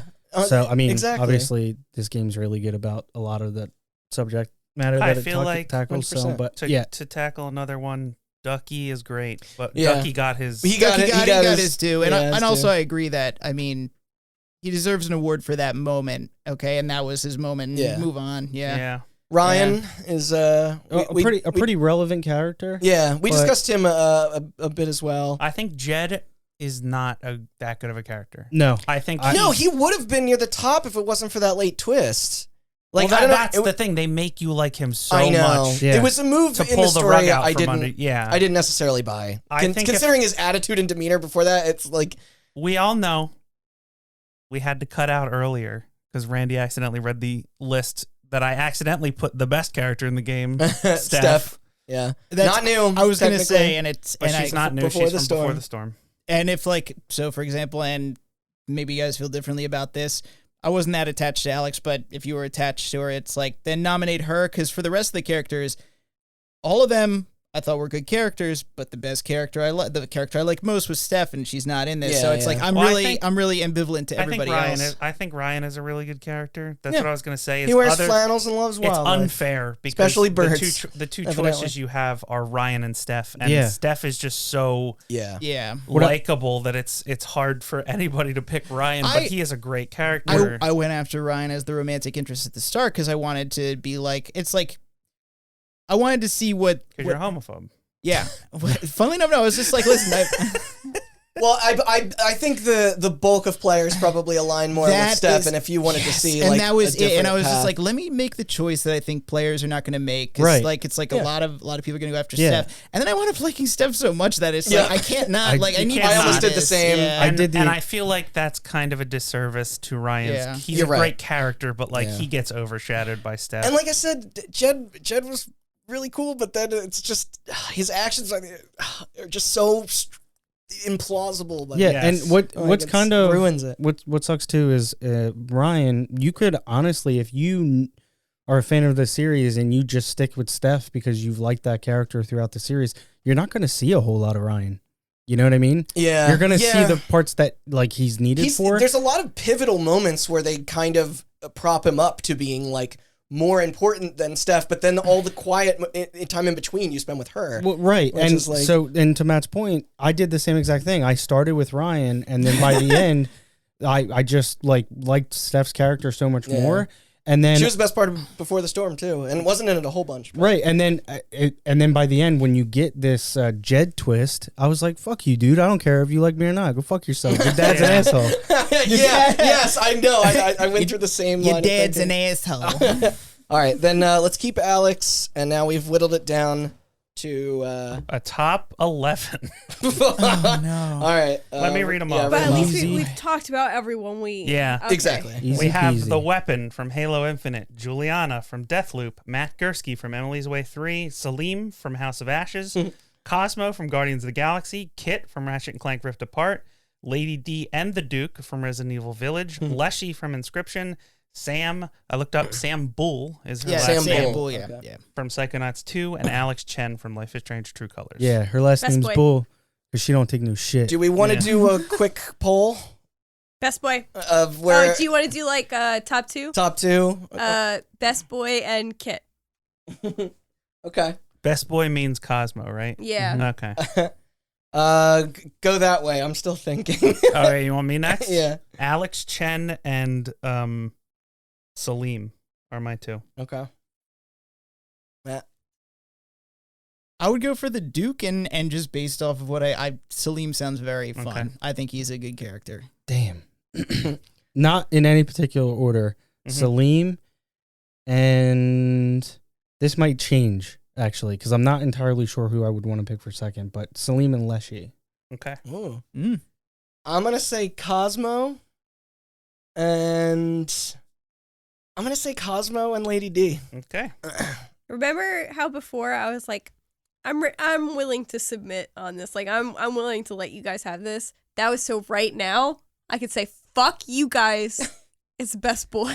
Cosmo. Hey, I'm on Cosmo, team. fight I'm to on the team death. Change Cosmo. your So- answers All right, now. hold on. Real quick, Let me. we have 3 for Salim. We do have and 3 for 2 Salim. for Cosmo, right? Yeah. Is there anything else Yeah. we have 2 for though? I'm not trying to No. I get what you're doing. That's, because I'm not yeah. even. No. So I can say that I'd go best boy Celine. Sean, I wouldn't be. are we unhappy with now that. cool with cutting the weapon and Juliana? I think. Yeah, because I could see how, like, especially when it comes to the weapon, how you could not maybe enjoy that character. I just don't. I don't think she holds Okay. Yeah, with these other characters, but I do love that character. I think She's we a may. hang. I think we may have to cut Matt. Unfortunately. I was gonna Yeah. say no. Well, no we said votes it for your before. boy. Yeah. Cut Matt instantly. Okay, Matt's All gone. right, get That's out. gone. Yeah. I'm willing And- to change Kit to Celine. All right. Oh my! So then, I'm getting out of the next 2 recording sessions. so It then- sounds like Lucky Salim. fuck. It Wait, sounds no, like, cut me. yeah. It sounds like Salim is a keeper. yeah, Yeah. and no then new Chelsea's this year, I'm afraid. with Juliana, Bullshit. is there any pedestaling that you want to do? I said my piece. Yeah, She's great. yeah, Top 10. These are all maybe. awesome Yeah, characters. yeah. In the interest of avoiding a protracted Lady D versus Duke, shall we just cut both of them? Because I'm the one who said the Duke and you said Lady D. But Yeah. to be honest with you, the 2 highest votes were Cosmo and Salim. And I'd actually be happy with both of them making the Yeah. list. I don't really care what order, but I'd be happy because Yeah. both of them, funnily enough, on games that I've never played before and just hearing about them, I want, like I said, They're the best. their characters, you just talking about them makes me want to play those games. Okay, All right, here's where we're at. Yeah. Right? We have multiple votes for Salim and Cosmo. Yeah. Mhm. We have 1 vote each for Kit, Lady D, the Duke, Leshy, and Alex. And I Well, don't I'm think changing Kit to Celine. Okay, so we have no votes for Kit. We also have no votes for Sam. Yeah, get him out. Oh, Okay. that's Yeah. a bummer. Yeah. I really liked Kit. Yeah, me Not too, enough but to you give know her my vote. But It was tempting. I do like Sam, and also it's again. I favor the games that I played this year, but it's like without the support, and I also like. Yeah. I'm willing. I think Matt, I'll take you up on that, and that we'll just have the Duke and Lady D cancel each other out. Cancel Just- each other out. I think there's like So who are you replacing? because I think Austin has more passion with Alex and Yeah, so who's your vote?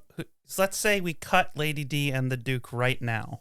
Yeah, In who the are you same way two? that she changed hers second to Salim, who would you change your second to? If we Also, cut the Resident Evil real characters? quick, we can make this a top 3 in a matter of seconds, okay. depending on how you guys vote. Okay. Are you going to change Leshy if he doesn't say Leshy? I like Leshy a lot. I do. Yeah. Just pick one, Randy. All right. Fuck. I like Alex and Salim are tough for me. I could really be like totally satisfied Yeah. with either one. I know where this is going, so. we can- I'm not trying to sway It's going the way that because makes I, us I sit here for 50 I- more I- minutes. it was literally a coin toss in my mind for my second pick, and I can't overstate how awesome of an introduction that Leshy is. As Yeah, a I know. character. Yeah, because that's the thing. I wouldn't be unhappy with that either. I think I'd rather hear I can. I mean, it's not a democratic vote. It's so that, like, regardless of what I choose, absolutely. Like, I think it's. We are definitely here to hear arguments. I feel like we've been pretty. Let me ask this question. All right. I'm the only person that voted for Alex. Mm-hmm. I feel very strongly about Alex, but am I the only one that's going to go to bat for her? I didn't play it, so. You're right. I mean, I could, but I could also. Yeah, I could as well. I could go to bat for Leshy and Salim. That's the problem. Pretty easily as well. I feel like Salim is top 2 easy. Okay. That's the issue that I'm having is my feelings towards Alex for Life is Strange, and even though Leshy was like a third of that game, or quote unquote third of that game, because he does pop in more and more. The portion that mattered to me the most was his introduction, and I think that's the portion that stuck with a lot of people. All right. So I mean, I'm willing to get rid of. If you guys are willing to get rid of Lady D and the Duke, I'm willing to cut Alex. I don't want to. No. So already, I don't want to. Nobody else gave him any support. I know I didn't, but okay. I wasn't against you either. No, I'm not against you either. Because if it comes down to Leshy and Alex, I think there's a conversation. We're down to like 5, so it's not about you not being against me. It's about you not supporting me. Because if you have people in your head that are higher up on the list, and I'm the only one with Alex at the top, she's not top 2. All right. So ready to me and Fuck. You guys are so fucking indecisive. That's the whole point of this. It is. So fine, gun to my head, I'll go Salim Cosmo. So that would be my top 2 choice.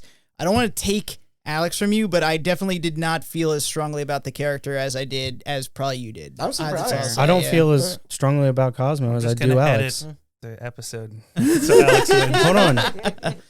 If we're gonna get into this, because we have to, because if we're gonna just move it along, and if it's Salim Cosmo, and you and I, my top 2 isn't Salim and Cosmo. My top 2. From what's here, is Leshy and Alex? No, is Salim and Alex. Oh. That's mine. Yeah. So it's not clear cut. So Salim's definitely one. All right, Salim's in, and then it's Cosmo. Like I said, for the reasons I mentioned before, Leshy is a huge part of the beginning of that game. Let me ask a question. Yeah. Is there anybody opposed to Salim winning the whole category? No. I think he's a good choice. Okay, Salim's the winner. And actually, this actually saves me a discussion because I played, I did not play Guardians of the Galaxy, so I can't defend Cosmo. And if you would wish to defend Alex Chen, I leave you to your words, and I will just sit back. Yeah, you got to pick a runner-up, and the options are Leshy, Cosmo, and Alex. Cosmo. I will. You know what? I will abstain. I will abstain because because you can't. Austin, this you is your can't fault. because it's 2-2. You sat here showing me pictures of the dog. And it you is were my like, fault. You're look right. at this Why'd you dog. do He's that? the best boy. Look at this dog. And then now also- you're like, well, I'm mad that everyone's picking He's also best telepathic. Yeah. Yeah. He speaks to you directly into your brain. Best boy. The thing about He's a Cosmo communist. is that I'm for that. Throw a ball. every time you see him, it's like it's just like you're joyous when he's on screen, but also he has to deliver the worst news though. He does. Always. That's right. There's moments of drama with him too. Yeah, when but you free he's him a from father. his He time needs prison. this. No, I know. He It's such a needs this conflicting win. character. This isn't points against him. I just think it's so funny. It's like you look at literally this dog that's just being a fucking dog. And he's like, a whole world going to, like perish or whatever the I'm fuck sorry, he says. do that accent again? Fuck off. All right. Slav. I'm cool with Cosmo being runner-up. Yay! He's Best great. boy. Best boy. Right. Best. I didn't even play that fucking game. Best boy. We're settling too much. I No. want heated No. arguments. No. I Chelsea- settled last. Chelsea made the best argument, which is, do you want me to show you the picture again? Guys, seeing his fucking tongue out. Listen. Look at this picture. Oh, who's a dog? Look at that. Who's a dog? Does that scream runner-up to you? You're the dog. Okay. All right, so we're in agreement. Salim from House of Ashes is the best character in a game this year. Runner up. With Best our boy. favorite cosmonaut. Best boy. Best boy. Best boy. Best boy is runner up. Okay, I'm Hey, satisfied with that. I gotta just say, both of those characters do not even like carry you start to finish in any way, shape, or form. No. You literally fucking play Alex. But I get it. That's a fucking dog made top 2. One of the four dogs. Makes sense. Yeah. Bunch of heathens.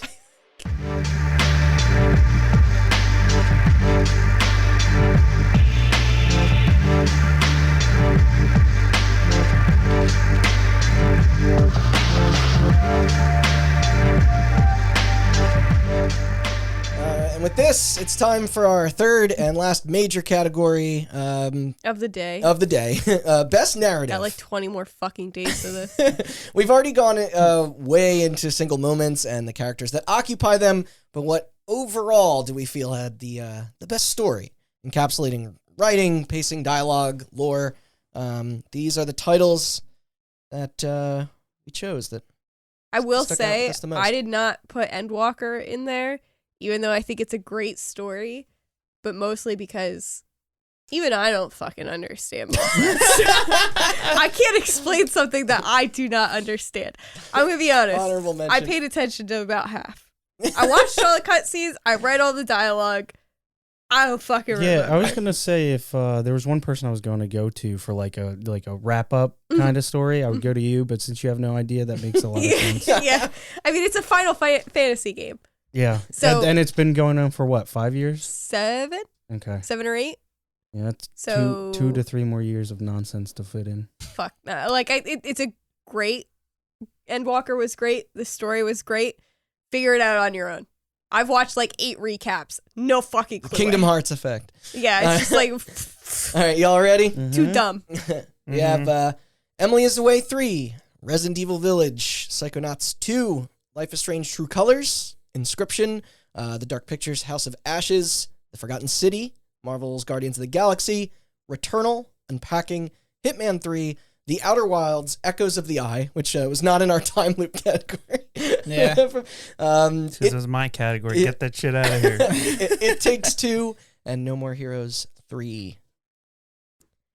I mean, from what I heard about No More Heroes, do you understand the story of No More Heroes? Parts of it. I put it on there just to talk about it and cut it because it is batshit insane in the best possible ways. It's what you want out of a No More Heroes story.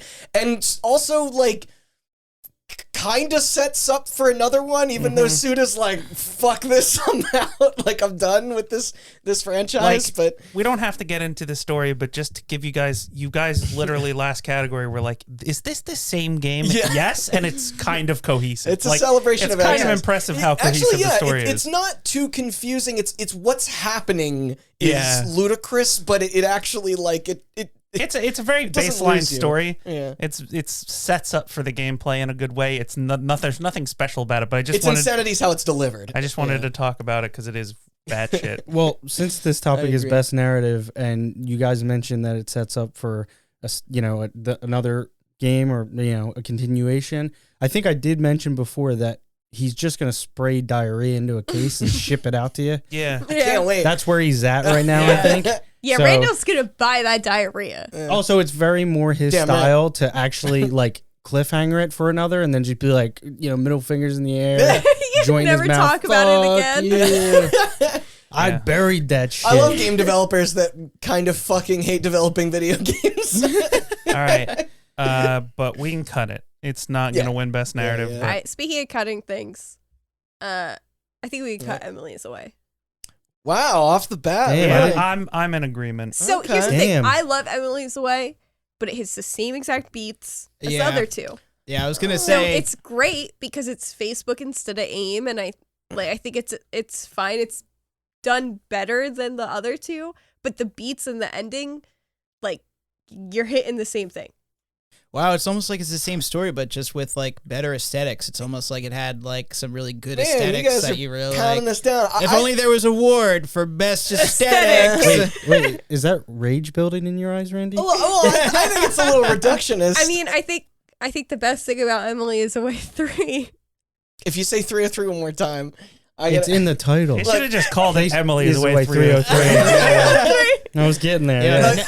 next time I see Kyle Seeley, I'll look him in the eyes and just be like, "Yo, my buddy, you didn't defend your game." no, I am going to defend it. Emily is Away is good, but it's look at this list and look I know. at the six Well, then, games under it. It's an important entry here to me, is I don't know, it does such an incredible job of accurately showing like the dynamics of teen relationships and drama. I think more so than even its I predecessors. think the I do difference too, for but me. it clearly comes from a very personal place with its creator. Yeah, but- okay. Yeah. So I think for me, it's kind of this weird thing where I see what you're getting at, but because I lived through it, I don't feel the need to preserve it. Yeah. Right. You know what I mean? Where at that time in my life, I'm like, just get rid of it. Well, no, get rid of all. you're only cherry picking specific, like. No, I just the actual through line plot isn't wholly original. It's not meant to be. No, but I just think its that simplicity works to its benefit. Yeah, I just think that it doesn't hang with. Yeah, I just don't think it hangs. I love that game. I think it's great. I don't think it hangs. I think how it deals with aspects of like flirting and self-doubt and stuff, young paranoia. Yeah. I don't want to live that again. Yeah, hold on, Chelsea. Would it be fair to say thanks for the memories? Yeah, just take it back. You gotta spell it weird. Hey, it teaches the value of loss, how that leads to growth. I don't know. But I'm on board Listen, with every know, video game is about the value of loss and growth. Especially in any indie game. I think this is his most bittersweet kind of like ending. Yeah, it does have a better ending than the other two. Yeah, where they don't fucking hate you. Wait, yeah, exactly. So the next one's gonna be you're not left completely alone. Yeah. So the ending is that they all move to Instagram. Is that the ending? Yeah. Well, I was just gonna ask: TikTok? Is the sequel gonna be called Emily is Away for Dead? The only when he finally kills her the only hang up is that it's gonna be Emily's besides Away there's forever, some travel you know that. It's Oh shit, you're right. Eva EVA. But also such a significant portion, or well, practically every portion is choice based. So technically, your experience can drastically vary. I mean, there's points where the narrative funnels in, but by and large, the next one does come down. This category is going to be a whole bunch of very hard cuts. You realize that, right? Well, here's the thing, Randall. I played it by myself, and then we played it together, and I tried to play it completely opposite, and it's the same thing. Well, I mean, that's every game that's built around that. I know, but I'm just saying, like against everything else on this list. I know. It's the moment to moment, though. That's what the choices are like really reflect. I don't know. Yeah, if you look at them like surrogates from your high school friends and stuff, I think it's who I hated. Yeah, fine. Look, we hold can on. get rid of it. Yeah, I mean, Randy's obviously really passionate about this, but I definitely want to say, guys, I just didn't want to go for its jugular off the right out of the gate. Like Austin said, it's going to be some hard cuts. So, all right, well, we discussed it. Let's leave it on there and do the easier cuts. Okay, first. But we already. If it doesn't hang, make sure you look out for the sequel. Emily is Away Foursquare, where the next game takes place on the website Foursquare. Foursquare? Yeah. Foursquare. It actually takes a darker turn. You wind up just stalking the locations where Emily checks in on Foursquare. Yeah. I thought you were gonna say it's gonna be on just LinkedIn. Like it's just trying to get a job. Let's do some easier cuts with Emily. Yeah. Let's get this conversation out of the way. If I'm alone, I'd rather just not have to revisit it. It sucks because all right, it's gone. Yeah. I put It Takes Two on here so Matt can talk about it because he said he wanted to. It's not going to win, but you're welcome to talk about it. I mean, I think that game is a pretty. I think the narrative is the weakest part of that game. Okay. And it perpetuates the stereotype that of stay together for the kids with divorce. Yeah. Yeah, and okay, so it's originally, we needed to put this on because I think I originally brought up a few things, but we were in character part, and so it's like I was thinking, okay, we should save this for when we are in the narrative. I can now not remember what I wanted to talk about. Hold on, wait a second, it'll come to me. I was gonna say cross-dressing book. I could talk about it a little bit more while you think. Yeah, go ahead. Because being the only person here who's married. Wow. He's going to play that card. Weird flex. But, okay. Are you trying to say that you're staying together for the kids? I mean, I'm a huge fan of Blink-182. And listen, it's really when I'm at my lowest lows, I think about that song. He takes off his pants and jacks it. That was going to make that fucking... I like we're cutting into this moment where he's talking about he's like relating it to his parents. He's the only family man here. We're like, fuck off. Go for it. Yeah, I'm a child to divorced parents. Anyways, no, I'm just kidding. No, that is true. So I would say I wasn't so down on this story, but I definitely have my own personal issues with it. I mean, it doesn't help that I played it with my son, who this was a weird game. Started asking you questions. Yeah. So is this why you mom fight all the time? Does the fighting stop when you guys aren't around each other? Yes, it will stop indefinitely. except for when it comes to child support. But so I wouldn't say that we've talked about this. The narrative isn't the part that sticks out. I think there's some very holy shit. Wow, I can't believe they went there moments, but there aren't as enough to really carry it through and stuff like that. I mean, I'll go as far to say, as somebody who really likes that game, I think the story is outright bad, and I think the characterization is even worse. Yeah, and that's kind of where my hangups are, because like I the parts of the story that don't really relate to the bigger story, like case in point, the elephant, like let's break this fucking doll and make her cry. If it's one thing that unites these two parents, it's killing an elephant. It's out of making their child miserable. Yeah, we need her fucking tears. Trauma will fix this problem. Sorry if you're listening to this, Mom. Parents are very united in that if they're staying together for the kids. Anyway, so they're saying that they both secretly resent this girl. Really? Yes. All right. It's hard to wait. So let's. I cut it. Wait. I do remember what I wanted to say about the story. Look at that. Yeah. I mean, it was pretty much just to criticize. I was going to say, as a story about divorce, it is also a very shallow depiction of divorce. Yeah, yes. Divorce can help. There is divorce is a good thing. Yeah, it's like that's ultimately. Everyone should get divorced. Well, not only that, but it's like in the way it's just like the divorce for the kids. Also, abortion's a good thing. Yes. Yeah. I mean, that's not a hot take, right? I mean, like that's it. I don't know why there were seconds of silence that came out. Yeah, you definitely. That's It Takes Two too. Oh shit! Jesus Christ! She's got to fight her way through the lawless land of Texas to get to that to get it done. That was the dark joke in this entire thing. Okay, no wait. I would like to say that's the next Manhunt game. I missed that joke because I was reading something. So the way what. The way they depict divorce in this game is, I think it's shallow because the way they depict it is like, well, it looks like we're heading to divorce. It almost seems like it's like look at these parents that failed. Right. And it's also a pretty archaic look at relationships as well. I already cut it. Oh, I know. Let's move on. I think if we need to move on, then let's. All right. So Hitman 3. I know the setup, but who wants to walk us through the rest? Am I the only one that beat it? No, I did. Okay. Because I get the impression you included this one on. Yes. But you are the only one that played 1, 2, and 3, and these are all a story continuation. It's a trilogy that is telling the same story. It does not. I can cut it. It's very like the only reason I included it on here is because when the Hitman people, IO Interactive, were given the James Bond license, everybody was like, oh, fuck yeah. Yeah. And I was like, that seems cool, but I don't know. It is such a James Bond story. You're like, Hitman 3. Yeah. It is like people triple crossing each other and having secret plans that they don't tell people. And right. Yeah, it's nothing special, but Hitman 1 and 2 have practically no story. Hitman 3 added in cutscenes, and I thought they did a decent job of it, but we can cut it. All right. Fair enough. Returnal. Whoa.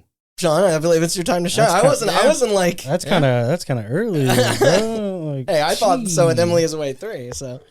Yeah, so my opinion for Returnal is tough because realistically, in order for you to get the whole story by the way it was designed is slowly by progressing through the world, through the game.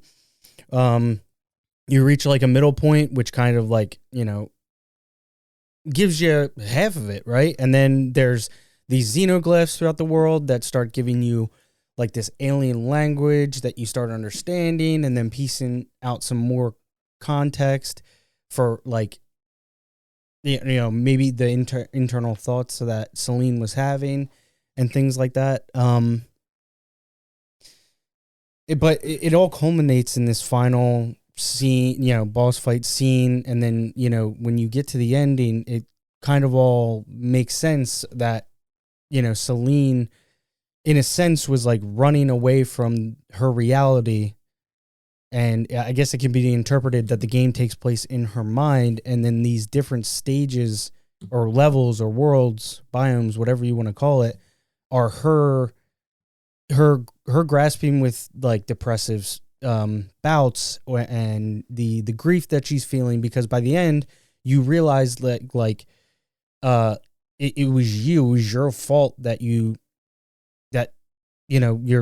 kid is dead, right? And I feel like that's so impactful and so powerful.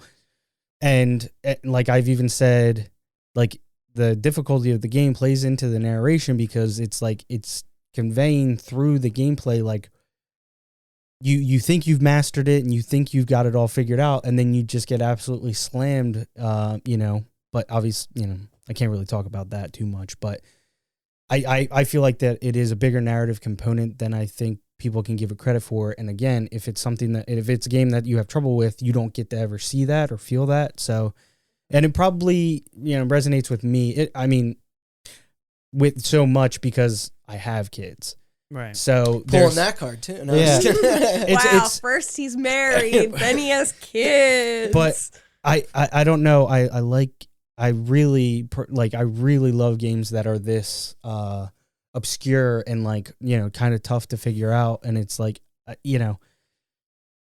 think it stays for now. Yeah. Yeah. I don't. No? Wow. No, because we're factoring in everybody's opinion, and my opinion is that I saw none of that.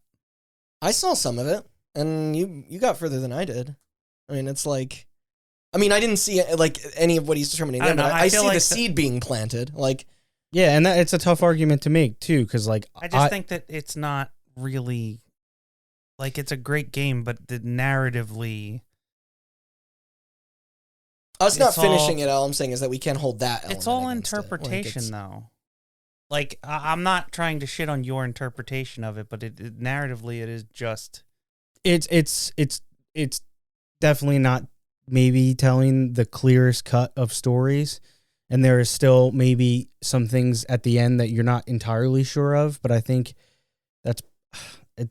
For me, it's like that what kind of plays into the magic of it all, because it's so hard to nail down. At the end of the game, you get the idea. Celine did this, and the whole story in the game is her gripping with the scenario that she is responsible for her child's death. That's the overarching let me ask you this question flat line. Then, so is it your favorite narrative of the year? It's really subjective. I would honestly say, because I was so obsessed with it and because I enjoyed if it is, then I say it doesn't get. That's why I'm asking. I was just saying, it is because it's so ambiguous. It is really hard to describe in a sense, because I can tell you're having trouble because it's so many small moments that add up to a whole narrative. That was the thing I was saying. And that's the point of a narrative, though. Yeah, it's not a direct. Otherwise, it'd be narrative. best moment. Well, no. I know, but what I'm trying to say is that it's not they're not directly telling a story. It's all environmental storytelling. And that still counts because unpacking's on the exactly, list. But it's I can see Sean struggling to put that into words. Yeah, and unfortunately, it feels intentional. You know what I mean? Okay. To be not so direct with it, because essentially you can pick out a main story here and just go, by the end you find out all her failures as a mother distracted her from being a mother, or I'm sorry, all of her failures as a person distracted her from being a mother, and her negligence in this very unlucky situation caused her to drive her car off of a bridge and then submerging her child and not being able to get her child out of the back seat, and then boom, that's your story. But okay. I feel like there's so much more to it that it's yeah, and it sounds like the gameplay elevates the feel, the emotion of it. Yeah. I think honestly, it's listen, you convinced me when you were discussing Returnal. You convinced me of the time loop. Mm-hmm. I was behind you, and the fact that you have so many thoughts over this. I think it needs to make it to the finals. And listen, let it stand at the finals, and that'll make it. We gotta narrow it down eventually. I'd say let's move forward. It sucks because I'm being harsh because I'm looking at this list and it's not gonna. There's gonna be a fight every cut. because So it's a good list. And really quick, I wanna just say one thing. Being that I'm like the sole person that's like fighting for this game, I'm like the last person you would want to like have in your corner when it comes to arguing about this. I've said it, self-acclaimed, like terrible at interpreting my feelings for something into like a rational argument, but it is a very personal experience and something that very struck with me. With that being said, let's not cut it for now.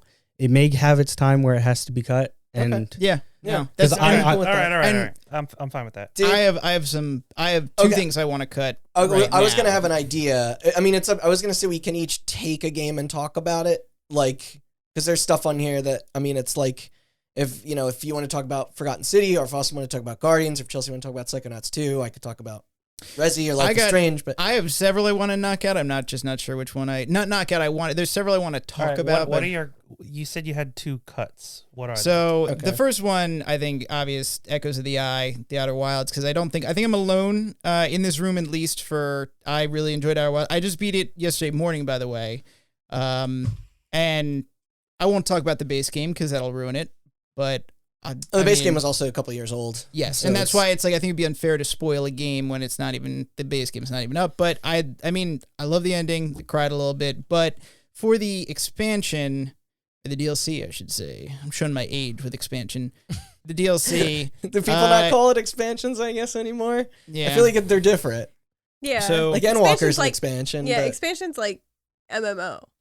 But I guess 2 things I will say. One, I can't even rightfully nominate this. I'm still in the middle of it because I just beat the base game. And but I will say, one of the interesting things for all those listeners out there who are a fan of this game and this DLC, the base game is already, in a way, terrifying, because dealing with solo deep space travel, there's a lot you encounter in there. First of all, you're dealing with facing, like, when you're in space solo and dealing with large objects, and it's like you're dealing with stuff on what is essentially, a planet-wide scale. And when you deal with hazards that big, there is a freak out moment when you run into them. So there are specific parts of the base game that are actually genuinely terrifying. But at the beginning of this DLC, it says some experiences in this DLC may be too intense for some players. If you want to, you can turn on reduce fright mode. I already played the base game, and the base game, there are parts of it that were like, they freak you out, because when you're dealing with something the size of a planet, it induces a sense of panic in you without you even realizing it happening, versus it's not a jump scare. But I'm curious, I haven't gotten to anything like, I don't know too if this frightening. is a controversial opinion, but I'm not a big fan of games having warnings like that. Like film, like in movies don't. Like, I feel like it's an artist's intention or vision, like for accessibility, right? But it's like games have I'll just say rating system. I don't know. 2 words, man. No Russian. That's all I gotta say. Yeah, I mean, but that was a response to one. Yeah, and let's not delve into this anyway. I just wanted to say, for all those Outer Wilds fans out there and playing through it, shout out to you guys. I know it's gonna get cut, so let's just cut it right now. Okay. And then finally, much more controversial choice, but I'm just gonna do it now. I say I want to cut Life is Strange, because I think we gave it the award it deserved. The best character moment as a narrative. I wasn't that. Yeah, I thought. Yeah, we discussed this a bit. Like, and if anybody feels strongly about it, we can keep it in. I don't want to take that away from anybody. I was just like, how do you guys feel? I'm okay with cutting. I think I am too. Colors. True Colors is a tricky one, because the character work is so good. The character work is what shines in it. The mystery is not as compelling as I wanted it to be. No. And this is reinforced by its final act. The twist was, pretty much everything by the end of episode 4 on came up short for me. I think that the end of episode 4 is when the twist is, which is funny, because right up until that point, I actually thought it had gained very good momentum since episode 2, which very much it spins its wheels in episode 2, in my opinion. But 3 and 4 leading up to that twist, it really starts to build up. But you're right, it was not episode 5. In episode 5, it didn't have enough time. It didn't have enough payoff for a conflict that didn't build up enough. Like, I understand Jed. Like, he wants to hide an atrocity he took part in and masquerade as a hero, as a way to lie to himself and others. Yeah, but that tragedy began as an accident. Like, it wasn't intentional. The reaction to it was out of fear or guilt, you know, like it wasn't evil. Yeah. It wasn't like, or at least it wasn't until the premeditated murder attempt on Alex. Like, no, and I get that that's meant to mirror the Mr. Jefferson stuff in Life is Strange 1. And the funny thing too is he was a sicko. It made more sense there. The funny thing is too, up until the point where he draws the gun on Alex, and it felt shocking for the sake it of becomes it, premeditated murder. It's funny because I thought about it, and I was just like, you know, in response to the guilt that he had about this accident, he wound up doing a lot of good things. And I thought to myself, that is actually, this whole community is like... This whole community. And so I thought about it, and I was like, you know, it's a story about how one mistake covered up leads to snowballs into something much worse. And then I thought about it. I thought about it, and I was just like, well, but this one bad accident actually led him to do many great things and build his community. It's like, was he pretending to be a good person, or does that just make him a good person? He wanted to repent for the accident that he could not reveal. But why be so hospitable to her, only to turn around and do something that aggressive? Yeah, that aggressive. So I would argue that, I mean, he's responsible for the loss of life of so many. What's one more, especially somebody trying to dig up the truth about him and, you know, tell everybody in this town who he's forged amazing relationships with and being touted as a hero as, you know, why not just kill this girl that, you know, is just snooping too deep and shit like that? I don't know. I guess I was taken back by that twist a little bit more than you guys were. How did you feel about the connection with her dad? I thought that was actually really fucking cool. Really? Yeah. I thought it was a little forced. I thought that was kind of needless. Like, no, I thought like it was a bit on, maybe, okay, I will agree, maybe a bit on the nose, because it's like, oh, her dad ended up in this fucking town. But I just mean like the outcome would have been the same for him if her father wasn't also I guess I don't have an affinity for the Life is Strange series like you guys do, and I thought that this one was at least like it struck with me as a oh shit moment. Mm-hmm. Way harder than I guess with you guys.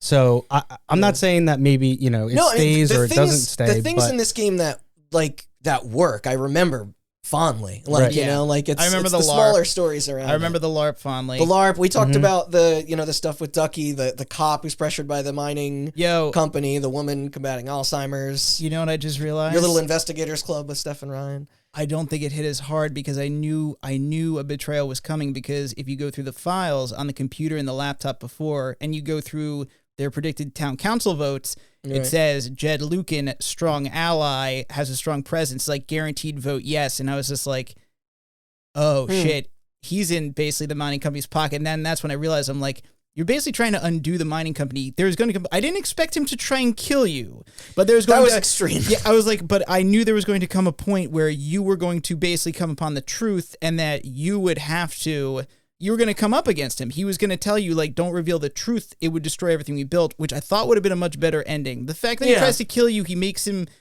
him too much of a villain. I thought it would. Or maybe he always had bad intentions at heart, and he was never a good person. Well, that was the question I brought up. The one last thing I'm going to say, because we did, me and you, Matt, talked a little bit about this before, is the flashback stuff with your brother and like parents. Oh. It's okay. I didn't find it nearly as raw or as disturbing as the dream sections that Max faces in the original, because we like the ethics of your basically mind reading powers is never challenged or called into question. Yeah. No, I know. I think as deeply as the rewind mechanic is, it's manipulative wish fulfillment. Like, I think even if it's for good purpose. I think the thing with that is I don't think the nightmare sequence in 5 is. I don't think it's bad. I think you just liked the confrontation in the first one more. I think that's. I wanted them to explore that aspect of it more. But I think the reason I liked the nightmare sequence in Life is Strange 3 more is because my mind does go back. We discussed this. My mind does go back to the vignettes of you confronting these parts of your character, but my mind also goes back to the forced stealth segments in those sections that just dragged on, and it's like this is very much more of it's more condensed. It's a streamlined narrative part. Yeah, you walking through the mind. But anyway, I guess True Colors. If we all we clearly like this game but have issues with it, then I guess it should go. Okay, if no one has any objections, I think it deserves to be cut. All right, so yes. I vote that we cut unpacking. Does anybody have any Cute little indie game. You do? Yeah. Here she comes. No, I'm kidding. No, it's just I think that story is very important for a lot of people, and I think like as a not straight woman, that story is very important. That's fair. And like it's not like the longest story, and it doesn't like go into detail, and obviously you got to figure it out for yourself, but I think it would help a lot of people, and I think it's an important story for a lot of people. It's simple but effective, and we discussed it previously. I guess it was, I don't even remember. It was the first episode that it very cleverly conveys different stages in this woman's life without the use of any words. Yeah. I mean, I like this story a lot. I'm not saying that. No, unpacking isn't necessarily a hill I'm going to die on either, but I was going to say it ends very optimistically with your eventually acquiring a house and starting a family and having the art studio you always wanted. Like, it's uplifting. By the way, speaking of which, of course, this is the one game I promised myself I would play before the narrative category. Every time I sat down and thought I should play this, I was like, it's still worth playing. It's still cute. Yeah. Well, I was tired every time I sat down to play a game, and I was like, I really want to like sit and just focus on doing this in one sitting. And then, what do you know? I didn't play the game for this category. Big but surprise. I mean, I could see it going either way. On one side of me, it's like, well, I'm sure there are narratives that are more rewarding. I mean, saying aside, it was impactful to me. So, and I get why it wouldn't be impactful to any of the four listen, other people. I said it was impactful. I don't need to one-to-one. So let's leave it. Leave it for now. Leave it Returnal and circle back to not believe it. Yeah. So listen, if you wanted to use that game to unwind, it's like most other indie games that come out. You sit down thinking, "Oh, cute," and then realize it's tackling like. See, that's what I knew it was gonna, and it's like I didn't want to be tired, or I didn't want to make the experience feel rushed. I wanted to sit down when it was like and take my time with it because I didn't want to be like, 4 hours I can get through this. Boop, okay, done. So let's move on for now and talk about Resident Evil Village. I'm surprised this game is incredible. I don't know if it's best narrative. This is more of a lore thing for me. It's a great Resident Evil game. Resident Evil has never had narrative at its forefront. Removing the characters from Resi Village honestly would just make the story itself sound even more fucking bonkers. Yeah. So real quick, I'll just run. You relocate after the horrors you face in 7, only to get attacked by former buddy Chris Redfield's like private sector squad, now under Umbrella. Wolf Squad. And Wolf he kills pack. What you think is coming for you. Mia. I'm Chris Redfield, who was the entire center of the rescue in the last game. But she's murdered, or so you think. And then your newly born baby is kidnapped and dissected into, 4 or 5 limbs as a part of 4, right? Because there's 4 sections. Yeah, it's 4. As a part of a ritualistic experiment to uncover the source of your family's regenerative abilities caused by your involvement with the hive-minded base mold that crashed into the Baker house. I mean, it's a better narrative than your description there makes it sound. That makes it sound really That sure does sound like a Resident Evil game to me. Randy, bananas. Put away your fanfic notebook, okay? Again, I mean, all of these, every game on this list right now, I know, as it stands, is incredible. I like the way this game. I don't think this game. I don't think it does either. I just like the way it connects to the rest of the series. It has the best milkers. I actually wasn't gonna make a which pair? Joke, which pair? Yeah. I think it has the best Resident Evil narrative. Yeah. Does it have the best narrative out of the games on this list? No. Yeah. I think that's a good way to put it. No, and you know what? I think this is also why I was a big proponent of it for best aesthetic, because I mean the story is just like it's a Resident Evil. Yeah, I was gonna say the story is not. It's not meant to be there to be like this deep narrative. The story supports the action and pushes it forward. It's oddly thoughtful in its consideration to that admittedly like impenetrable line of storytelling that's been building for the last 25 years. Yeah. And what I liked about it was I liked the fairy tale motifs. Yeah. What I liked about it was each section was very much like a European Gothic, very heavily centered. I mean, and also the gameplay, like it's a phenomenal and it's video just game. fun as fuck. Yeah, it's fun as shit. And I'm also, I don't know what the next thing is going to be. We never do. Yeah. Did you know? Either way, I'm sold. Did you know it was going to be this after 7? No. Yeah. That is their best narrative quality is that those wizards somehow take their batshit insanity and weave it together every time. Because we should say, it does end in your sacrificial death. Like, Ethan Winters is... No, well, I don't know who you're set to assume the role of. Yeah, but did you free cam the ending cutscene and go all the way down the road and see that Ethan's actually walking on side of the dirt path near the cemetery, though? Did you do that? Oh, fuck! Yeah, well, people are saying that this might be the progenitor to that other Capcom project, Pragmata, because apparently people are saying, like, the character model of Ethan's daughter grown up looks just... Yeah, it's fine. And it was so... Anyway, my point is like more than the story, I enjoyed the motifs and the themes and the way that's Resident Evil. It knitted all together, and so hence that's why I would have given it best aesthetic. I argued for it, but either way, the category's passed. Yeah. Narrative, no, yeah. it's not. Okay. It's not. Narrative is not its strongest point. Okay. Yeah, I'm gonna be sad. Resident Evil doesn't win anything. Okay, so next like at the actual Game Awards. Let's talk about no Lady D. Let's talk about Dark Pictures House of Ashes. Ooh. All right. Now, we've gotten into some of the beats already. Your team of soldiers sent to Iraq in search of a weapon stash quickly falls apart when a shootout triggers an awakening of nightmares, bloodthirsty alien creatures. Vampires. Yeah. I don't know. The victory here is more in its exexecution of the concept. That's what I was going to say. And the interpersonal relationships. The narrative itself is whatever, but how much the narrative can change in this one compared to the others is what's so impressive. Yeah. Because I played all the others, and I also watch playthroughs of these games because I like to see the difference.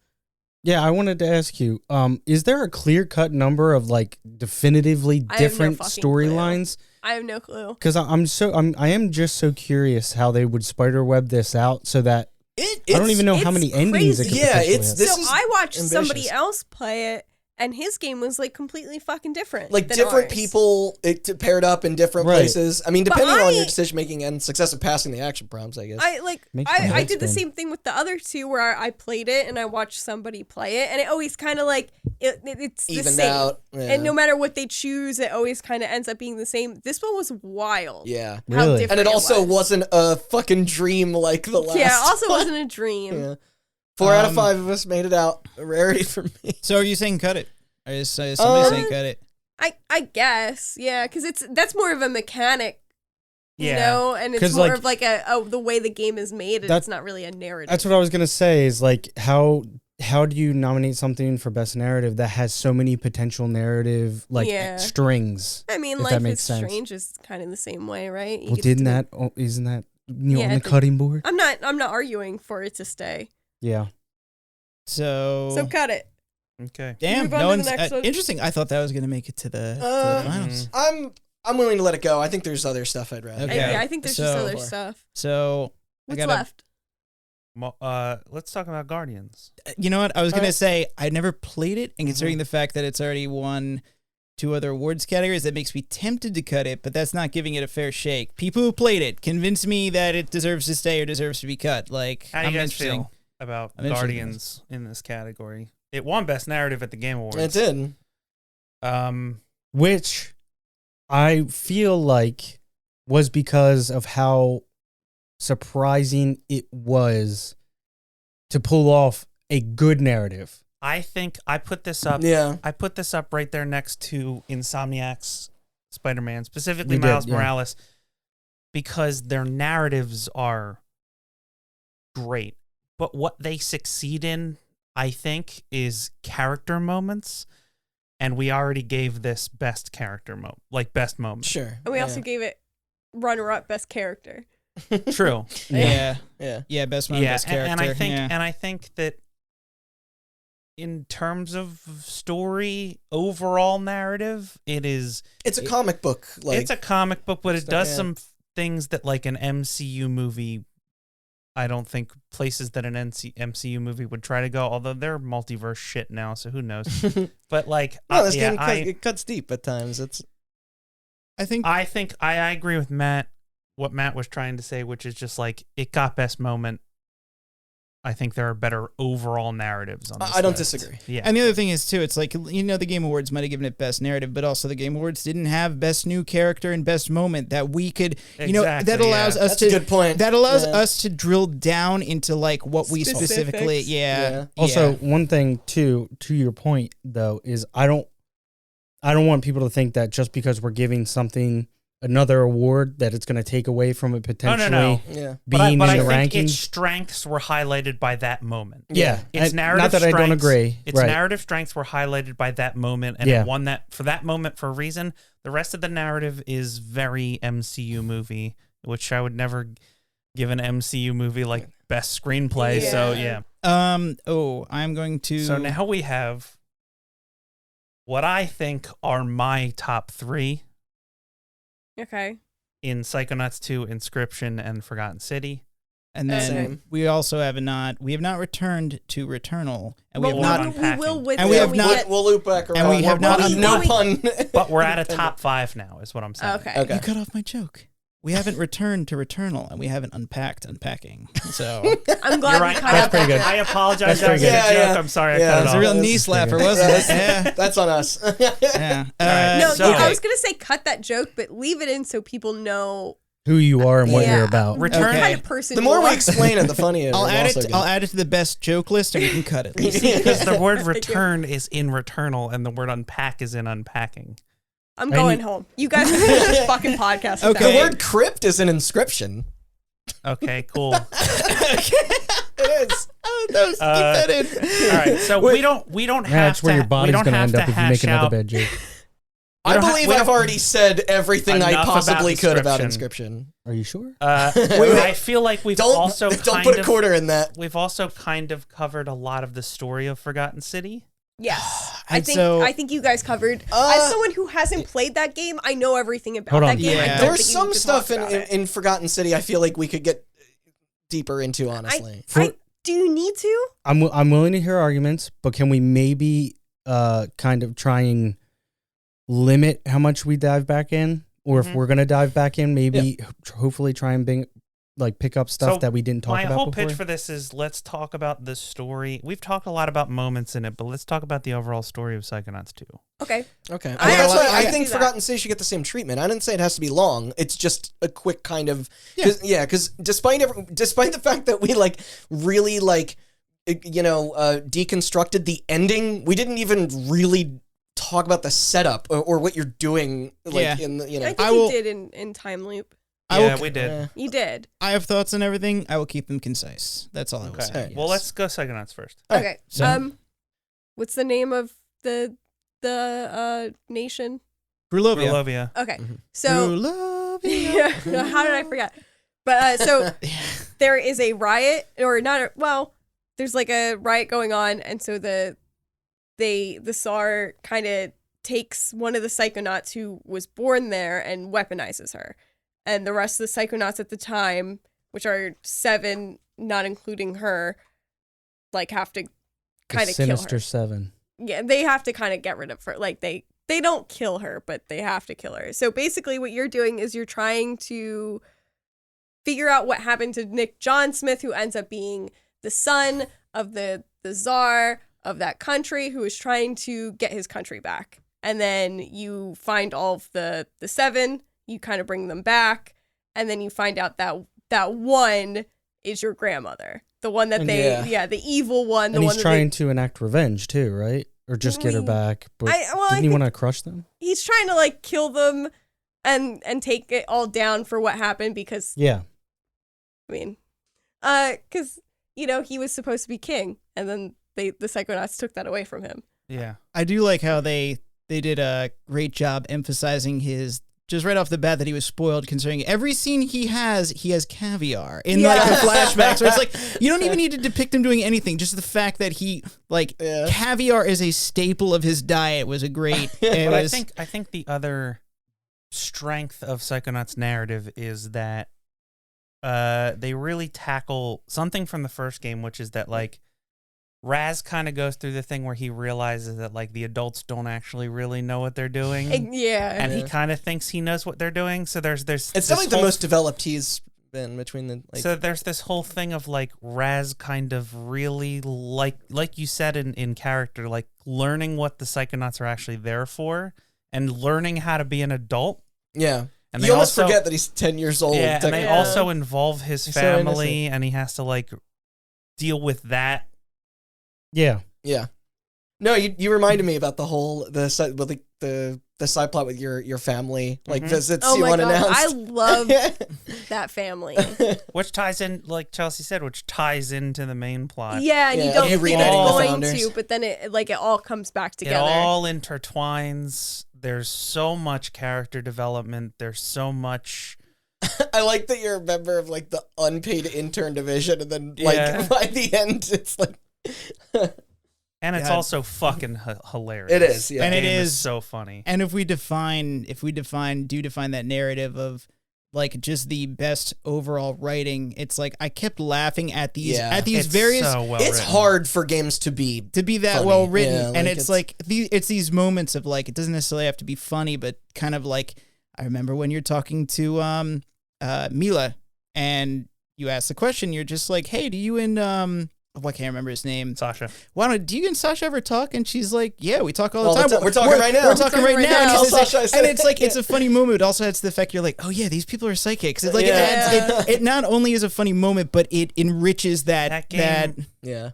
rides a wave of tones so smoothly. yeah, it does. And it's like, Yeah, that's a good point. you're going to hear me out on this. Originally, I was thinking I wanted to cut this just because I think that game does not just writing well, but lots of things well. And it's a shame we don't have a category for a game that does everything so good. Some sort of best in every category game. But at the same Just time, like a best overall, yeah. We yeah, should've I thought of know. that. Maybe Oh next year. God, yeah. But it's like, but at the same time, to cut it for narrative for that exact reason almost does a disservice to how well that game I is think the written. narrative.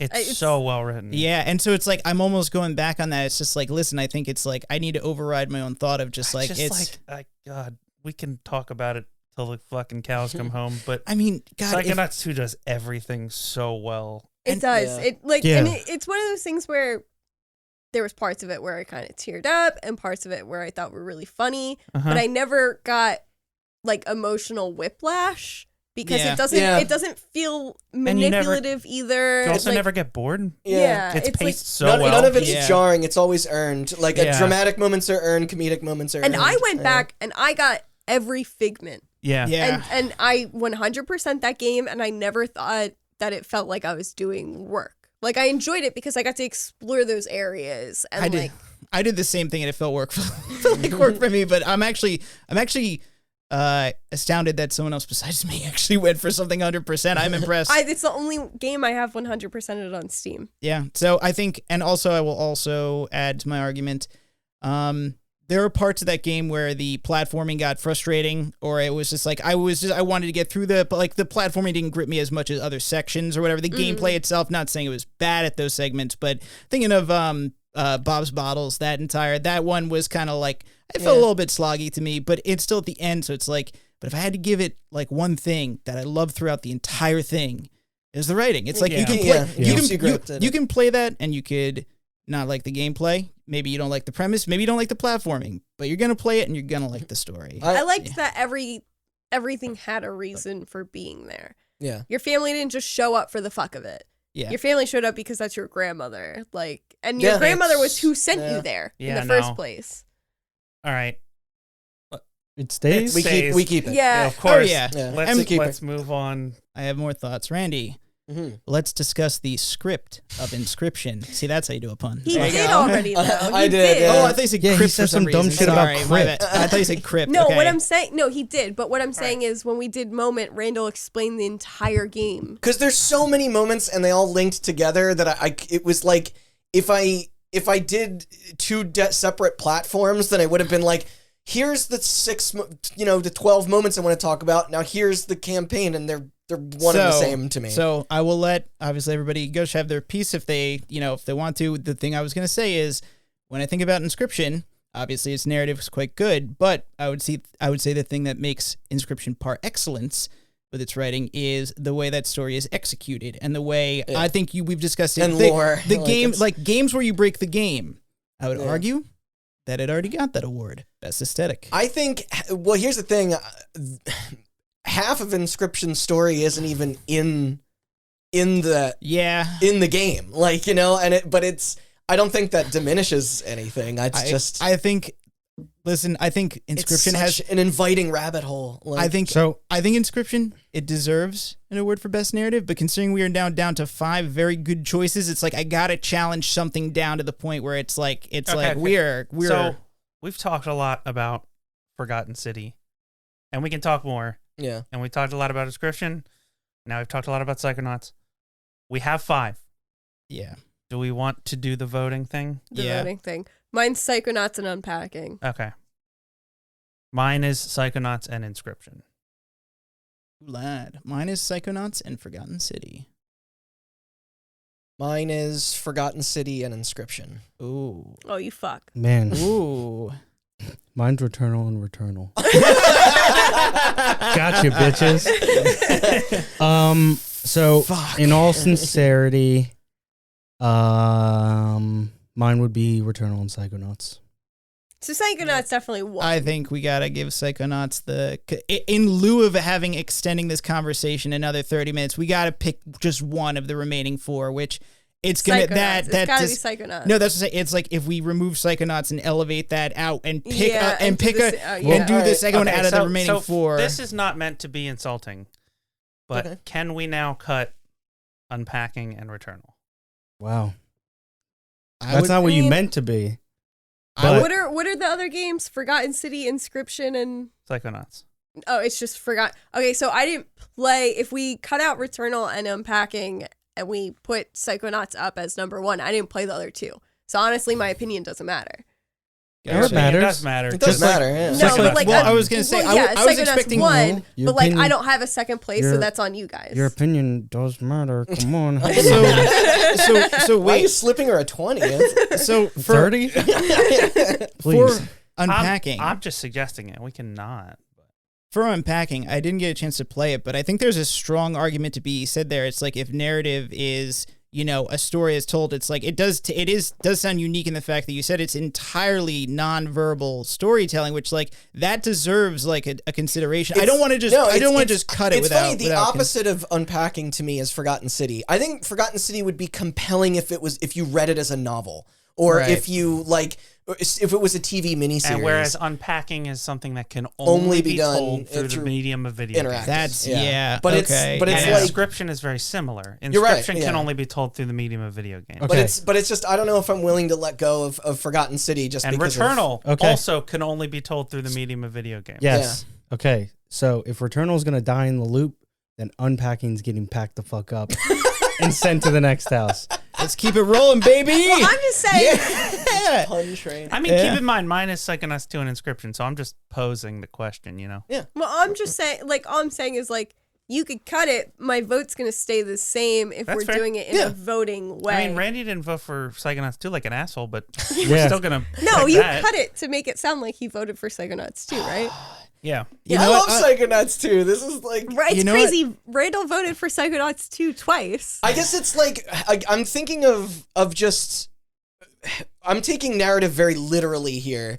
And it's like... That's why I said, like, regardless of format, there is... Like, I mean...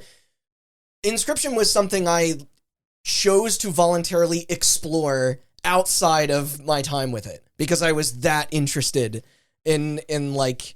You know, it's inspirations and it's ARG and and stuff. But and Forgotten City is just a thing of being like, it feels like an accomplished author came up with that. Like it's. Yeah, well, Returnal's steeped in Greek mythology, fucko. So shit. As much as I'm not dumping on Returnal, I promise. Selena's actually Greek American. You ever think about that? If you get rid of Unpacking, you hate the gays. Fucking A. He is one. Yeah, so am I. He's got You can be self-hating. Yeah. Oh, I know. I'm aware. I'm a self-hating straight. Mother. Oh, fuck. Yo, this is tough because it's like I don't want to like. Those are all games that it's like I don't want to pass. I don't want to concede on Forgotten City either. You're right. Then it is. It's like it comes off as a narrative written by an accomplished author, and not only that, but the writing is so tight. Let me ask. Yeah. Question. Randy, Mm-hmm. your 2 were Inscription and Forgotten City, correct? Yes. Pick one.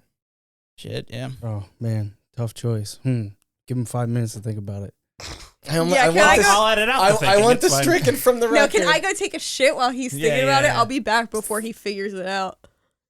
Forgotten City. Wow. Really? Oh shit, yeah, Holy damn. shit. Inscription's my game of the year, but I think just Forgotten not getting City game of the is year. writing. It's practically Yeah. nothing else. That was like, wow, it's- yeah. Dude, yo, props Yeah, for the it's- backing on the forgot. All right. Cool. So, And I think how do we feel about Psychonauts 2 as a winner and Forgotten City as the runner? Okay, hold on. Because I'm okay Hold with on. that. You're sprinting to the finish, and I haven't even gotten water from the person holding water out at the side of the marathon. That's Okay. such an involved metaphor. Okay, yeah, wait. It's really involved.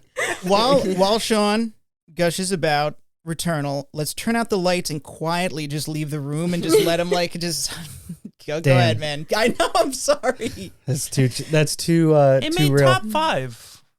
So I understand that I'm the only person that played this game and beat it and got to experience what I'm arguing is the culmination of so much breadcrumb trailing and confusion throughout the entire story and things like that. I've already gushed multiple times about how impressive that I think this game is. And all of it's pretty based around the narrative. I haven't really touched on the fact that the game feels like fucking magic Mhm. and is incredibly great, but like that's besides the point. I can understand that this is going to be in order for Returnal to stay, I'm going to have to literally make a good enough point so that you all change your answers. And I know that's not happening because everything that we experience is subjective and all I'm that. just saying, it made top 5. If I had to pick, I think I'm going to have even to. between Returnal and Unpacking, I would put Unpacking first. You son of a. I think Unpacking is Let me get my phenomenal. strangling gloves out. It has a phenomenal narrative for something that is told entirely through visuals. No, that's a really good point. And Returnal made me angry. Yeah, well, I'm just going to I say actually think I would take Returnal. 2 Made me words, grumpy. 2 words, Cranky. 6 letters, get good. plus 1 more word and 5 letters, bitch. All right, No, I'm just kidding. executive decision. I'm cutting Returnal. That's fine. This is an uphill battle. I Yeah. understand that. If you have the means to do so, this has not been in response. just the ramblings of a madman. Power through, beat that game. But I like Randy. It is my game of the year.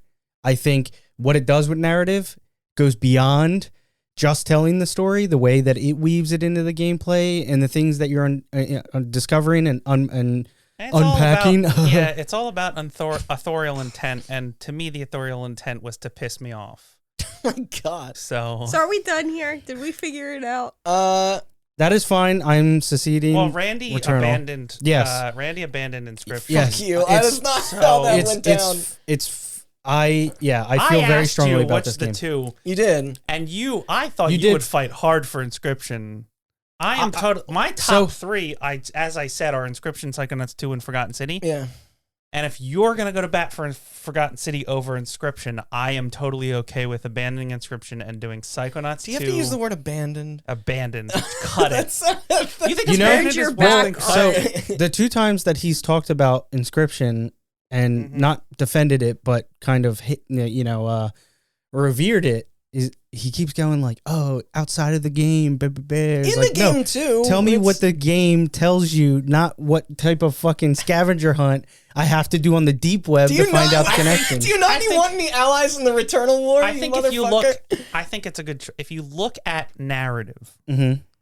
the definition of narrative Webster's dictionary defines. as stop making that joke when I say definition. I love it.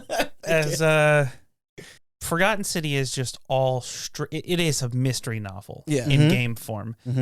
And Psychonauts 2 is just everything else about narrative done so perfectly Mhm. to me.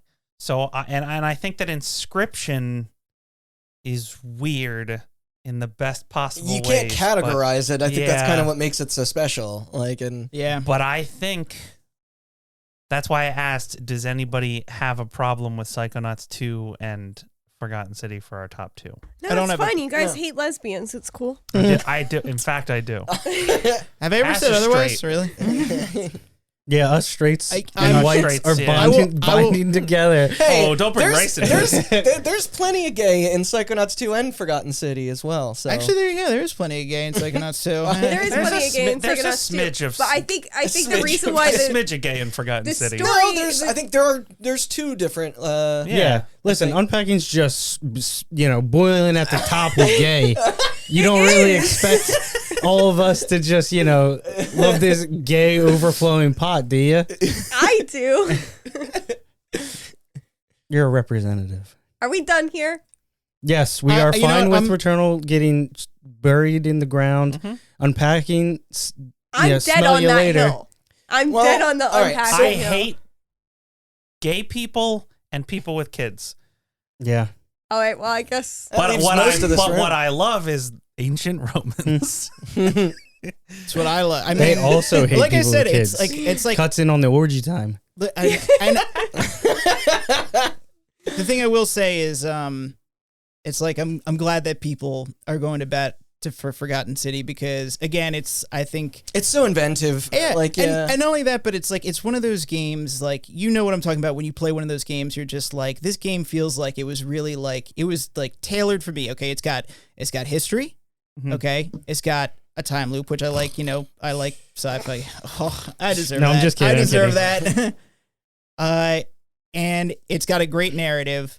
Okay, and it does. I mean, historically, Great writing. Yeah. right. And it's like it does history a good service. There's so many history games out there where the historical characters are written like dupes. There are so many history games out there where it's like it doesn't explore. I've talked about this with time loops where it doesn't just explore the time loop No, forward, I like but this game's backward. message that civilizations all just steal from each other and twist their origins into what we read today as I mean, religion. that's kind of. Bullshit. I mean, that's that. But it's like, are they telling lies? No, it's like that's what happens. It's like history is built on top of everything. It's like you'd be surprised going back, tracing the origins, be like, oh, this is not a new concept. This goes way back. Yeah. Also, I changed my vote. I'm going Psychonauts and Forgotten City. It's also really It's All right, we're also done. real quick. It's also really good at making you realize how much of a crock of shit religion is. Yeah. Yeah.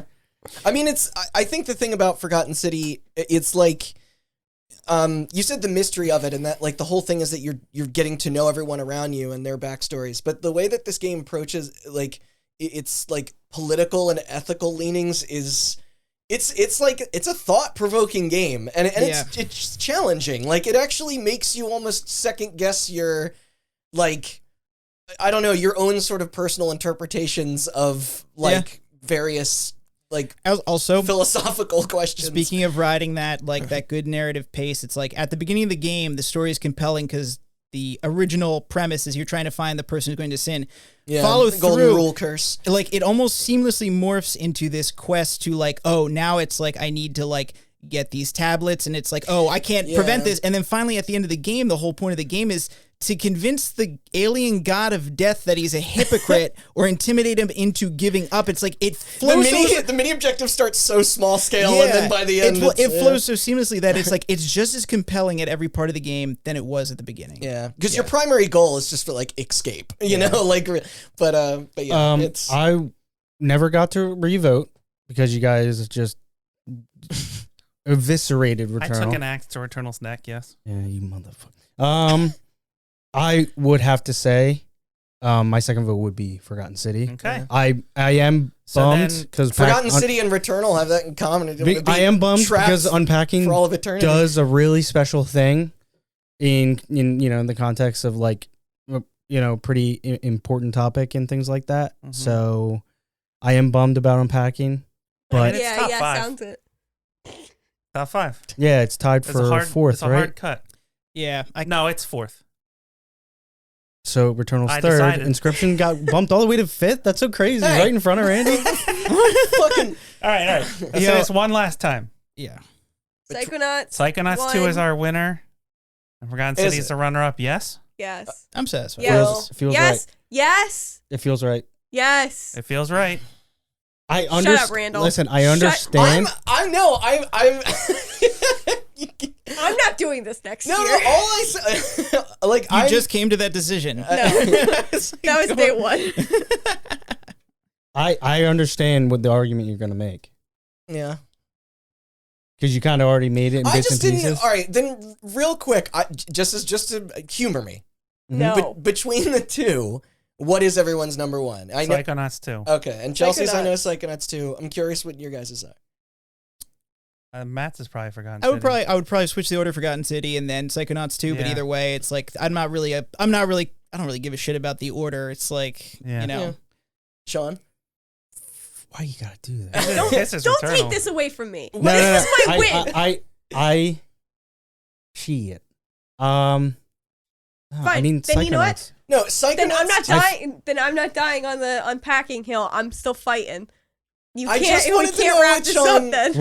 We're opening that box back up and putting everything on the shelf. He's doing this as a bit. He wants the argument to go on longer. I know it. I know it's happening. No, I think We can it's conclude close. It is It's very concluded. close because of how compelling the don't argument think it's is close at for all. Forgotten City. Really? I like Forgotten City, I but thought I you- think there's Psychonauts something- 2 is Yeah, so no, well I written. love Psychonauts 2. I really do. I'm not trying Doesn't sound to. like it. Doesn't sound like it. This is not like a question. I love how much these categories make. It's like anything that doesn't get first and second, we're like, this is dog shit. Yeah, you hear that? Look, Even wait. top 5, it's still I will great. say, listen, between Unboxing, Inscription, and Forgotten Unboxing. City. Unpacking. That's the day after Christmas. Unpacking, like all three of them, like I think fantastic. they need recognition for their narrative, but it's like if I'm gonna go to bat for just one of them, I'm gonna go to bat for Forgotten City. That's fair. It kills me because Inscription does. I hear your arguments about like it's not just a game. It's not just a story within a game. It has a meta narrative with a Yeah. you know the YouTuber. Okay, and then there's a meta narrative outside of that where this community of fans like. It's all right. playing- I already closed my eyes and cried and shot it. I feel like we're Listen, edgy. if you I guys feel are like gonna we're do this shit to me, you gotta bring the dog back in. Hold I on. need the therapy dog. I just wanted to know what Sean had to say between the two. That's listener. all right. Send an email to the Hot Button email account. Is this like edging? We just keep getting right there It and then we hurts. stop. I've been Yeah. saying it for like 20 fucking minutes. You have. Blood's Psychonauts coming two. out. With, by a small margin, Psychonauts beats out Okay. Forgotten City for me. Psychonauts 2, Psychonauts Forgotten 2. But we're City. not democratic.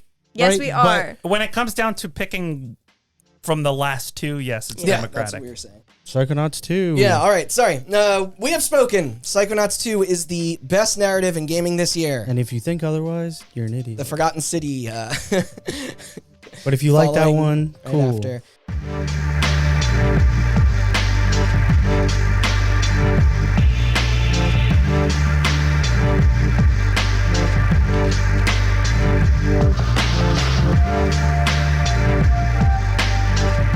But that concludes our main categories of the episode. So what you say we wind down with a nice smaller award. And therefore, I believe it is Sean is up tonight with Best Creature or Monster. So did you want to read them off for us? Sure. Yeah. So first up, I have Nemesis from Returnal. I think you messed up. He's from Resident Evil. No, sorry. Fuck you, that's wrong. Ophion from Returnal. Lady D Lady D. from RE8. Heisenberg from RE8. Yeah. Oh, I have it here as the baby. The rapper? No, no, The this is baby. from RE8. Okay. Yeah. Maligula, Psychonauts 2. I'm gonna have some trouble with this one. Truhealthia, Memonstria. I don't know. I think that's Psychonauts 2. It's the 3-headed Hydra monster in the lake when you're floating on the door. Yeah, yeah. Oh, okay, yeah. I'm not sure if it's the It's mall. the mall. Okay, Yeah. the mall from The Medium. Shout out Troy Baker. Child Eater from The Medium. Pazuzu Pazuzu. from Pazuzu. House of Ashes. I have Thin Man, Little Nightmares 2. Yeah. 6, Little Nightmares 2. The Doctor, Little Nightmares 2. I like the doctor. Leshy from Inscription. Corrupt Rot God from Kenna. and Old Man from Mundan. Undone. Oh, you know what? Oh, You left a monster off this list. Mantis God from Inscription. The true card. Yeah. yeah, that's true. It Ace will in the like hole. if you play your cards right, Oh my he can be a real monster. More You know how I puns. said I wasn't going to do this next year? Zing! I'm not doing this next week. I'm not doing the rest of the days. We can just edit her out. Because Yeah, just edit The all of entire my inclusion, speaking yeah. out. No. It's just a tape when you hit it. It says Psychonauts 2. you won't have to follow any laughs. Like it won't be weird because the talking will continue. She's not very funny. Wait, you guys What? have had my mic plugged in this whole time? I thought it was like when you give a It's for- younger sibling The controller. the controller. It's for special effects. It's to get those wins. Thanks for that beautiful segue from the main monster of the podcast herself. We're gonna roll into I don't know, what do you guys think? I know it's my topic, but any jumping off points? Anything that stands out as a little lackluster to start getting into? Should I just start at the top? Is the one from Kenna the Dark Souls, but like you described it as No, like I mean, it's not the ending.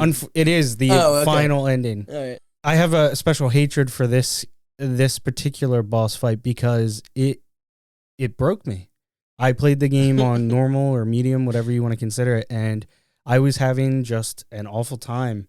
And so I bumped the game down to easy. Yeah, that's right. I'm terrible. But fuck you, I beat Returnal. Wow, you call yourself a gamer. But I did put it on this list not for that reason. I think aesthetically is what I was kind of going for this. Yeah. I think it's all factors. I don't remember if this character has voice lines. Corrupt rock god. I think that is absent, but aesthetically and sometimes a good creature in a game or a monster in a game will either scare you enough so that it's you're tense. Or in Resident Evil's case, you want to fuck it. Okay. Yeah, all kinds of emotions. Or Or both. Post transformation. Yeah. I'm pretty sure that's why she's on here. I've said this before and I'll say it again. Evil Dead, the remake, when the main character goes total crazy psycho That's when you're into her? demon mode. Yeah. I think it's a good place to start.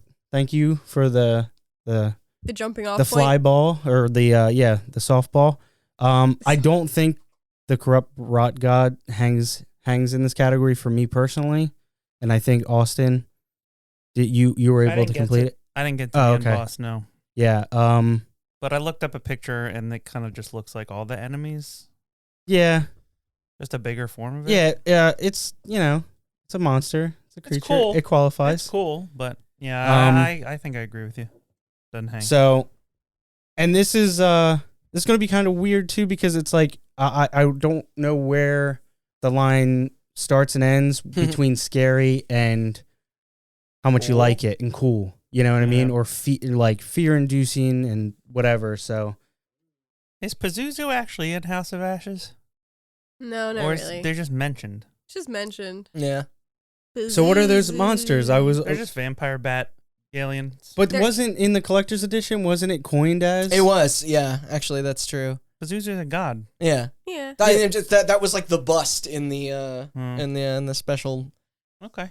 pack, whatever it was. Ash Yeah, I thought that was vampires, weird maybe? too. I did think that was weird because they never like explicitly call it that and stuff There's like a that. better monster in that game though, and it's Ashley Tisdale.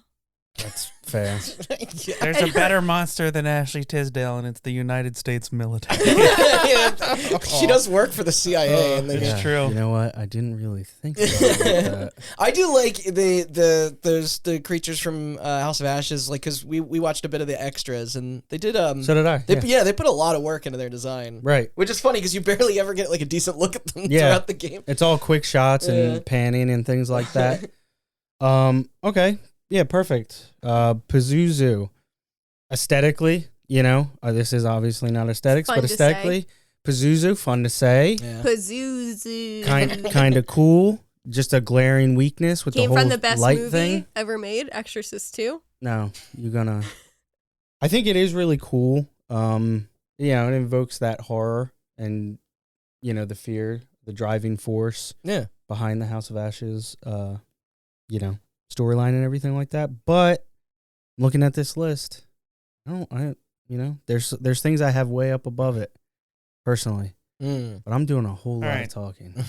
Well, it's your category, so I'll pitch one though that multiple people can talk about. But tell me about these entries from the Medium, because I played that game for like an hour. Ooh, yeah, the Troy Baker monster. Yeah, he doesn't do villains often. I mean, I guess Death Stranding, but it's like these lines I think he recorded like back in like 2012, but wow. It's good. It's a good menacing like voice. Yeah. We almost didn't realize it was him because he has, you know, rightfully he has such a reputation for being so charming and like, you know, and having I'd still fuck. Charismatic character. Oh, of course. Yeah. But it was like this like it came well through the surround speakers. Yeah. Yeah, it took me a while to realize that was him because I was waiting for when he showed up for a while, and then I was like, "Oh, they wasted it on this." We talked a decent amount, or like a decent amount about the Medium. I think one of the things it does really well is push that feeling of ickiness, that creepy, the creepy, chills down your spine, kind of. Yeah, like I like to think of myself as somebody who's like generally pretty comfortable with disturbing and weird things, and it's partially why I like this category so much, because that's why I when I was bringing it up, it's like the difference between like the scary and the cool, because I think a lot of these entries do a good job of both, you know what I mean? So what did you guys think of Child Eater? I don't remember which one that is, honestly. That's the gigantic thing fucking in the window. Yes. Okay. That's pretty much all I remember from it, though, so I guess it wasn't that memorable. I don't know. That game came out early in the year. It did. I think that was a January title, if I'm not mistaken. You're asking me to remember something. It was a cool image. That I looked at a year ago. It was very foreboding. Mm-hmm. Tell me about the doctor, since, Randy, you had commented that it was a good boss fight, and so now I'm curious. Wait, which? You said for Little Nightmares 2. Well, I mean, I was gonna ask you, Sean, if you thought any of these like were as good. Do you remember the first one? The guy, the long arms, like the crew guy. He didn't come back, right? Are you talking about the hunter? Cut him off through the elevator. Are you talking about the hunter, or are you talking about this universe? The teacher? The way I remember Little Nightmares 2, it was hunter, teacher, doctor, and then there was something else, and then the entry I have in here for 6. Is actually I'm referring to, but at the end you beat Little Nightmares 2. Well, I didn't. I watched, but you saw the. Were you able to see the final ending of the game? I think so. I'm sorry. No, it's fine. It's fine. So, I have 6 on here. Mono is the name of the character in the game that you play as, and you're going through the game. You discover 6, which is the main character from the first game. Yeah. So technically this is a prequel. You discover 6, and you're basically, the entire game is just one giant escort mission trying to get 6 to safety. Yeah. So along your travels and adventures in this world, you come across, like I said, the hunter, the teacher, the doctor, and I may be forgetting one other, but then also the Thin Man, who I also have on this list. For me, the doctor really stood out. Thin Man really stood out, as well as 6. Who would you say was the best from? See, that's the thing when like talking about this category, character traits. I'm not sure, or like personally, like the best overall, right? Yeah, the best aesthetically. Fear-inducing, and how you encounter them, and things like that. I really liked Little Nightmares' but their execution of introducing all their bosses, and it's very atmospheric, and this set, everything's. You always get a good look at them first before you actually dispatch them, which is neat. Right. Yeah. One thing I forgot to add on here, because I didn't want it to be the Little Nightmares category, because I think, like, design-wise, they're all so disturbing. Yeah. All the enemies and all the bosses in that game, intentionally are so disturbing. I love the representation of the Thin Man. If I were to have to pick one out of these, Thin Man? No, it's 6. Because you spend this entire time risking your ass to save this girl from being taken away by the Thin Man, and then a series of events towards the end of the game where you have to fight this like monstrosity version of Six, which that's what I was kind of thinking about when I wrote this down originally.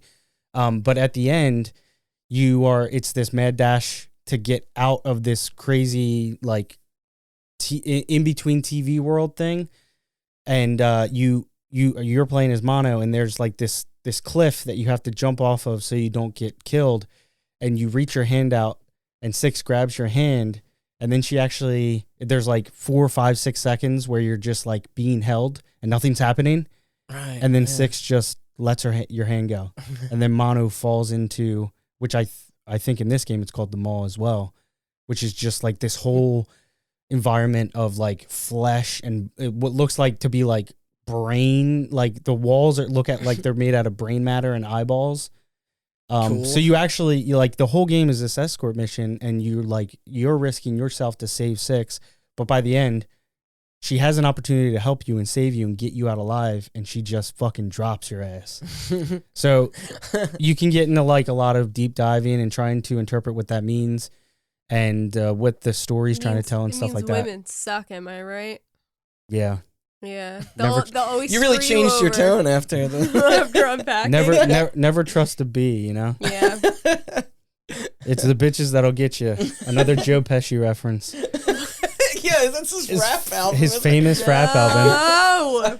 Oh. So, I mean, I gotta start cutting stuff because I'm kind of Yeah. rambling on. well, I was gonna say, I want to hear about the old man from Mundon. we did. That game seemed twisted. There are a couple games on here that we did already talk extensively about. I was gonna say, if you wanted to talk about anything additionally, Pazuzu, I don't think hangs I'm sorry, Zuzu. not Pazuzu, but flying bat vampire Alien. creature alien thing.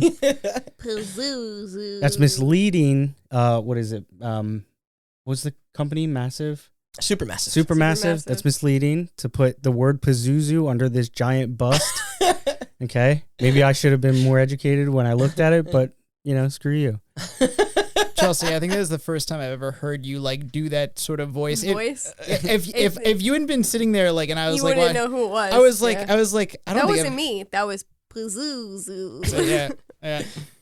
Anyway, sorry. Probably, if not better acted than in the movie. Who do you feel I would say comes out on top with Rezi?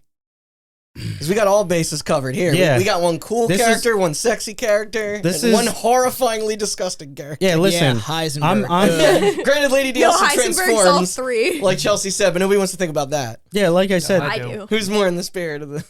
yeah, she definitely goes up like a couple clicks in the hotness factor. I'd still tap. Yeah, well, let's see. We got Lady D, Heisenberg, and DaBaby. DaBaby is DaBaby. definitely the most disgusting villain.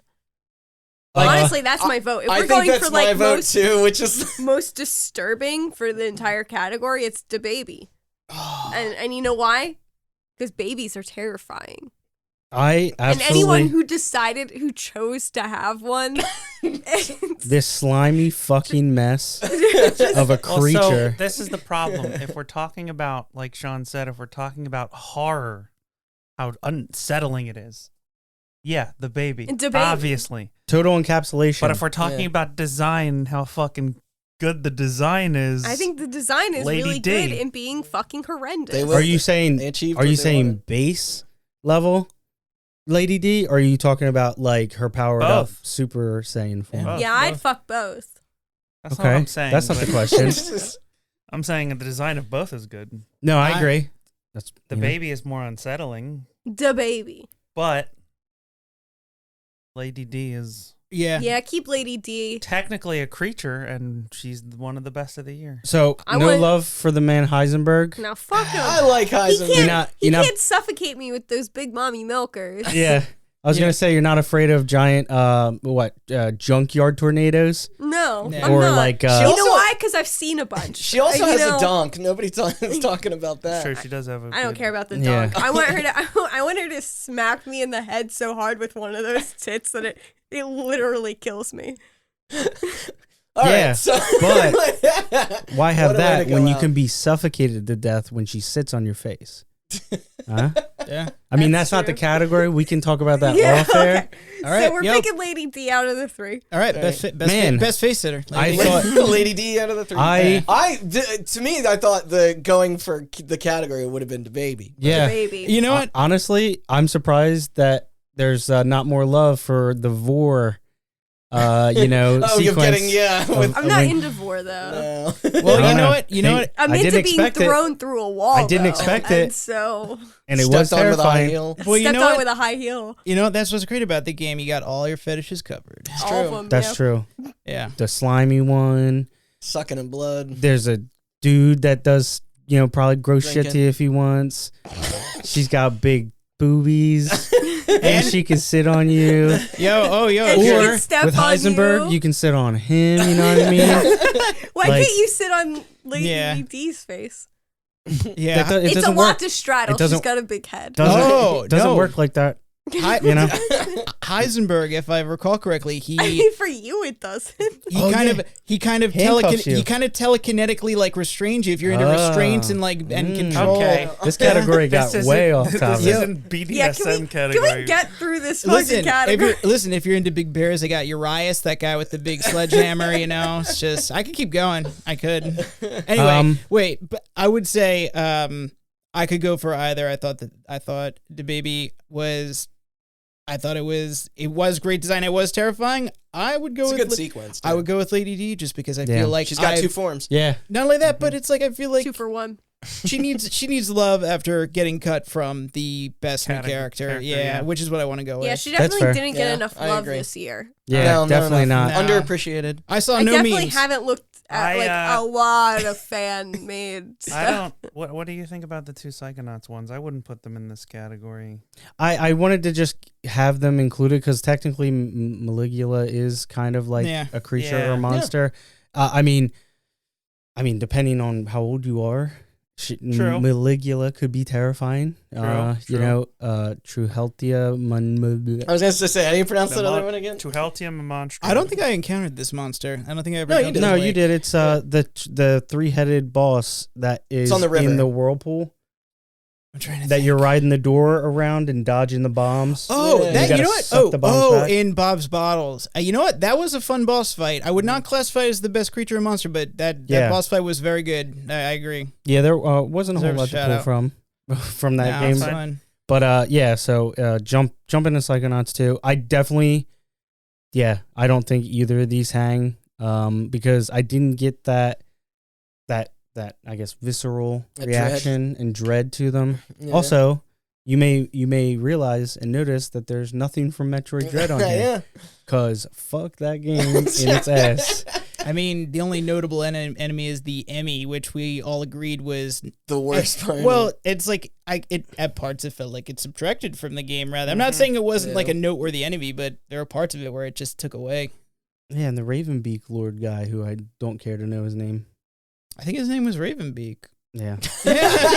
Yeah. Shows you the creativity level of those fucking jackals at They're really Nintendo. nailing it over here. Yeah. But yeah, no, I did Like not. the second monster. I don't remember the name. I think its name is Second Monster.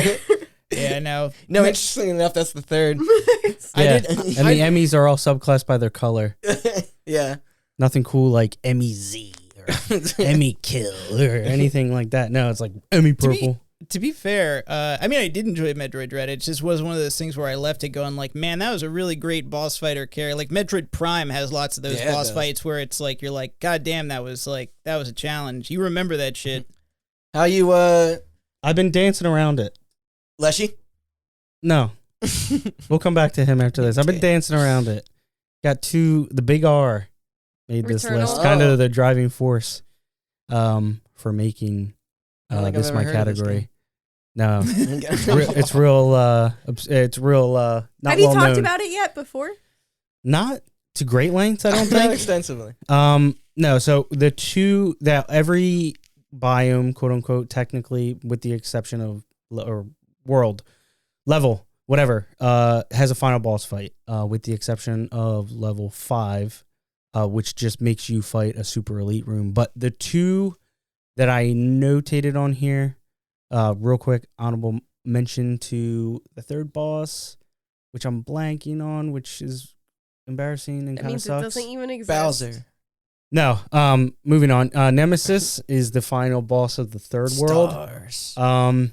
This boss changes it up because the first two bosses are very like they're huge and they're hulking and they're terrifying and obscure and weird and but when you get to Nemesis, like he's like fucking gigantic and you're literally like you have to traverse all these platforms with this newly acquired like grapple weapon or attachment, and it just this fight feels so larger than life, and also like this enemy is just so huge it feels like this insurmountable feat. Like it's, you know, obviously You say feet?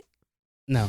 Would you say it's akin to like in Shadow of the Colossus, like coming upon the first Colossus and you're like, oh fuck. Yeah, kind of. It's like it's very similar. You're kind of in awe at like the size of the map, right? This...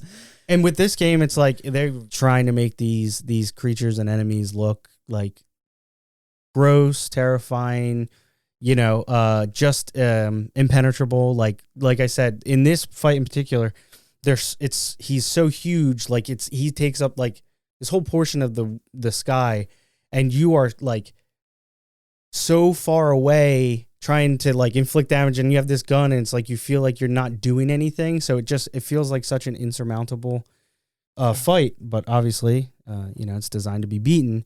Doesn't have lines again, so that is kind of a strike against him, because I think what really adds to the creepy factor in the case of like the Maul character is who he's voiced by and how it sounds, and that tied in with the fact that you know, how it looks and the feeling that you get and the position that the game puts you in. The Maul definitely gave me more of a holy shit or oh shit moment, where it's like you're being chased rather than chasing down this thing that feels like it's trying to evade you or prevent you from achieving, well, you know, destroying him. So I think Nemesis can go. Okay. And really quick, Ophion is the last boss. It's you in the final world, where you get the ability to walk underwater, breathe underwater. I think it's walk, but you can't ever go in the water anywhere else in this game. It's frustrating because you can see items down there. Right, and I actually personally it's like love same with that. the grapple points too. Yeah, before you get that. Again, I could go on forever. But I won't. I love that you get all these areas throughout the world where you can't enter the water without dying, you know? So the fact that you get this power up after you beat, you know, the fifth area, after fighting an extremely hard fight against a bunch of elite mobs and stuff like that, all thrown at you at once. You traverse this underwater level where gravity is different, where your vision is constricted, and it all climaxes in this final fight where you're taking down, like, I guess, like the final step. It's like you finally overcoming your you know, everything that happened throughout the game. And I guess when you finally get there, you don't know it's the final fight, but the whole alluding to the underwater and how water ties in, and how narratively how like everything, you were in the beginning of the game, you were like sucked up by this black creature, Cthulhu looking ass creature thing, and you don't know where you were or why you were there, and then how it all starts in the water and ends in the water. And then I guess, again, we talked about this before, it could be left up to interpretation, but it's almost like, you know, depending on how you look at it, you know, and depending on how you feel about it, this could essentially be you fighting the thought and memory of blaming yourself for your child's death and things like that. And it's like, when you beat this enemy, this boss, this underwater creature, you know, it's you finally coming to terms with the reality of, you know, what happened and what you did. And yeah, I mean, I think aesthetically, This character looks awesome. Is that your choice? Is that you think you're gonna go? No, actually, again, for as much as I love Returnal, there are other things on this list. Yeah. Oh, interesting. That don't really stack up personally, in my opinion. With Ophion, I think it's a very great final boss fight. If it's connecting the way, if its intended use was to connect it the way that I felt that it connected everything. Again, a lot left up to interpretation in this game, but for the most part, it kind of strings together really well. Ophion, awesome fight, awesome aesthetic, looks awesome, like just scary shit, whatever. It gets cut. Returnal does not make the cut on my list for. Sean just wanted an excuse to talk about Returnal for another 6 fucking hours. I think that was like less than 10 minutes. Give me a break. I mean, to be fair, we snubbed him in the last quick category with this, so it's just like, well, he's got his chance to keep talking. So. No, yeah. So did you? I don't want to drag this out. I know. What's up? You left the mall on there. Child Eater.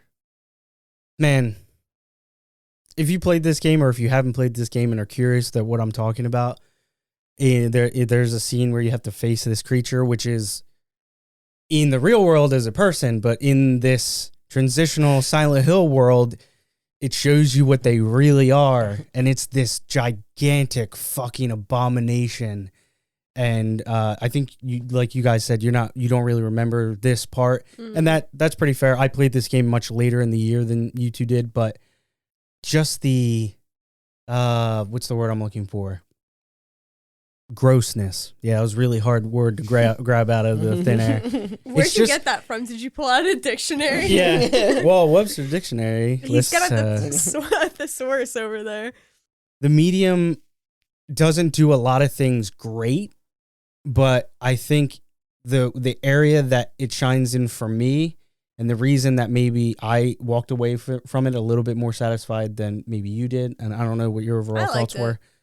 But I just thought she was annoying. Yeah, which is fair. And again, I think we talked about this. Yeah, Thomas walks too fucking slow. Well, Jesus, just pick up the pace, dude. Lead shoes.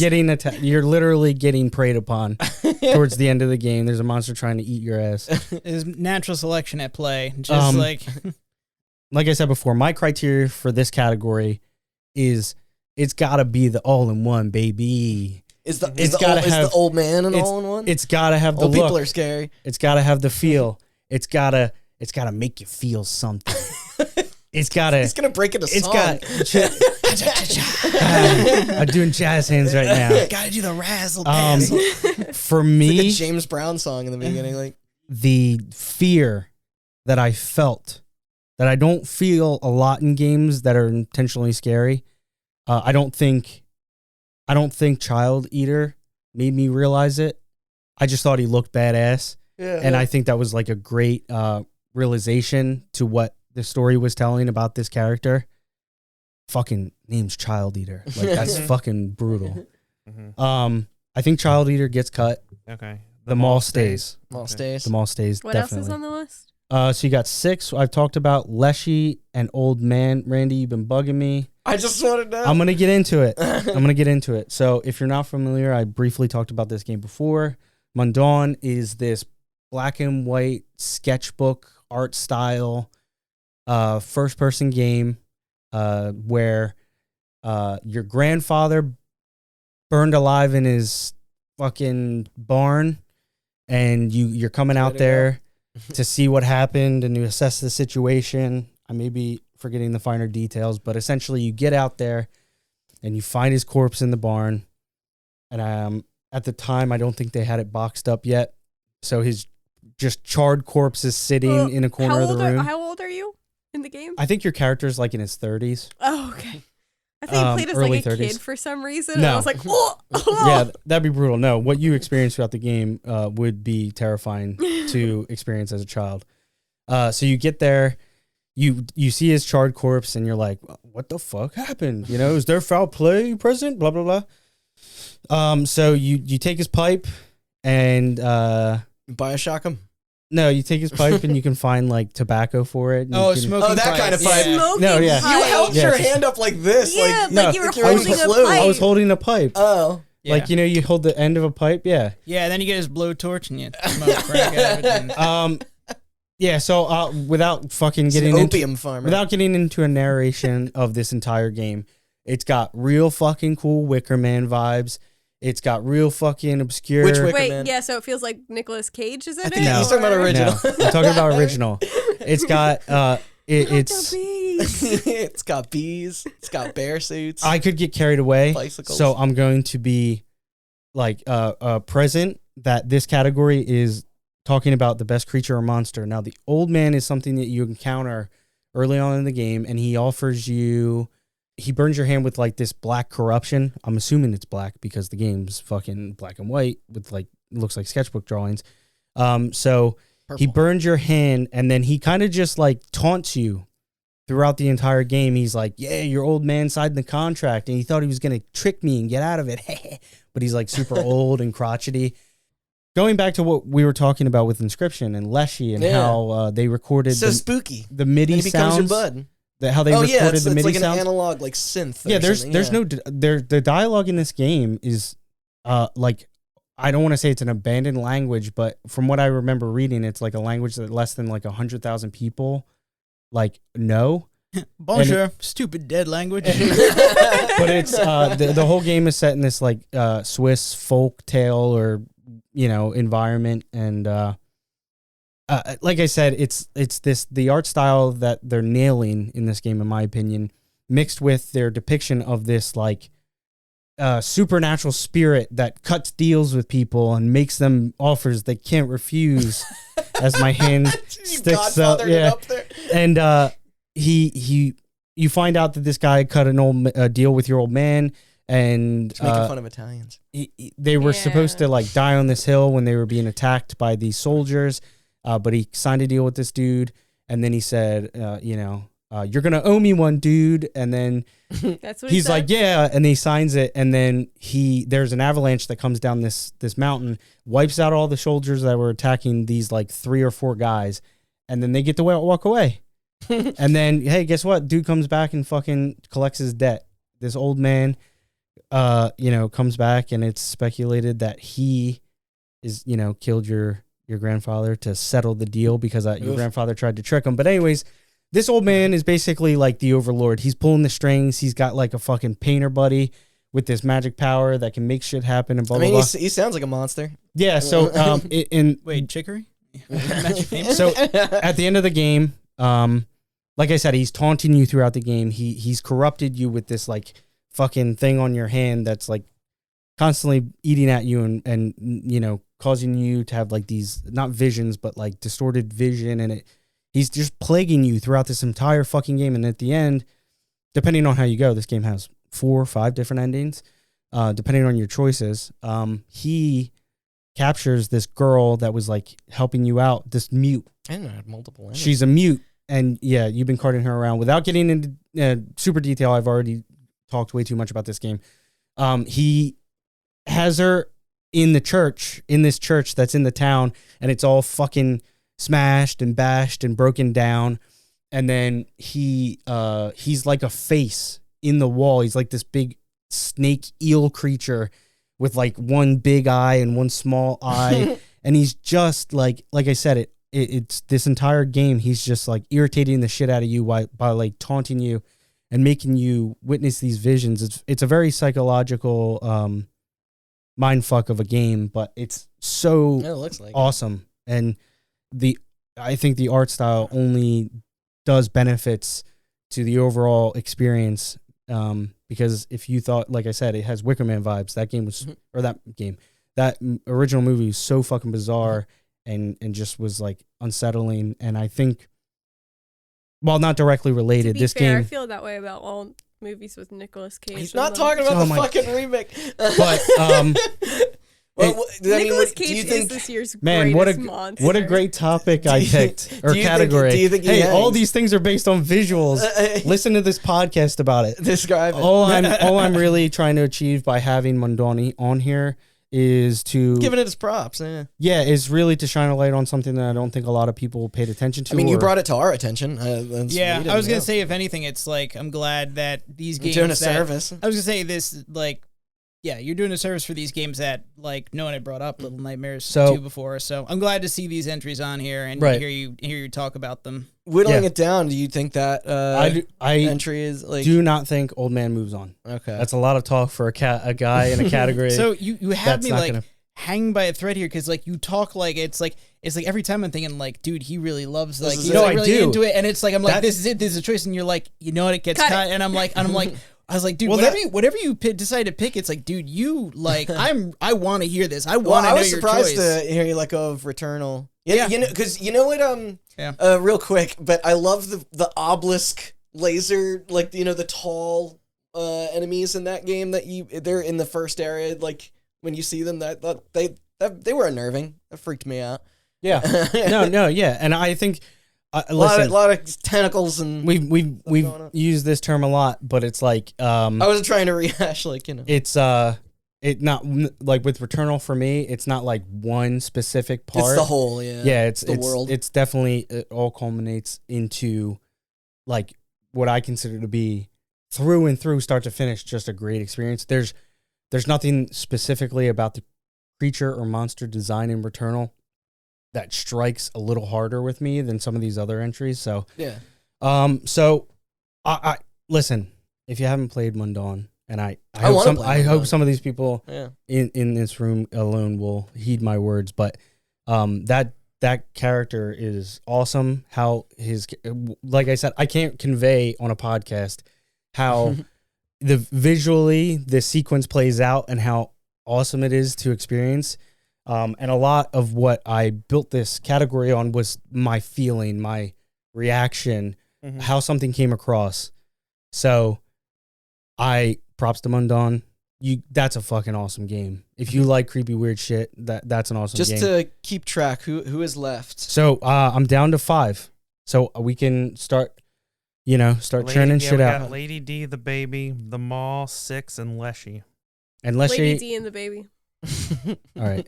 This isn't I thought it was like He I think picks one, he we picks pick one. we pick one. Yeah. Right. Yeah. So, really quick, Leshy, we've already talked about this game in length, and you've already kind of covered this Yeah. This character. this himself, character, even contributing to this topic. So I Yeah. appreciate you saving me a You're couple welcome. breaths there. But It's what an honor. the way that character introduces you to that game is It's great. it's not something I can let go easily. Yeah. Because big hands. yeah, because the way he changes the masks and he's every NPC that you encounter, he's Yeah. everybody, man. Yeah. And like Randy was saying with the not only the art design in the first portion of the game, With the audio. sound design, and he does have dialogue. It kind of Yeah. because it's not actual and even speaking. upon it, even his turn, like he's still like to hold on your category's credit, he stays fucking freaky. Like you know, it's Yeah. like even Well, like yeah, he says stuff, but it's written out, Right. yeah. and he makes mouth noises. Yeah. but they're also kind of unsettling. Yeah. Right. And I think that that's what definitely got him inclusion. I mean, I Yeah. honestly couldn't make this category without putting him on there. I think he's I appreciate it. I think he's an awesome, super well designed character, and it's just like I went into that game not knowing what to expect.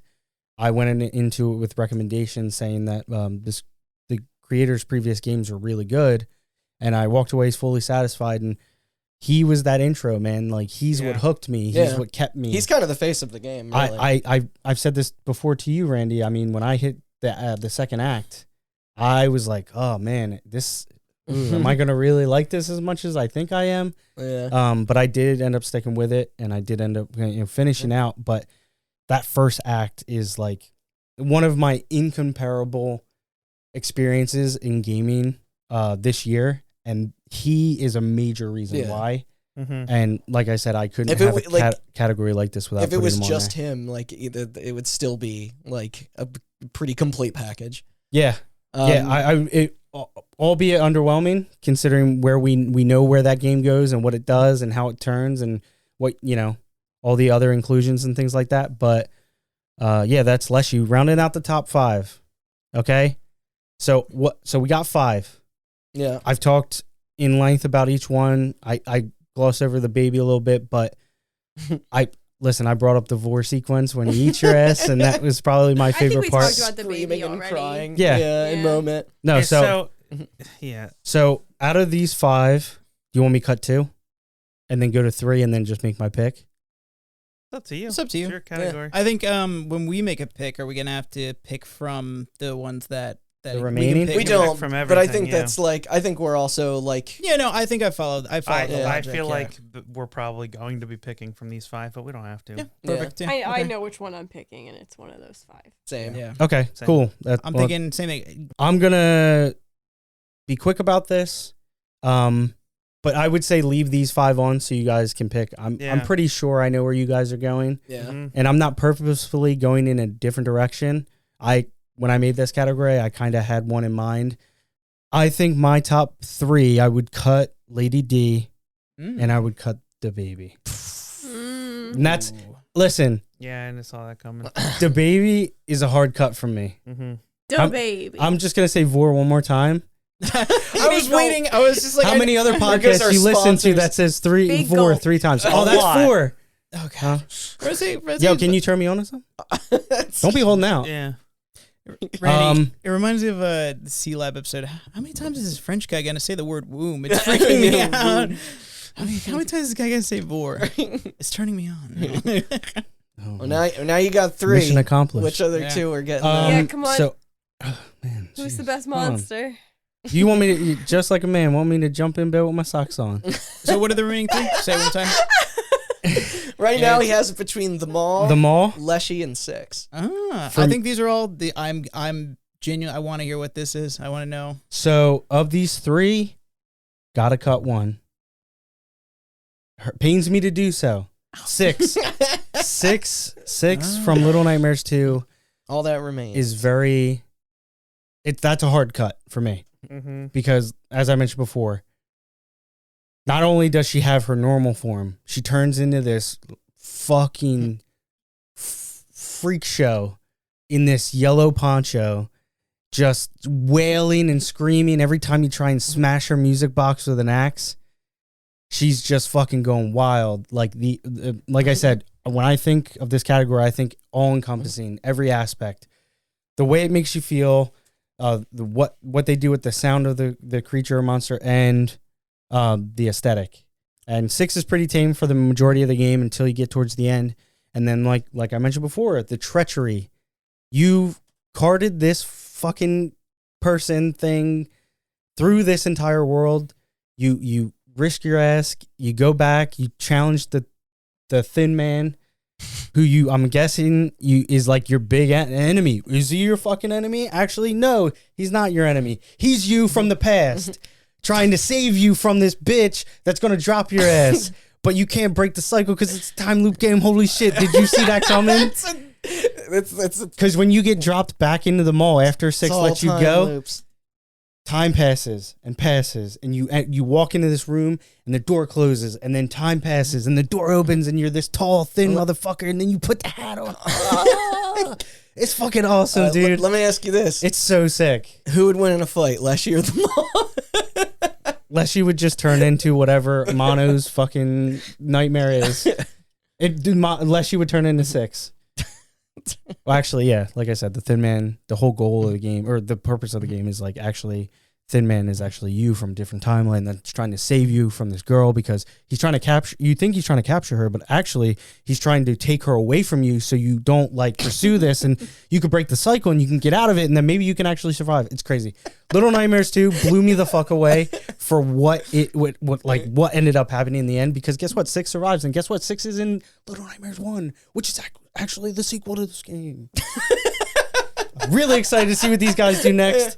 Love this game. This was awesome. Oh, that was a good performance. 6 was a cool ass character. That was a good Joe Rogan impression right there. Was it? Just like So just is going. 6 your favorite then? Is No, 6 your pick? 6 gets cut. Believe it or not. I was like, All right. oh wait, you know what I Well, gotta say? Leshy or the mall? Yeah, we gotta wrap it up. This is great because it's like, this is the passion and everything Randy wanted, but it's an argument with himself. It's like none of us, it's like we talk so much about all the other monsters. It's like, so only he can speak to these specific entries. So he's having an impassioned debate with himself. The two sides of his Listen, brain. Yeah. I kind of knew going into this that I got different. I got certain things resonated with me differently, and that's kind of what fueled my entries and what made me pick everything. Obviously, it's a fucking game. Trying to find the best one. Like, get real. So I'm down to 2, Leshy and the Maul. I've ranted and raved about Leshy. So, do you know what's going to happen? You're going to cut him. He's getting cut. You're going to pick them all. He's going to get cut. All right. All right. Top to bottom, front to back, there weren't a lot of great things that the medium did, but the monsters are. But the creatures were fantastic, and like I said, the Maul. I can get down with that. Like, that seems when you're doing that running sequence through those just absolutely fucking frightening halls of like I don't even know, flesh. Is it flesh walls? Or like I don't know. Are you in a body? I don't know. Every time this creature popped back up, I was like kind of on edge. And I don't get that feeling from a lot of games. And it's a feeling that I personally seek out. Like I play horror games or games with very disturbing and unsettling art styles because that's something that I personally look for in my gaming experiences. I play everything for the most part, or will play anything.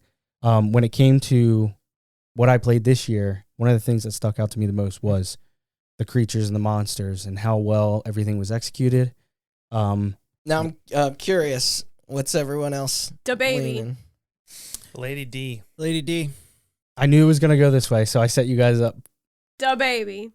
I mean, I love Lady D, but I want to fuck her, so obviously she's not that disgusting. Da baby, on the other hand, yeah, the baby, horrifying. The baby is the scariest thing that's ever come close to a Resident Evil game by far. As much as I want to give Lady D a big hug, it's gotta be Da baby. I think it's gotta be. Yeah, you know what? I'm fine. Honestly, if either of them won, that's the fucking most demented thing anybody's ever. Yeah, I'm fine with the baby winning. I'm happy. I'm happy with both of either choice because I think Resident Evil. I'm happy to see the Resident Evil Village in the medium take something. Yes, that's to say. It's like Resident Evil Village. It's like it came to the top in so many categories. It's like I'm just happy that it's like we're seeing it get recognition, and I'm happy the medium won it because it seems like if it was going to win anything, it was going to be. It was going to be something horror related, and I think if it sounds like the thing it had its strengths in was it was disturbing and terrifying and had a good monster. And it had a lot of times kind of boring. And kind of dragged on a little bit. And you gotta listen to that bitch talk all the time. There's like I said, listen. Wait, real quick before I read off does the baby have a name? Da baby. Listen, truthfully, it's just a fetus. I don't want to get. We don't know whose it is. I mean, we can speculate, but I don't want to get sued. So can we stop calling it Da baby and just say? Yeah, Da baby's a rapper. Oh no, it's actually this is the official Resident Evil wiki, The Baby. Yeah, really? That's what I said, Da baby. I'm surprised they didn't go with like I don't know, monstrosity, aborted fetus, slug fetus, clothes hanger fetus. I don't know. So this is going to do it. Abortion jokes on this episode. This is going to do it for day 2 of Hot Buttons 2021 Game of the Year Deliberations. Just 3 more left. We're almost halfway. But before we play you guys out, however, just a quick overview, recap of the evening. The best moment or sequence of the year was freeing Nikki from her mind prison in Guardians of the Galaxy, with our runner-up being your Dance with Ducky from Life is Strange: True Colors. That's cute. Yeah, that's pretty cute. I'm happy that won. Me too. Because if I could pick one moment in that game, that deserves. Our best character is Salim from The Dark Pictures: House of Ashes. Runner-up, the best boy, Cosmo from Guardians of the Galaxy. So cute. So cute. I know where this joke's going. Celine. Best overall narrative, Psychonauts 2, while the runner-up was The Forgotten City. Just that's two adorable. cuties of a game. And Love that for them. Sean's patented best creature / monster of the year was the Maw from The Medium. The rest of the panel voted the baby. Just the baby. The baby. Adorable. Two As a woman, cuties. I love all babies. What a cute Evil day of recording. Village. That's day 2, the cutie episode. Yeah, not my wholesome I don't get game. this bit. No, I don't either. Okay, you're doing it though. Yeah. That's so cute you don't get it. I gotta I say, thought you were setting this up just so you could call the baby cute. Yeah, I did. And I also called them Maw cute, but it's fucking horrifying. They're both horrifying. Yeah. So please that's- join That's why us they next win. time for another round of awards, including, but not limited to, Oh god. Biggest Disaster, Best Remaster, Remake, or Re-Release, and Best Expansion or Improvement. Day 3 will also Final Fantasy 14. take us to the end of our personal category, so please check back in to find out what Matt and Chelsea have in store lined up. Hottest Final Fantasy 14 character. Other than that, though, I'd say it's plug time. Austin? Thank you for listening. We're going to do this real quick. You can find this episode and more at hotbuttoncast.com. So keep an eye out there for the rest of our Game of the Year stuff. And also follow us on socials, Twitter, Instagram, and Facebook at hotbuttoncast. And we'll keep you updated on when the next a couple episodes are coming. And we will be back after Game of the Year with our regularly scheduled programming. Mm-hmm. Woo! Woo! Yeah. Bye! Bye.